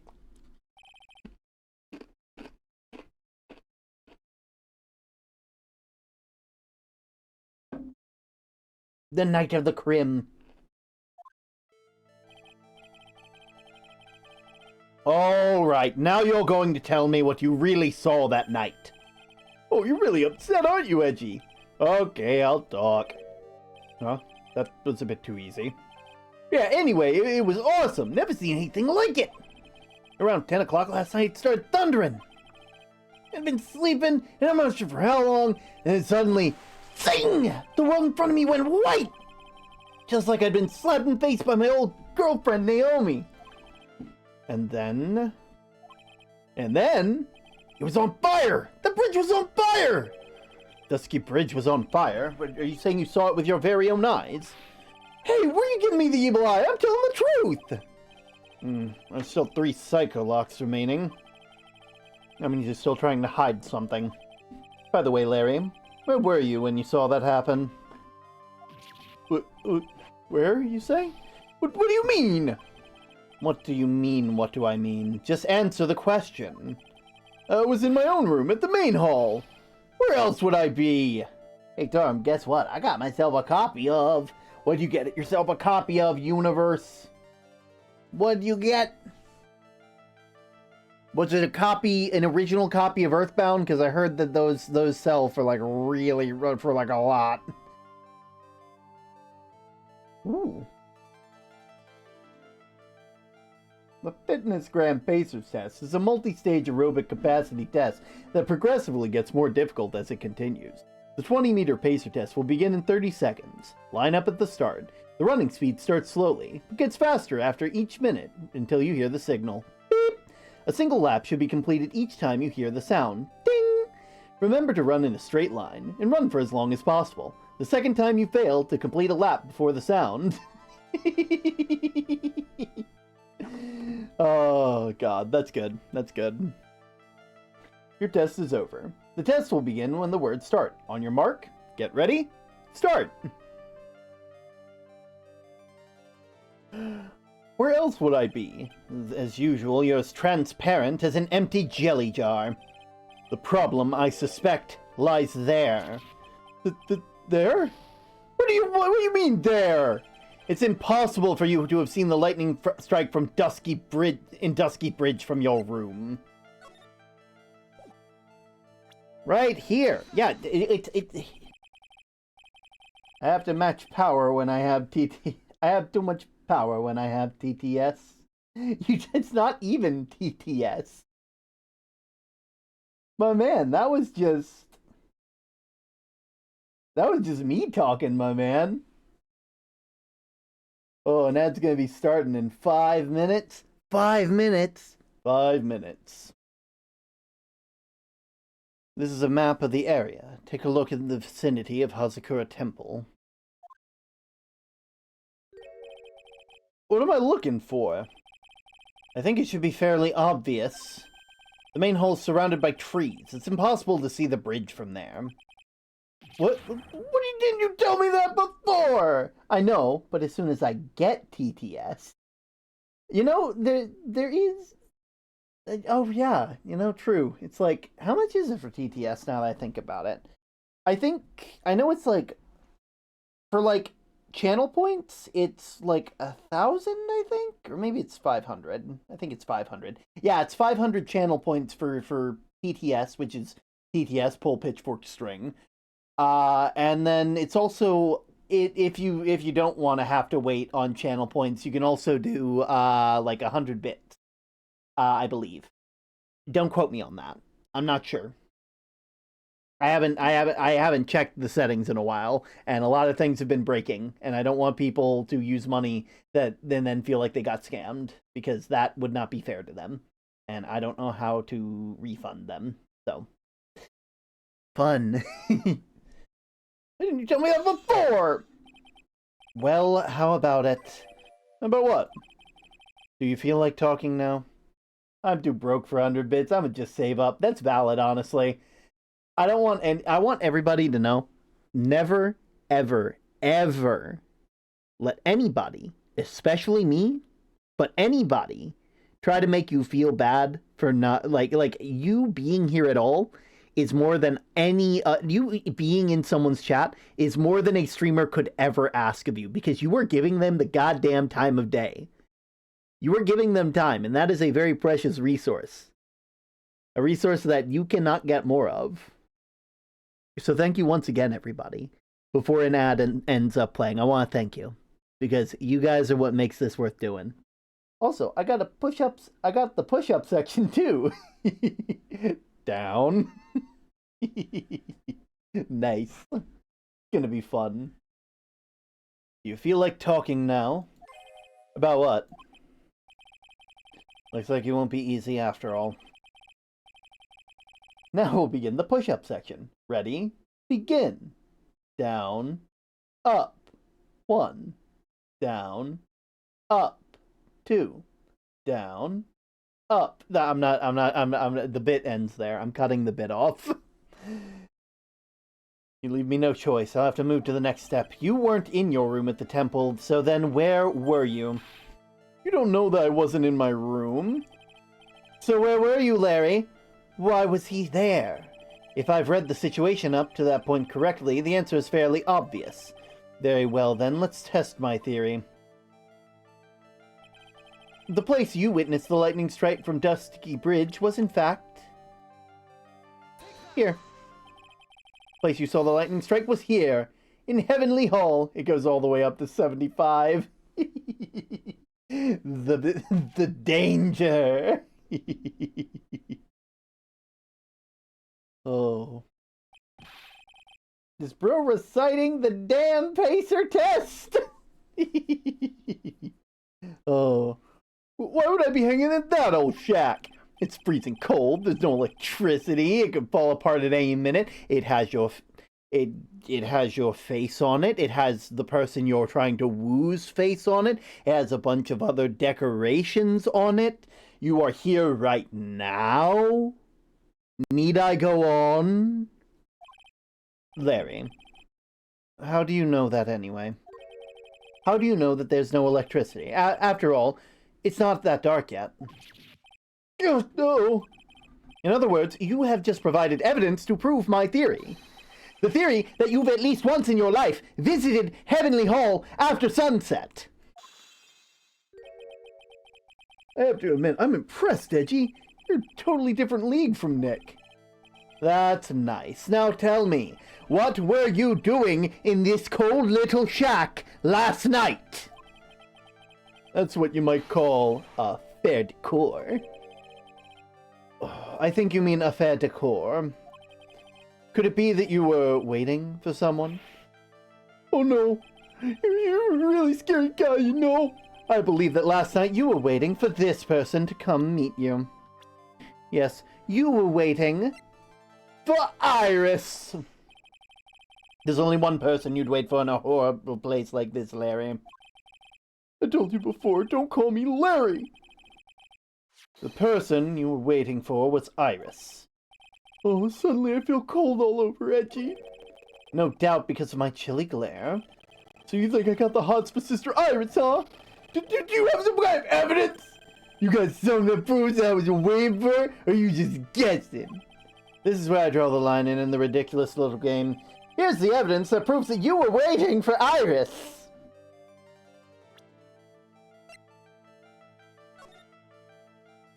There is something I must talk to you about. I'll be waiting for you tonight at 10 in Heavenly Hall. Make sure you come unless you want your secret to be exposed.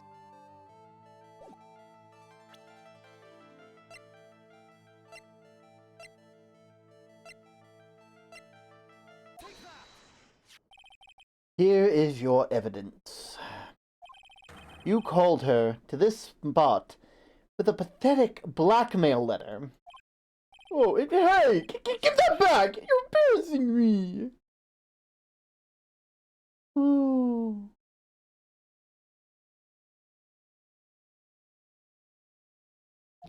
What are you doing with that anyway? That's not important. I misjudged you, Larry. What do you mean?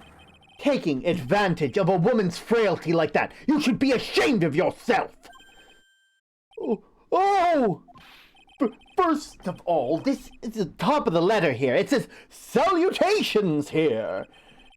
Well, that's what it said in the book, Letter Rhyming for Dummies. You're not supposed to actually write that. That's where you're supposed to write, Dear Iris. Oh, I'm so sorry. More importantly, you were trying to blackmail them into a relation, like...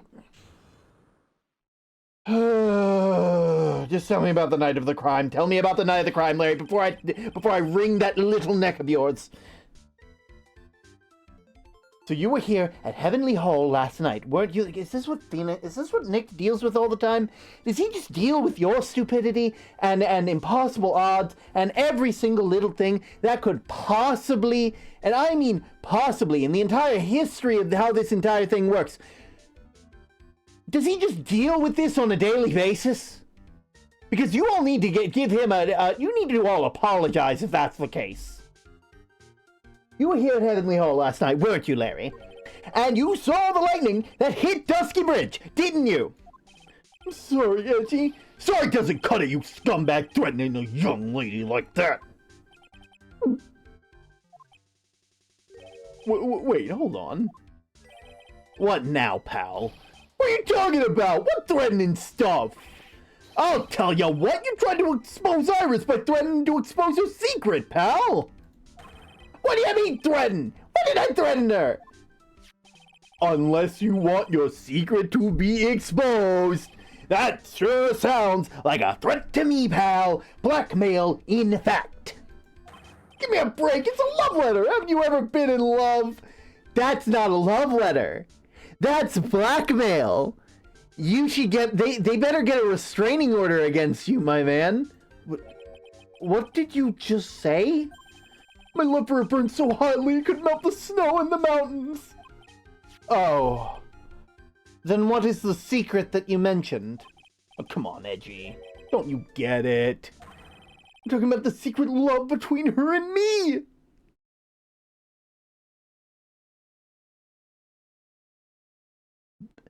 We had a joke about Narnia earlier. The lion, the witch, and the audacity of this bitch. Obviously, she wouldn't want old lady to know about it, right?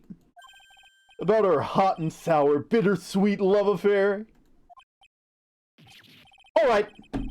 So why did you send the love letter in a business-like manila envelope? Why did you do that? For what purpose? Give me a break. It's not my fault I didn't have any other envelopes. Yeesh. Then why were you so quick to apologize, pal? It's because you gave me a scary look on his. What's wrong, Edgy? Why are you so quiet all of a sudden? That's it? That's what all those huge locks were about. I don't understand why you were so defensive. Well, I don't know either. I guess the thing is, you shouldn't expect too much from a guy like me. Hey, come on. Don't let it get you down. But Mr. Edgeworth, this guy's still hiding something. I know it. What do you mean, detective? Don't forget that this guy just said a minute ago. You really want to know? Last night, I saw something incredible. He's right. Larry.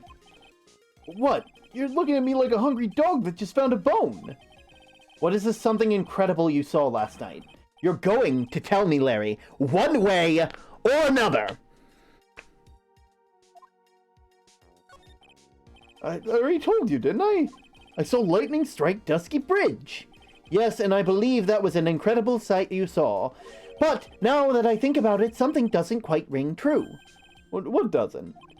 It's that all there is to your story, your heart wouldn't have had all those locks. Therefore, Larry, I do believe you saw something last night. Something more incredible than that lightning.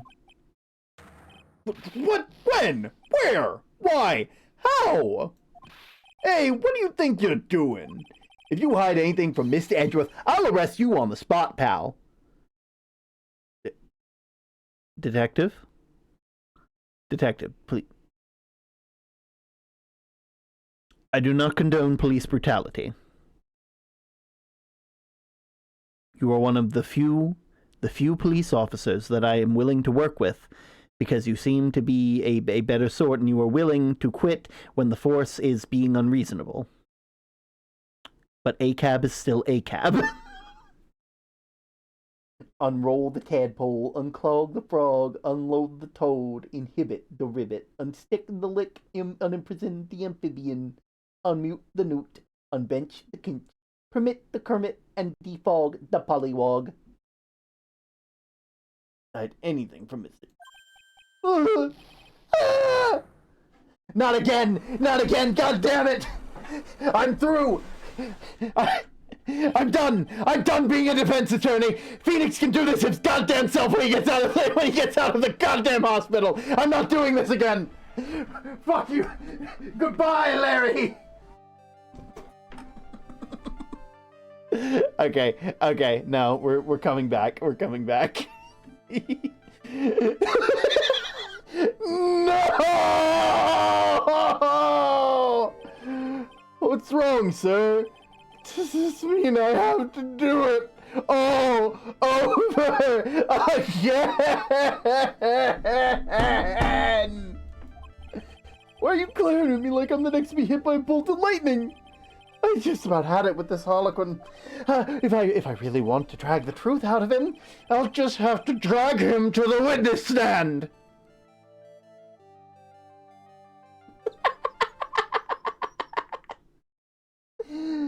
Bro's going through the 5 stages of grief.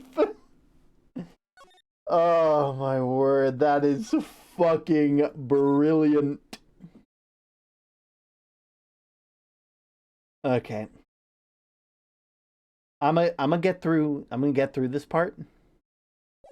I'm gonna get through the day 1 of the case, and then we're probably gonna end it, because I gotta know what it's like to be fucking prosecutor Edgeworth, but as a defense attorney. And he just takes him to court. It's like, Edgeworth is done with this mysticism bullshit. He's like, no, I'm done. I'll get you on that stand, and I will accuse you of perjury. He just takes him to court. Oh my, Mr. Loris feels that way about me? Apparently, he isn't aware of your real secret at all. This is no time to be embarrassed. I'm sorry. I'm just hardly accustomed to that sort of thing. Worry not, and in any case, whatever it was that he saw on the night of the incident, mark my words, I will drag it out of him. Does this mean Mr. Loris is a witness today? No. I believe that none will be the first to take the stand. Sister Bikini. She claims to have seen the very instant in which you carried out the crime. That is such a gold digger, I can tell. Oh God. Okay, so you don't know this universe. You don't know this because a lot of stuff has happened over the past stream. So this person right here. This person looks just like Dahlia Hawthorne, who, they're a person who, at the age of 14, faked their death, stole a diamond, pinned the murder of themselves on another man, who was going to jail, and then later killed their sister, and proceeded to frame said man who was on death row for their death for taking that. They then also killed a prosecutor, or whatever. This person looks like that person. I'm not sure if they still are. I think they still are. I think it's literally the same person, and that they have been atoning for their sins somewhere out in the place. Damn, their parents must have hated her, calling her Sister Bikini. Honestly, it's been a hell of a time. This little person here, just like insane. I don't know what's going on. For some reason, the game wants me to believe that this person is okay in some regard, and I don't know what that's gonna mean. Because, like, this person looks like Dahlia, and it's very adamant that this is Dahlia, and Dahlia is quite literally a person who was willing to kill multiple other partners. It's so bizarre. It's so bizarre. This is like the final case of a trilogy of games. Like, we are at the end. There is so much to explain. You just have to watch the series. That's like 5 life sentences and death penalty twice. Yeah. And so I don't know what's going on. They were in prison, and the only reason we came out to this, like, fucking frozen wasteland as Phoenix is because he saw them on, like, the cover of a magazine and was like, that's the person who went to jail who tried to frame me for murder at one point. What the heck are they doing out? I need to go check that out.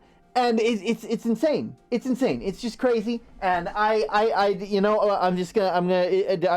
don't know what's gonna happen. I just want to ask you one last time. I really wasn't you that killed Miss Elise Donham, correct? That's correct. It wasn't me. Very well, then. Mr. Edgeworth? Yes? You're a prosecutor, aren't you? Are you sure about this? He looks like the woman from the Tiger case. No, the woman from the Tiger case was a bit sicklier looking. I call the gold digger. You sure about this? If your true identity is revealed... Don't worry, I've made the necessary arrangements. I see. Iris, it is the prosecutor's job to doubt people. But right now, I am a defense attorney. A defense attorney's job is to believe in people, and to believe until the bitter end. That's what my friend told me once. Mr. Edgeworth. I simply ask that you watch and decide for yourself whether or not I am fit to do the task I have been entrusted. She looks like the Tiger Woman, but with a functional immune system. You know, true. I think I can be okay with that. Very well, sir. I'll leave my defense in your capable hands. Who the hell are we going against? Is it Pain? Is it Pain? I hope it's Pain. It's no one? What do you mean it's no one? Also, sir, you're back? You're back. Oh, God. Court is now in session for the trial of Sister Iris in Hazakura Temple. It's a side profile that gets it from me. My man is standing on business. The defense is ready, Your Honor. The defense does indeed appear to be ready. However, the same cannot be said for the prosecution of this case. Indeed. I'm not sure I like such a blatant waste of the court's time. An empty prosecutor chair can only mean that the prosecutor has no confidence in their ability to prove their case. It would seem the case is already over before it's had a chance to begin. I am ready to announce my verdict at the time this court finds the defendant. Holy fuck! It's Francisca! The prosecution stands ready. And you are? Francisca von Karma, prosecuting prodigy. Von Karma, you say? Perchance you wouldn't be of any relation to the legendary prosecutor Manfred von Karma, would you?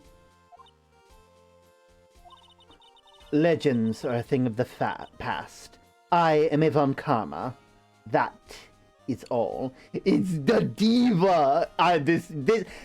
So fun fact that I've heard about this game, the third game apparently is what a lot of people consider the weakest of the trilogy, but how can it be the weakest? When you've got Edgeworth, you got Godot, you got fucking Von Karma, you got Gumshoe, you got Phoenix running across a fiery bridge to save Maya, falling into a river and being sick for 2 days. Damn, she's hot. Welcome to the rest of the internet. That is all. A bit of story for those of you who don't know.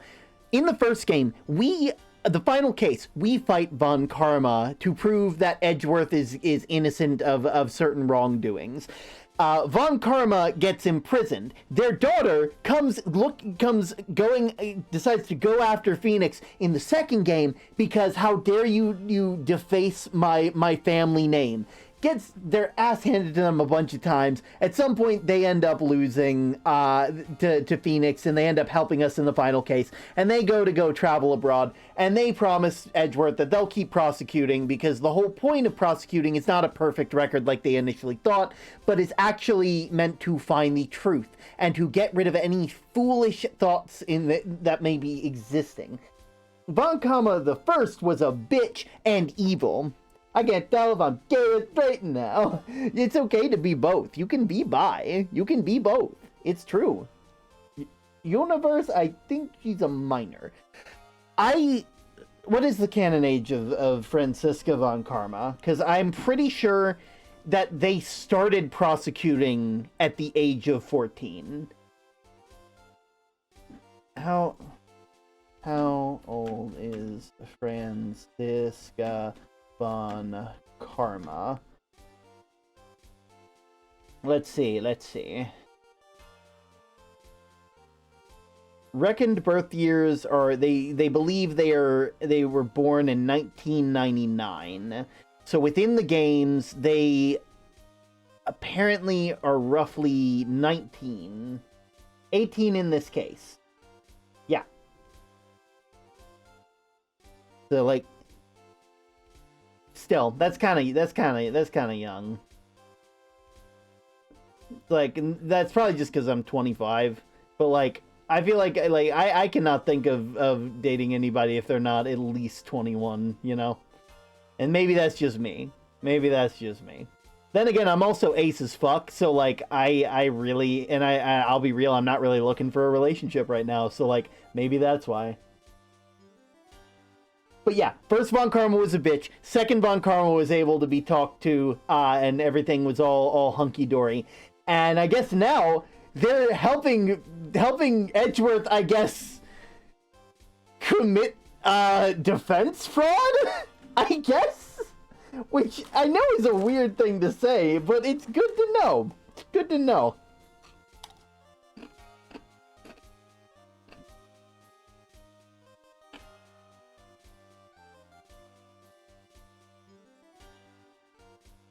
Upon a special request, I flew in today for the purpose of prosecuting this case. You did? Then you must be quite the big shot! Big shot? How's your chance to be a big shot? Be a big shot. I hope Manfred got jumped in prison. Ah yes, prosecution, helping defense, yet another crime. Listen, the amount of crimes in these game series that just get fucking swept under the table is so funny to me. Then you must be quite a big shot, eh? By the way, Mr. Edgeworth. Yes, Your Honor. I'm almost certain that I've seen you somewhere before, or am I just imagining things? You look very much like a prosecutor I met once. I believe you are imagining things, Your Honor. Miss Von Karma, do you have anything to say? There's no such weakling as the man among those of the prosecutor's office. There isn't, but I'm sure once before in the court. Ugh! I told you, there's no such weakling. Commits arson. Oops, I'll let that slide for now. The courthouse of hypocrites. What is that? A whip? I'm not sure I care for such a thing in my courtroom. Bailiff, remove the whip I have no objection to the whip. You don't? You with the judge? That's assault. She did that to everybody, including they whipped the prosecutors, they whipped the defense, they whipped the defendants, they whipped their own witnesses, they whipped the judges, the bailiffs, the people, the detectives, they whipped everybody. Meanwhile, Godot out here throwing hot coffee cups in people's faces. You don't.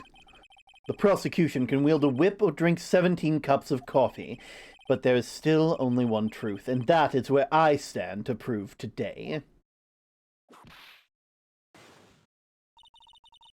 This promises to be interesting, Miles Edgeworth. I had expected to face Phoenix Wright today. But looking at you now, maybe this is what I've been waiting for all this time.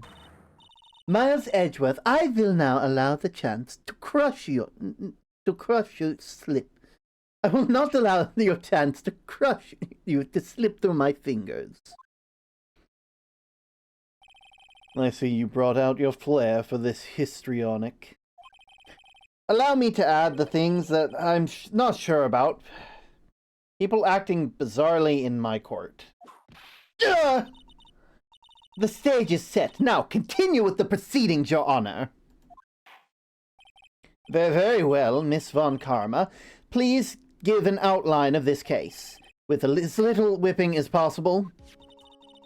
The murder victim is a famed picture book author, Miss Elise Dunham. Her body was found in Hazakura Temple courtyard. She had been stabbed through the torso by a ceremonial sword from a golden statue. The sword in this picture is the weapon in question, correct? Very well, the court accepts this photo of the crime scene. I feel sorry for the judges in this game. You know it's way better than this whip-holding loon. I don't know, man. Like, I don't know enough about Godot yet. Like, it's so weird because each of the different prosecutors it's weirdly like a foil or a lesson that Phoenix has to learn, and without them, the truth cannot come out right. In the first game, the person that you're fighting with the whole time is Edgeworth, and that makes sense. Edgeworth is the opposite of you. Their whole thing is that they are damned determined to get the guilty verdict, while you are damned determined to get an innocent verdict. And it's there that Phoenix learns that sometimes you have to completely trust and believe. Like, it basically fully internalizes that you have to believe your defendant, your defense, that you are doing 100% to the bitter end. And when both teams are trying their hardest, the truth will come out. It is in the second game that this blind faith ends up hurting Phoenix a lot of the time, where this blind faith in people and this feeling of trusting in people ends up getting pushed to the limit, where he ends up having to defend somebody who isn't a good guy. They're a bad person, and they end up using that against him. And in a way, Von Karma sort of also fits that description, where Von Karma's whole thing is like their whole thing is taking advantage of the fact that they are a Von Karma, that they hold power in the courtroom, and basically not letting up on Phoenix whatsoever. Their whole point is getting a perfect verdict. They want a perfect record one way or another. They want honor. They don't care that who they're defending. They'll do what they can. They'll take every advantage. And Von Karma ends up learning that, like, maybe that's not how things should go. That maybe their thought of a perfect record could never possibly have been achieved. And so they end up leaving to find something else. Godot is weirdly punishing Phoenix for being such a, always, pressing on witnesses, to the point where some of his, some of the actual things require you to not press. It requires you to present, and instead of just presenting, checking, and guessing, you have to take a leap of faith there. It's the dedication to that, and it's weird, and it's sort of reflected in that laissez-faire attitude that they have, if that makes sense. I don't know if I'm making any sense. It's starting to get late. I'm waxing poetic right now. But anyway, that's sort of where we are. You know? Anyway. There's no mistake. This was the doing of Sister Iris. After all, there was a witness to a crime. Very well. Please bring the witness to the stand. And so it begins. My first and last trial as a defense attorney. Oh no, get her a box! Witness, state your name and occupation, please. Hold it there, I'm not sure about being not sure. Hold on here, I'm not sure about being not sure if I care for this at all. Witness, please stand up nice and straight. If I recall correctly, there are a few milk crates in the defendant lobby for our back pain-plagued witness. Bailiff, fetch a crate for the poor lady, please.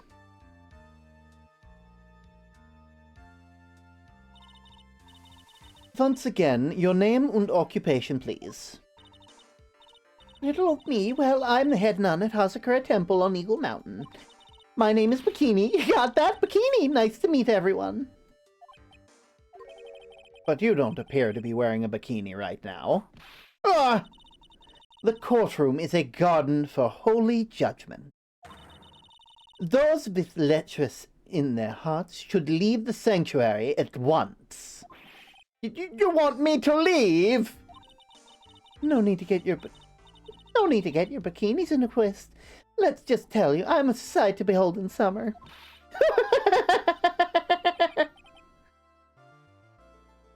In any case, witness, I heard that you saw the crime take place on the night in question. That's right. I can still hardly believe myself, to be honest. There's no way dear little Iris could do anything like that. Let us hear what you have to say, then. I don't know why we've gone from, like, Canadian to a more Irish brogue sort of thing, but I'm not going to lie. I like this accent, and I'm going to keep it.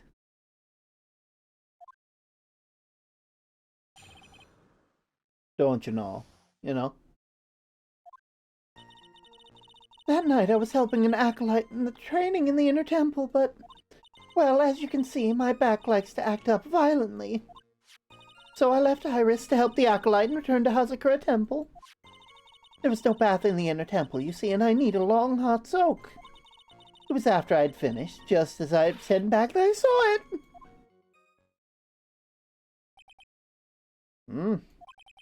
So it was simply coincidence that you found yourself returning to Hazakura Temple. Yes, you could say that. If my back wasn't so much pain, I would have stayed in the inner temple. That sounds like a pretty important statement they just made. There's only one problem with the testimony that I can... Everybody's turning Irish! There's only one question with the testimony that I can see. That you're not about to fall at your first hurdle now, are you, Miles Edgeworth? Mr. Edgeworth? Mr. Edgeworth, please begin your cross-examination.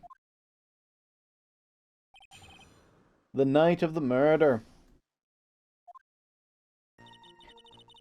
That night I was helping an acolyte in the training in the inner temple, but... well, as you can see, my back likes to act up violently. So I left Iris to help the acolyte and returned to Hazakura Temple.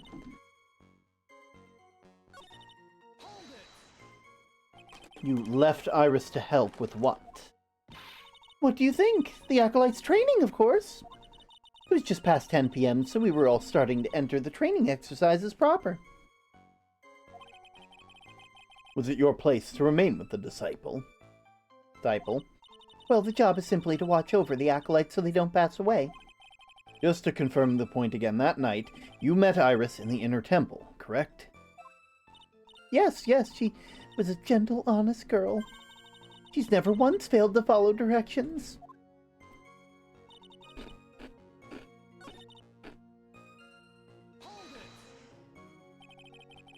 The crime took place in the courtyard, correct? When you go from my room in the main hall, you have to take a winding hallway from which you can see the courtyard.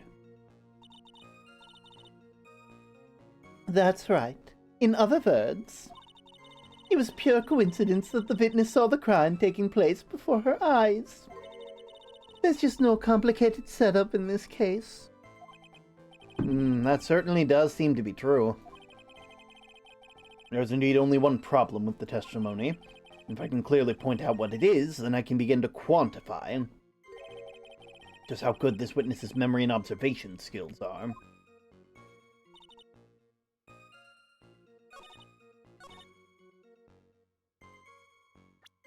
Hmm.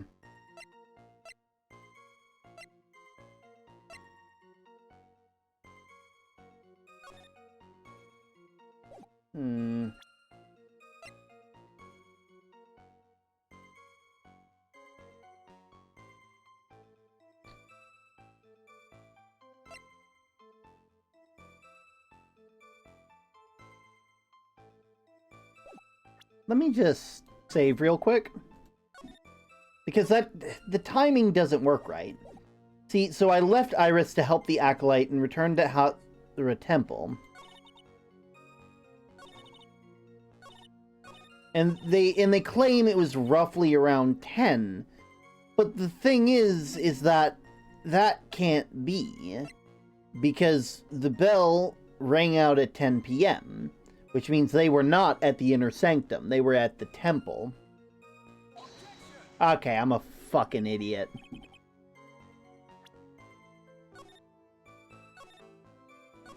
Okay, let's think this through. Hmm.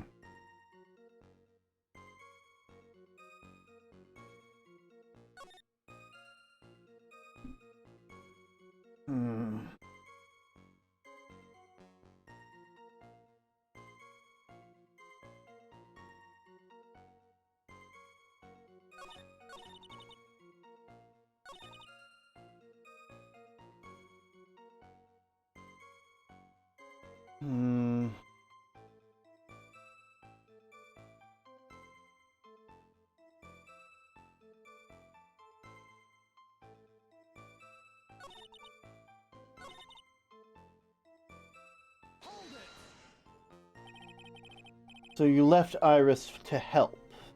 With what? What do you think? The Acolyte's training was just past 10. You met Iris in the Inner Temple.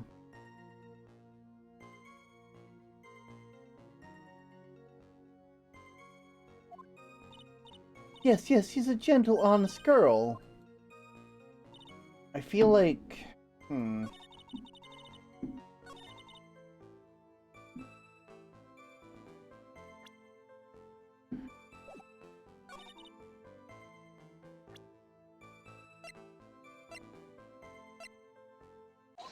Okay, I was pretty sure I presented that earlier, but okay, fine, you know. Witnesses have to undergo their own trials, I'm afraid. The defendant's fate rests in the power of observation and memory, after all. Well, don't worry, I'm more than up to the task. I'm a woman of faith, after all, and the head honcho of Hazura Temple. In that case, Miss Honcho, I'd like you to explain something for me. The discrepancy between your testimony and that of the defendant Iris. She claims that after ringing the lights out bell, she went back and stayed in her room. Which means she did not go to the Inner Temple at all. No! She said... A defendant or a witness? Who is more likely to lie, do you suppose? The defendant is simply lying to cover her back. But that's completely illogical. The murder was committed in the courtyard of Hazura Temple. Claiming that she went to the Inner Temple would make a much better alibi. But that is odd. Whatever the reason, I can't believe she would lie. She does indeed have honest eyes. Ugh!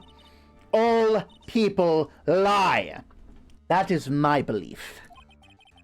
Why am I the only one being whipped here? Whip Edgeworth! Anyway, neither the witness nor the defendant have any reason to lie. Which means We must call your memory into question. Dear, dear, you're older than me, and yet you want to play that game, do you? That isn't exactly what I... My memory is perfect, crystal clear, especially in winter. Then I suppose it's too early to end this cross-examination, eh? Wait, that's why. I'm adding too much nasaliness. That's why.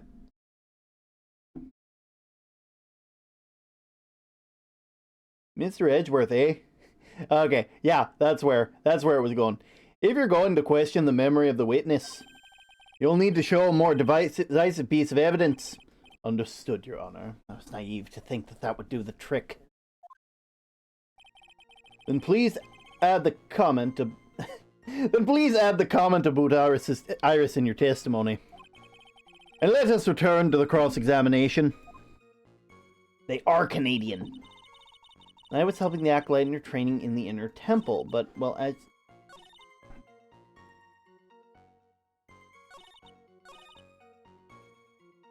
Dressed exactly? I'm sorry. I don't think that's true. Witness, let me get one thing straight. The defendant, who you claim to have met, she was wearing this demon-warding hood, correct? Well, of course. It's a very important piece of clothing, I'll have you know.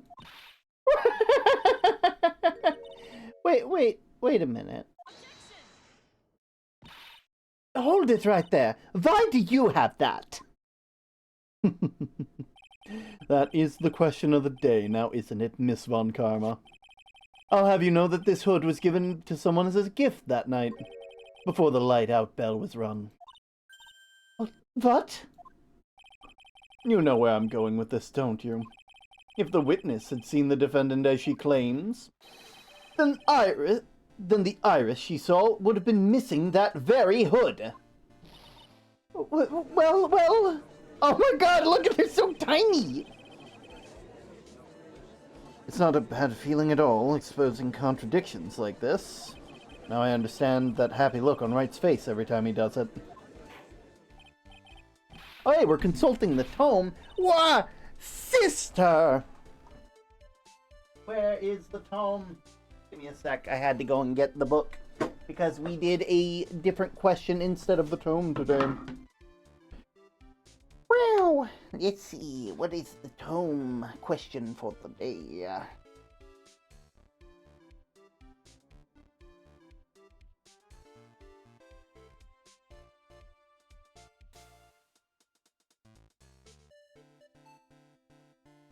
Do you believe in the one? I believe that people come and go into your life, and trying to claim that one singular person can change you and make you the person and complete you, I feel like is really detrimental to all the like a detrimental thought process into how you see your relationships. I think that you meet a bunch of people throughout your life and they all affect you and leave pieces of themselves with you, and you end up becoming a mosaic of all the best parts that you enjoy from them. And maybe even some bad parts here and there. But I think at the end, I think saying the one feels, you know, puts a bit too much importance on that. Sister, this hood, you have spare ones around the temple, don't you? Spares? Well, I do tend to make too many of them. I see. A stockpile, a surplus of hoods, eh? Each nun is only given one hood. This should be the only hood that Iris owned. Well, then this is quite strange. Ah! If there is a surplus of hoods, then she could have worn one of those. There's no contradiction here. I'm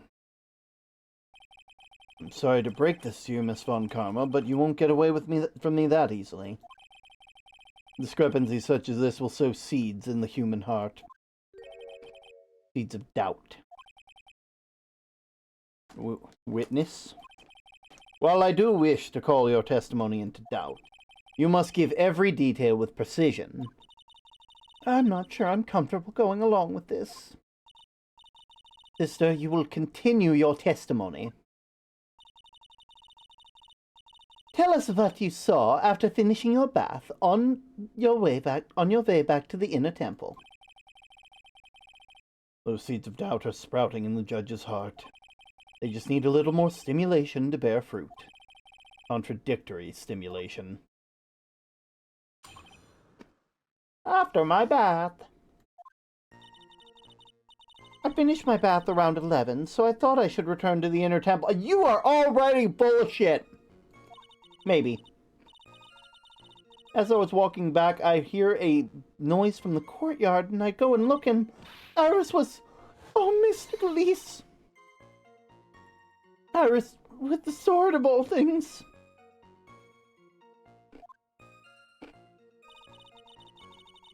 Mr. Elise was staying in the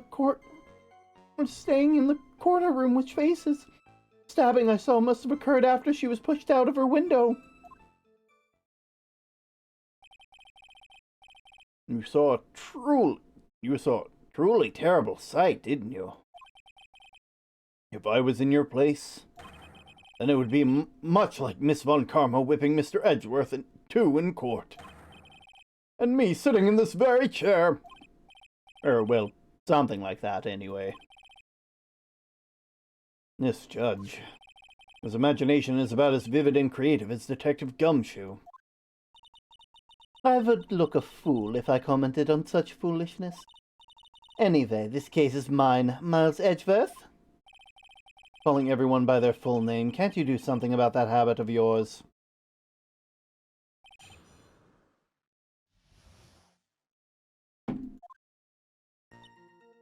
You finished your bath around 11.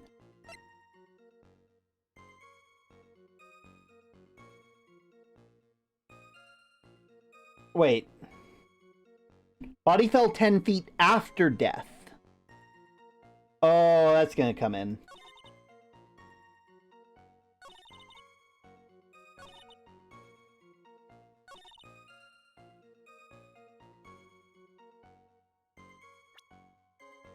Okay, the autopsy report. Autopsy report. This is where it goes, because the autopsy report says that that they got stabbed and then there was a fall.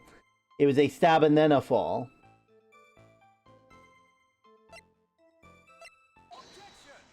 Yeah! Impressive logic. That's what I'd like to say anyway. Oh, please do. My brain is something else, especially in winter. However, I think you're overlooking one thing. Miss Von Karma, would you be so kind as to take a look at the autopsy report? How's the case going? Going good. The autopsy report? The victim did fall from a height of 10 feet. However, this fall was after she was killed. That's right. It says after death right here. The scene the witness claims to have seen is contradictory. If the defendant stabbed and killed the victim there in the courtyard, how did the victim then go on to take a 10-foot fall? They're so tiny. Order! Order! The victim was killed and then fell. If that's the case, then the victim must have been killed in her room, don't you agree? That's the logical conclusion. He got stabbed on the roof and then fell. Yes, that's right. The victim must have been stabbed by the defendant in their own room. And she was then thrown out the window, down onto the courtyard below. Were there any signs of a struggle on Miss Donham's room? She was stabbed with a sword. That would leave a blood stain. Wouldn't you agree? Well, Miss Von Karma, where is the blood? Ugh! No traces of blood were found in the victim's room. Your whip just caused traces of blood to be found on my glorious playoff beard. However, if I'm sure there's no need for me to go over this. Everybody is turning into... As I'm sure your honor is well aware, when the stab wound produces the most blood. When it produces the most blood. Very little blood is actually lost at the moment of the blade's insertion. Insertion? Very little blood is actually lost at the moment of the blade's insertion. If you want to talk about the most bloody would be lost from the body. Jesus Christ, can someone take that off her, please? Then she wouldn't be Von Karma, let's be real. That would be when the blade is removed. That's true, by the way. When you get stabbed, it actually is acting like a plug and is stopping, like, actual blood from coming out because, you know, it's in the way. So when the knife comes out, that's when all the blood comes out. So if you ever get stabbed, leave the knife in. And if you stab someone, take the knife out. If you're trying to kill them, anyway. For legal reasons, that is a joke. For legal reasons, that is a joke. Federal agents, that is a joke. Indeed. With the weapon still in place, it acts like a lid on the wound. That's true. With the weapon still in the body, there wouldn't be any bleeding. A perfectly reasonable line of thinking. We have come to a conclusion, then. The victim was thrown out the window with the sword still in place. This removes all the contradictions. No, I don't think it does, though. Order! Order! Order! I must admit that that's a probable version of events. I'd expect no less from Franziska von Karma.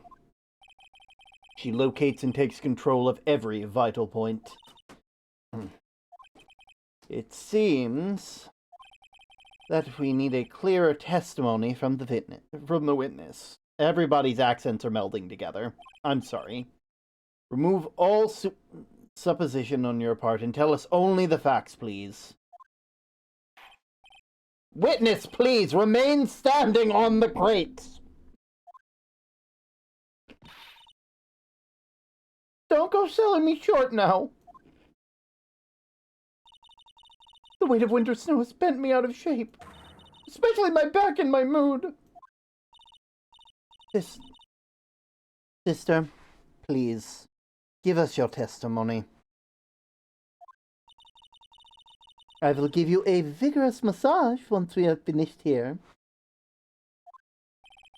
With the whip? Oh boy! Oh boy! Oh boy! All right! Oh boy! Did someone say the darkness?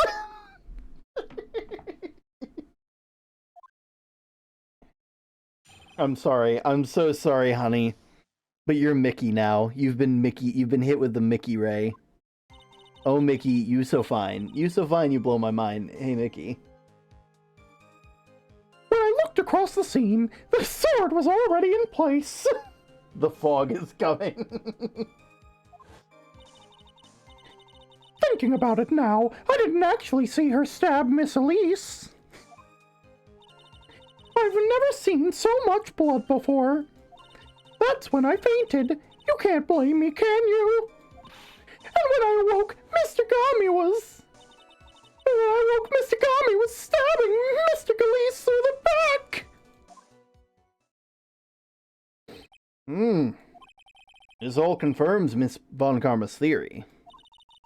Von Karmas strive for nothing but perfection. You've been Mickeyed! Putting together such facts is nothing for me. You should know that, Miles Edgeworth. Perfection is an impossibility, Franziska von Karma. And I'm here to teach you just that.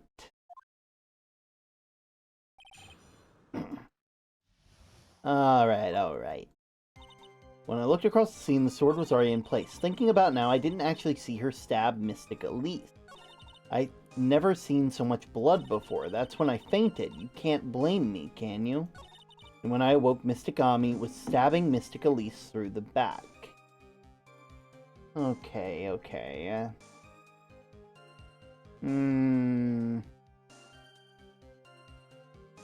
Let's think about this. Okay.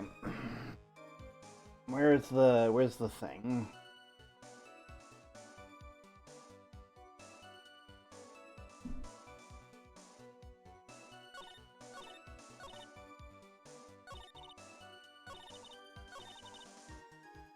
Yeah, let me know more about that. So you're saying that you saw the victim's blood? That's right. Some of it is splattered onto Iris, too. Then the defendant was arrested. She was meditating in her room. And her blood-flecked clothing was neatly folded in the corner. What? Her clothes were blood-flecked as well? That seems quite conclusive to me. What should I do? Press this point further? Press further! Going back on your previous statement, you said you saw the bleeding when the victim was stabbed, but now you say you saw the victim bleeding. Well, I saw that. What I saw is what I saw. What did you see? Maybe I didn't see the poor woman get stabbed. But I saw the girl pull the sword out of her, plain as day. Just like when King Arthur pulled out Excalibur over at Disney World.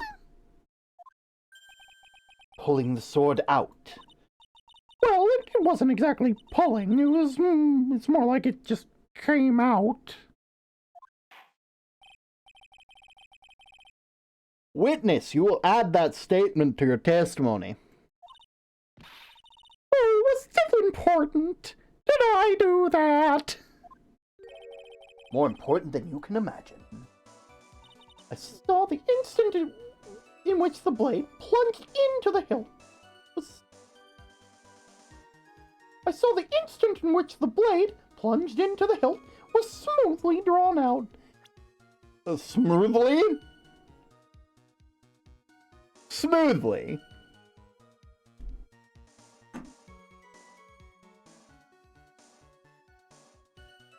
No. The fucking lie. Sister Bikini, you are a reliable witness. At least I'd like to think so, but there's so many contradictions here. What do you mean? You make me sound as though I'm a liar! But you're a handsome young man, so I'll forgive you. What contradiction are you talking about? In the scene where the witness claims to have seen, the weapon was thrust up to the hilt into the victim. And furthermore, the killer withdrew the weapon smoothly from its body. However, both of these are complete impossibilities. What do you bet? Ah! Explain yourself. I don't know what that was. Ah. To start with, do you think it's possible to stab someone to the hilt with this? It barely even has a hilt. No matter how I look at it, she doesn't seem strong enough for that. Doesn't appear? What meaningless dribble. I too may appear to be weak and frail, but I can crush men under my heel and make them weep, should I so choose. Yeah, someone's into that. The objection stands. I wept a little back there, I must admit. That isn't the only issue here. If the sword was truly stabbed into the body up to the hilt, well then, just look at the branches on it. It certainly couldn't have come out smoothly. We also have the problem of the amount of bleeding. It's true that when the blade is left in the body, it acts like a plug of sorts. However, when the weapon is shaped like this, it's an entirely different story. The wound would be too large for the blade to completely stop bleeding. That's nothing more than conjecture. In reality, the victim was stabbed with the Shichishito. Even a weapon of this nature may still sometimes slide out smoothly and may still sometimes stop the blood loss. I'm not finished. There's still one more conclusive contradiction. You've still got more? This one is simple. If this sword really was thrust all the way to the hilt, then why is there blood only on the tip of it? Ah! If the witness is telling the truth, then there should be blood along the entire length of the sword. No! Order to draw! Bravo, Miles Edgeworth. Raising this many contradictions from a single piece of evidence. All the other attorneys I know could maybe manage one, if that. But what does it all mean? You have proven contradictions regarding the murder weapon, but having come this far, there can only be one answer. And that is... The weapon used to kill the victim was not the Shichichito. What? Yeah, what? A foolish idea born from a foolish mind of a foolhardy foolish fool. She said the thing! She said the thing! Let's examine this again. What was it that made us think this sword was the murder weapon? Well... it was the fact that Mr. Gami was holding it. Exactly. However, if you reflect on this, that is the only basis we have assuming such a thing. The impression left by the scene was just too strong. That's what influenced us. It influenced us to believe that the Shichichito was the murder weapon. Order! Order! Ah! So maybe the Shichichito is not the murder weapon. Even if that's the case, it changes nothing, Miles Edgeworth. The sister here saw everything. She saw the defendant stab the victim with a sword-like object. That is true. Your response, Mr. Edgeworth?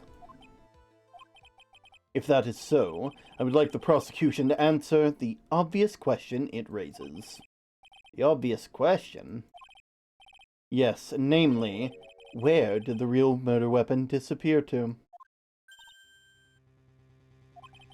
It goes without saying that the police searched the main hall and the surrounding area.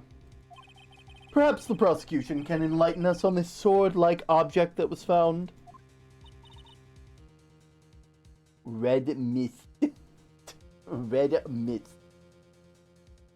That's... Answer the question, Von Karma. No evidence of that kind was found. Another mystery to throw into the pile. A trial without a murder weapon is a tricky beast. Excuse me. Could I say something? I just remembered something, actually. What is it, sister? I was just thinking, it's possible, you know, you can correct me if I'm wrong, but that's just maybe what actually happened here. It was just over there. What exactly are you talking about here? The murder weapon, I mean, maybe. I think I might know where the sword was disposed of. You what? Well then, I think we need to hear the testimony from you one more time, sister. Impossible! What else could this old woman have seen? Location of the weapon. I saw the murder weapon around 11 p.m. But ads have started, so we're not going to continue with that. Oh my god, welcome to the ad zone, where ads get played, and we just stop everything in our tracks, just to continue, you know? I hope you all are having a lovely time.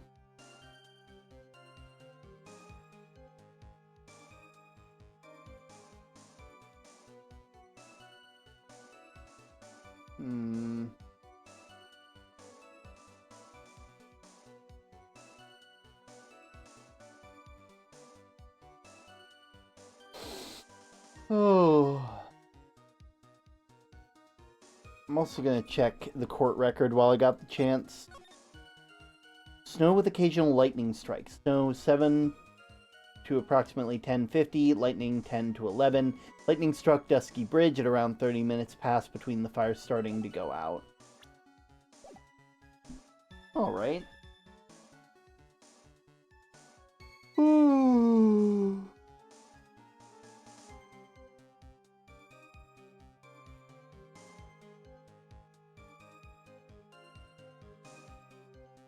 Let's see.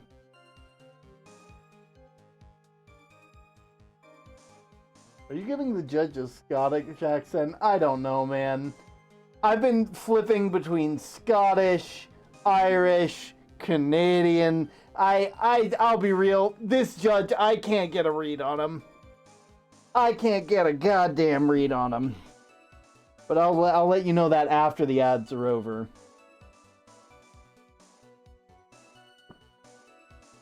Oh.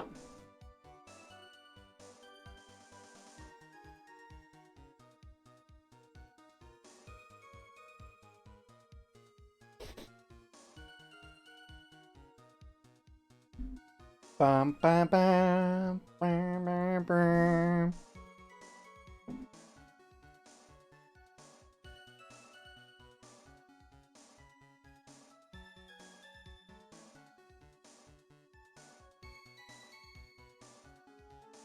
Hello, Yonk. Warg. Hello. I hope you're having a lovely, lovely time. We're having fun. Twitch. Hello. Hello. I hope you're having a lovely day, as always. I am free. Freedom from the ads. But yeah, you were asking if I was giving them a Scottish accent. Not intentionally, obviously. I have been all over the place with their accent, and it's like I've done I've Scottish, Irish, and I think a bit. I've been trying to do Canadian, but it keeps slipping into other ones, and it's just like, oh god.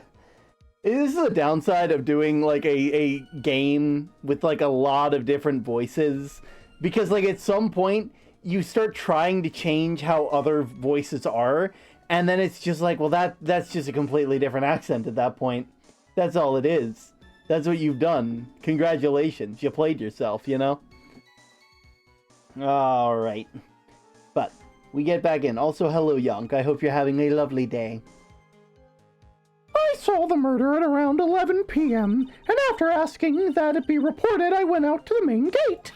And there I saw tracks that had been indicated the snowmobile had been used. It takes 15 minutes to walk to Dusky Bridge, but less than 5 using one of those.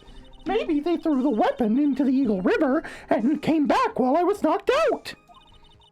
Iris could have done that. She could drive a snowmobile after all.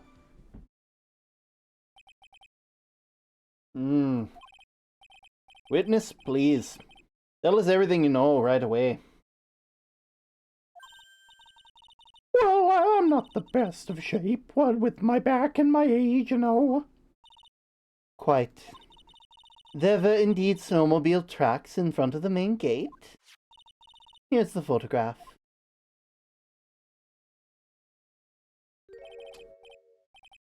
Snowmobile, eh? I see. Well, it certainly is an interesting theory. The tracks begin in front of Hazakura Temple and run all the way to Dusky Bridge. All the way to Dusky Bridge. That solves those pesky little problem. Yes.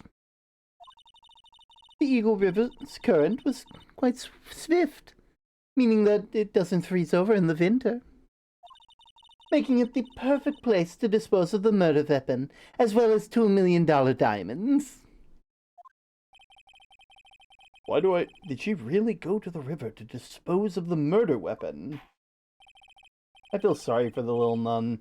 Yeah, because, like, they are trying to help. Like, they're not actively trying to stop or convince other people. Like, they don't want to believe that the person that they saw is the murderer, but they also don't want a murderer to get away, you know?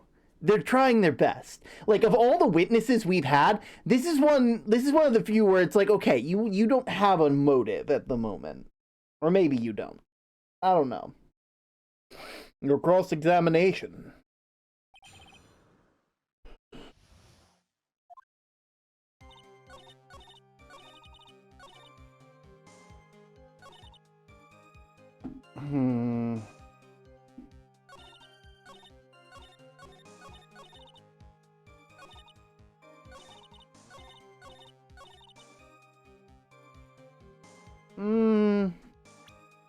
Could they, though? Could they? Because if I see these tracks, it's... Do you guys see the problem? Because I do. There's a set of tracks where they lead to the snowmobile. But if that were the case, there'd be another set of tracks leaving that, like, crisscross with this one, you know? Like, there would have been some other set of tracks from where it was parked. Like, this is, you know... The tracks I'm curious about are the little footsteps, you know? So, I admit this photograph proves something. It proves that the snowmobile was used in the night of the murder. You've finally accepted the inevitable, it seems, Miles Edgeworth. However, if what the witness says is true, then why is there only one set of tracks? Well, obviously, Miles Edgeworth, that was where they carried you.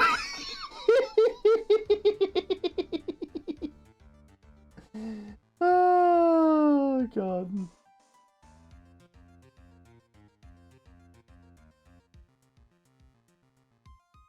Oh, God, that's good.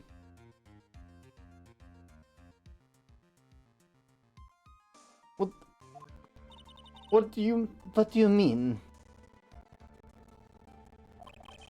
Iris left Hazakura Temple and threw a weapon into the river and then returned. If this were the case, then naturally there would be two sets of tracks in the snow. From them heading out from the bridge, and for those from coming back. Oh, you're right! You are forgetting one thing, Miles Edgeworth. On the night of the murder, it was snowing. The tracks leading to the bridge were erased by a snowfall. This removes your precious contradiction now, doesn't it? I see. I see. Well, if he was stopped at the river, the snow is stopped. Even just the return tracks in the snow. What do you say now, Miles Edgeworth?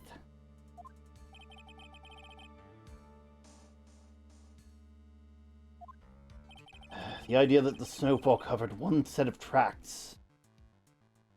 Nope, there's a contradiction.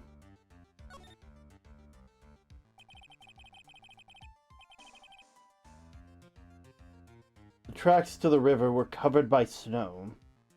What a nice theory. However, Miss Von Karma, that is impossible. Would you care to explain? Why, there is a rude index finger currently pointing in my general direction. Well, I could give you the other finger, but you know how Father always was about that. Thank you for the care package.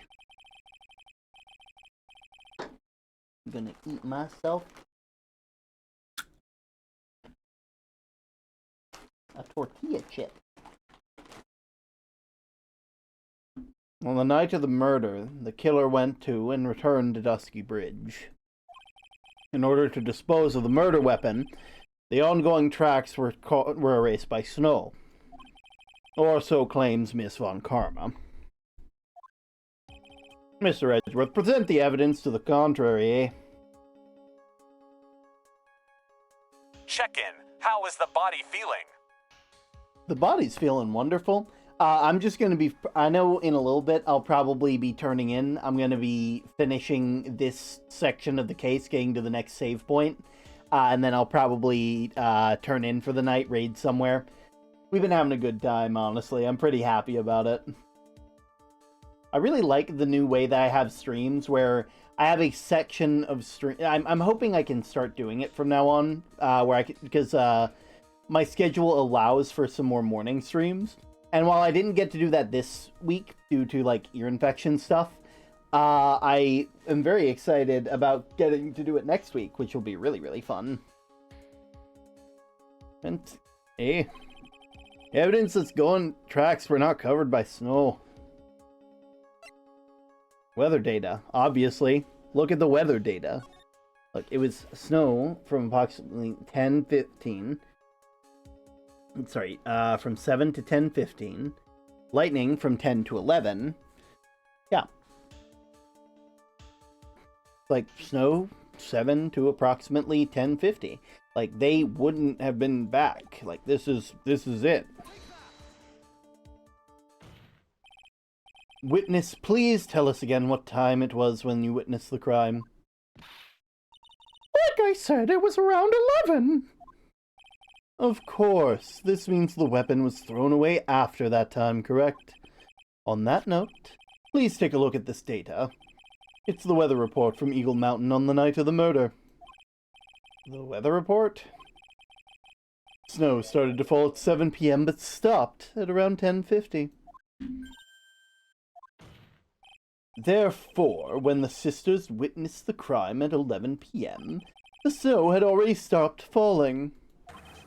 It is impossible for any tracks made after that time to have been covered up.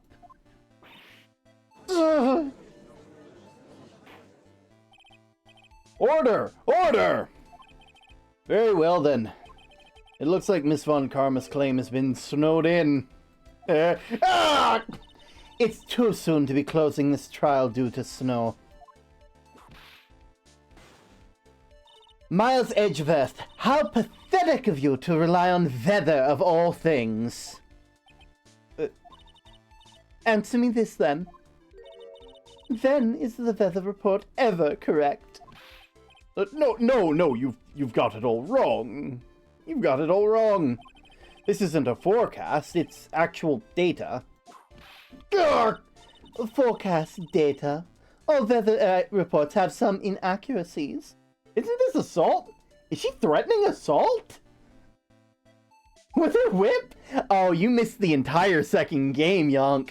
This fucking person, Von Karma, they've been doing this since the second game. And they're only here because Edgeworth is being defense attorney for Phoenix at the moment. Because Phoenix is currently sick in the hospital because he ran over a burning bridge that collapsed and dropped him into a river in the middle of fucking winter.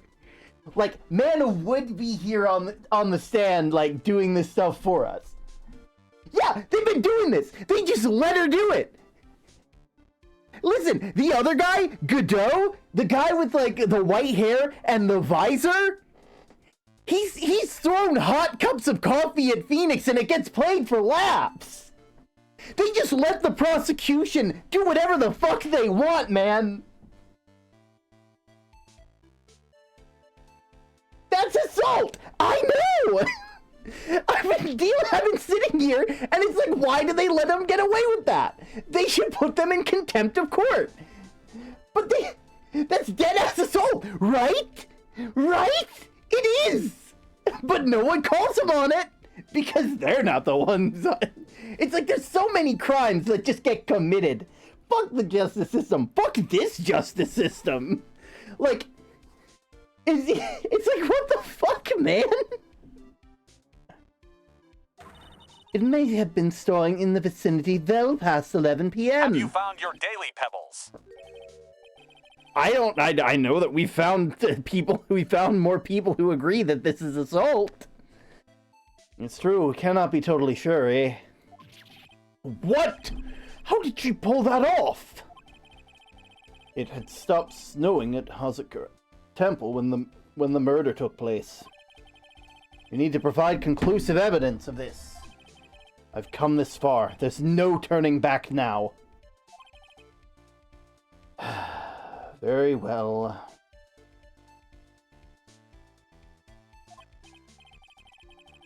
I, too, cannot allow any doubt to remain concerning the testimony. You can't back down now, can you? Such a perfectionist, Miles Edgeworth. Also, I'm gonna note that fucking Von Karma knows Edgeworth and grew up with them because both of them had the same, like, father/adopted father who was a fucking asshole. Like, let's be, like, there's, like, a whole thing going on here. It is insane. The dynamics between these characters that you learn as the trilogy, like, continues, is honestly fucking insane. It is crazy. Mr. Edgeworth, where is your evidence that it had already stopped snowing when the victim was killed? No, it's not going to be on the temple map.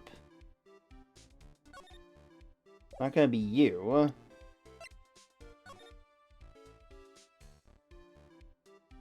Oh, yeah, this. Yeah, that works. Ultimately, it all comes down to one point. That being, whether or not it was snowing in the courtyard when the victim was stabbed. That's right, but proving that is incredibly easy. If we want to know whether it was snowing or not, this photo will tell us everything. Of course, I'm referring to the photo of the crime scene. As you can see, everything is covered in snow, with just one exception. And that is the victim herself, Miss Elise Dunham. Why is there no snow on top of her? The answer is simple. It had stopped snowing when she was killed. That's why. In other words, if the killer really did go to Eagle River to dispose of the murder weapon, then in the photograph there should be 2 sets of tracks!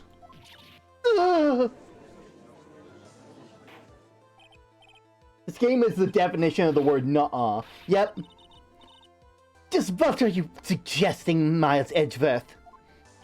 To be honest, I'm not entirely sure myself, but this is simply what all the facts point to. That night, someone used the snowmobile to leave Hazakura Temple. From the tracks left, it can be understood that they were heading for Dusky Bridge. At that time, it was still snowing. Of course it was, because these tracks were erased by snow. Then, when that person returned to Hazakura Temple, the snow had stopped. Thus, the return tracks remained.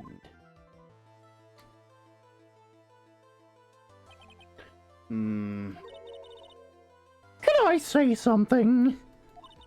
This all sounds a bit fishy to me. What does, sister? There is only one key for the snowmobile. Let's go. Care package. There we go. Beep stretch. Why the fuck is her name Bikini? Because her name is Bikini. Keep up.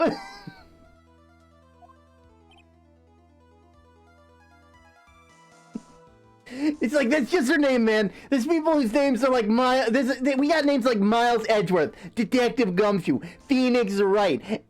We got Don Tigre. We got so many goddamn names. We have one person whose name is was like damn. There's so many goddamn people. Like, everybody's name is a pun, and I don't quite know some of the ones in this game. I don't quite get the puns in some of these. But their name is Bikini Man. Just something you gotta deal with. Furthermore, on the night in question, we know the defendant had it. The key was found in her room after the murder. Which can only mean that night, Iris used the snowmobile to go to the inner temple. But Iris said she never went there. I should probably press on that point some more when I get the chance. The snowmobile can't cross the suspension bridge, so she must have left on the Hazakura side of the bridge and crossed on foot. That sounds right. But what's odd is, when I left Iris and returned to Hazakura Temple,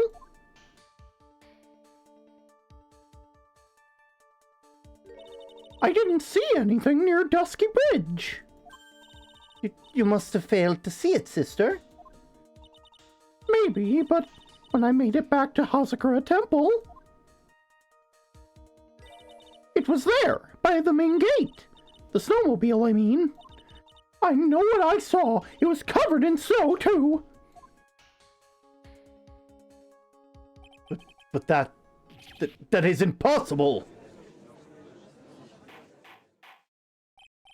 Order! Order! Order in the court! What does it all mean? So then what was the snowmobile used for? It wasn't taken by the defendant when she was in the inner temple. If it had been, then the witness couldn't possibly have seen it by the gate.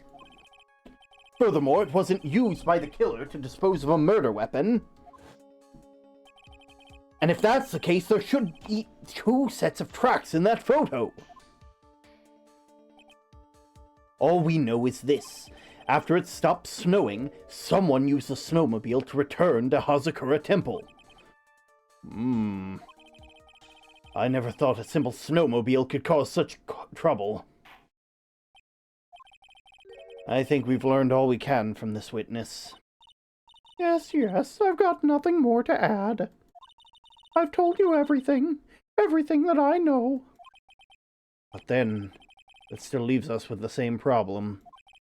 If only there was someone, a witness, that could testify to having seen a snowmobile. A witness, huh? Was there no one out walking, perhaps near Dusky Bridge on that night? I don't think it's likely. It was cold enough to freeze your ears off, and trust me, I know, I don't have them anymore! Only an idiot would wander in that! Unless they had something really important to do. Well, that's a shame. That's a shame. Hold on. Something is coming to me. An idiot may well have gone wandering out in the subarctic night. Your Honor, actually, there just might be one individual who may be of help to us. Really? You know of someone who might have seen the snowmobile on the night of the murder? Accent. I don't know for sure if he saw it or not, but there are 2 things about him that do come to mind. Which are? First, is that he saw something incredible on the night of the murder. And the second being, this individual that I'm thinking of went wandering outside on that cold night. In other words, he is our kind of idiot. Mr. Edgeworth. Who is this idiot you're talking about? Obviously, it's Phoenix Wright. No, okay. So we got I'm just going to quickly go through all the people in this goddamn case so far. We got Phoenix Wright. We got Dick Gumshoe. We got Maya Fey. We got Pearl Fey. We got Godot. Godot hadn't even shown up for this case yet. Bikini, Elise Donham, Iris, Larry Butts, and Franziska von Kama. But yeah, Larry Butts. Come on, man. This guy must be the product of Jean-Luc Deludec's Guide to Obnoxious French Painting. God, that's Larry Butts, a disciple of the victim Elise Dunham. Her student? Interesting. And why was he wandering about outside on the night of the murder? Plink. Plonk. I could tell them about his design for Iris, but it may cost us his credibility as a witness before I even call him. He is, after all, an artist. He was perhaps searching for something in the snowy scenery that would move him, although I cannot guarantee that this is the reason.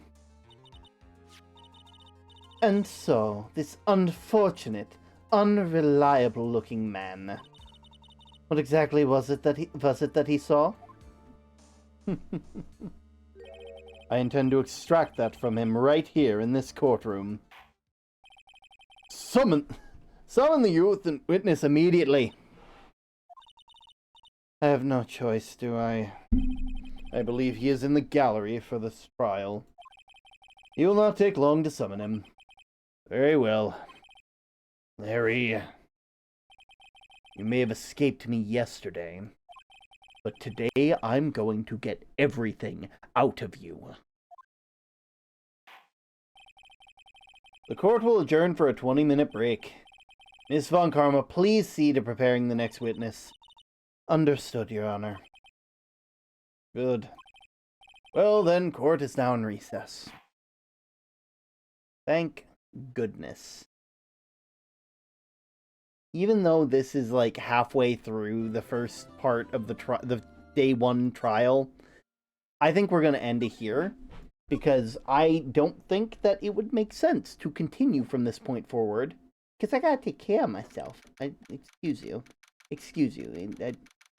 I'll be right back. Okay, I'll see you guys shortly. Bye.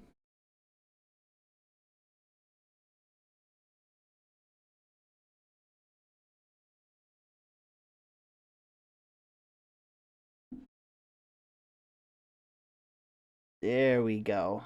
Hello, hi. Oh, that was fun. That was really fun. I hope you guys. Oh my word! Why do I look like this? Oh God. Okay, that's better. That's better. I hope you guys all had a lovely time. Let's go ahead and find someone to raid real quick. This shouldn't take too long, thankfully, because we got we've been having we had a fun time. We had a good time. There's probably a lot of cool people who are currently open to raid. I could raid Voxelotl. That wouldn't be too bad. Let's see. There's Cow. Ooh, Jelly! Jelly's live! I didn't realize Jelly was live. Well, we're gonna have to raid Jelly. I haven't done that in so long. Let me just go ahead and raid Captain_Jellyfish. Yeah, Captain Jellyfish. There we go. And with that all being said, that should... pop boop. Yeah, there we go. All right. As you all well know, it was wonderful having you here. I'm going to go ahead and ship you guys off. If you guys do want to check out, where I am elsewhere, you can check out the socials. I recently, I've been, doing a lot of stuff on Blue Sky, so you can probably find me there. I have some new merch, specifically a really cool cable knit sweater, like a custom sweater that I recently finished making, which looks really cute and sweet, and I'm really happy about it. And if you guys want to join in on the fun with the rest of the community, be sure to join the Discord. We're always having more fun. We're always doing some cool stuff. There's a couple fun things that you can do. You can see whenever we go live. And with all being said, well, thank you so much for watching. Later.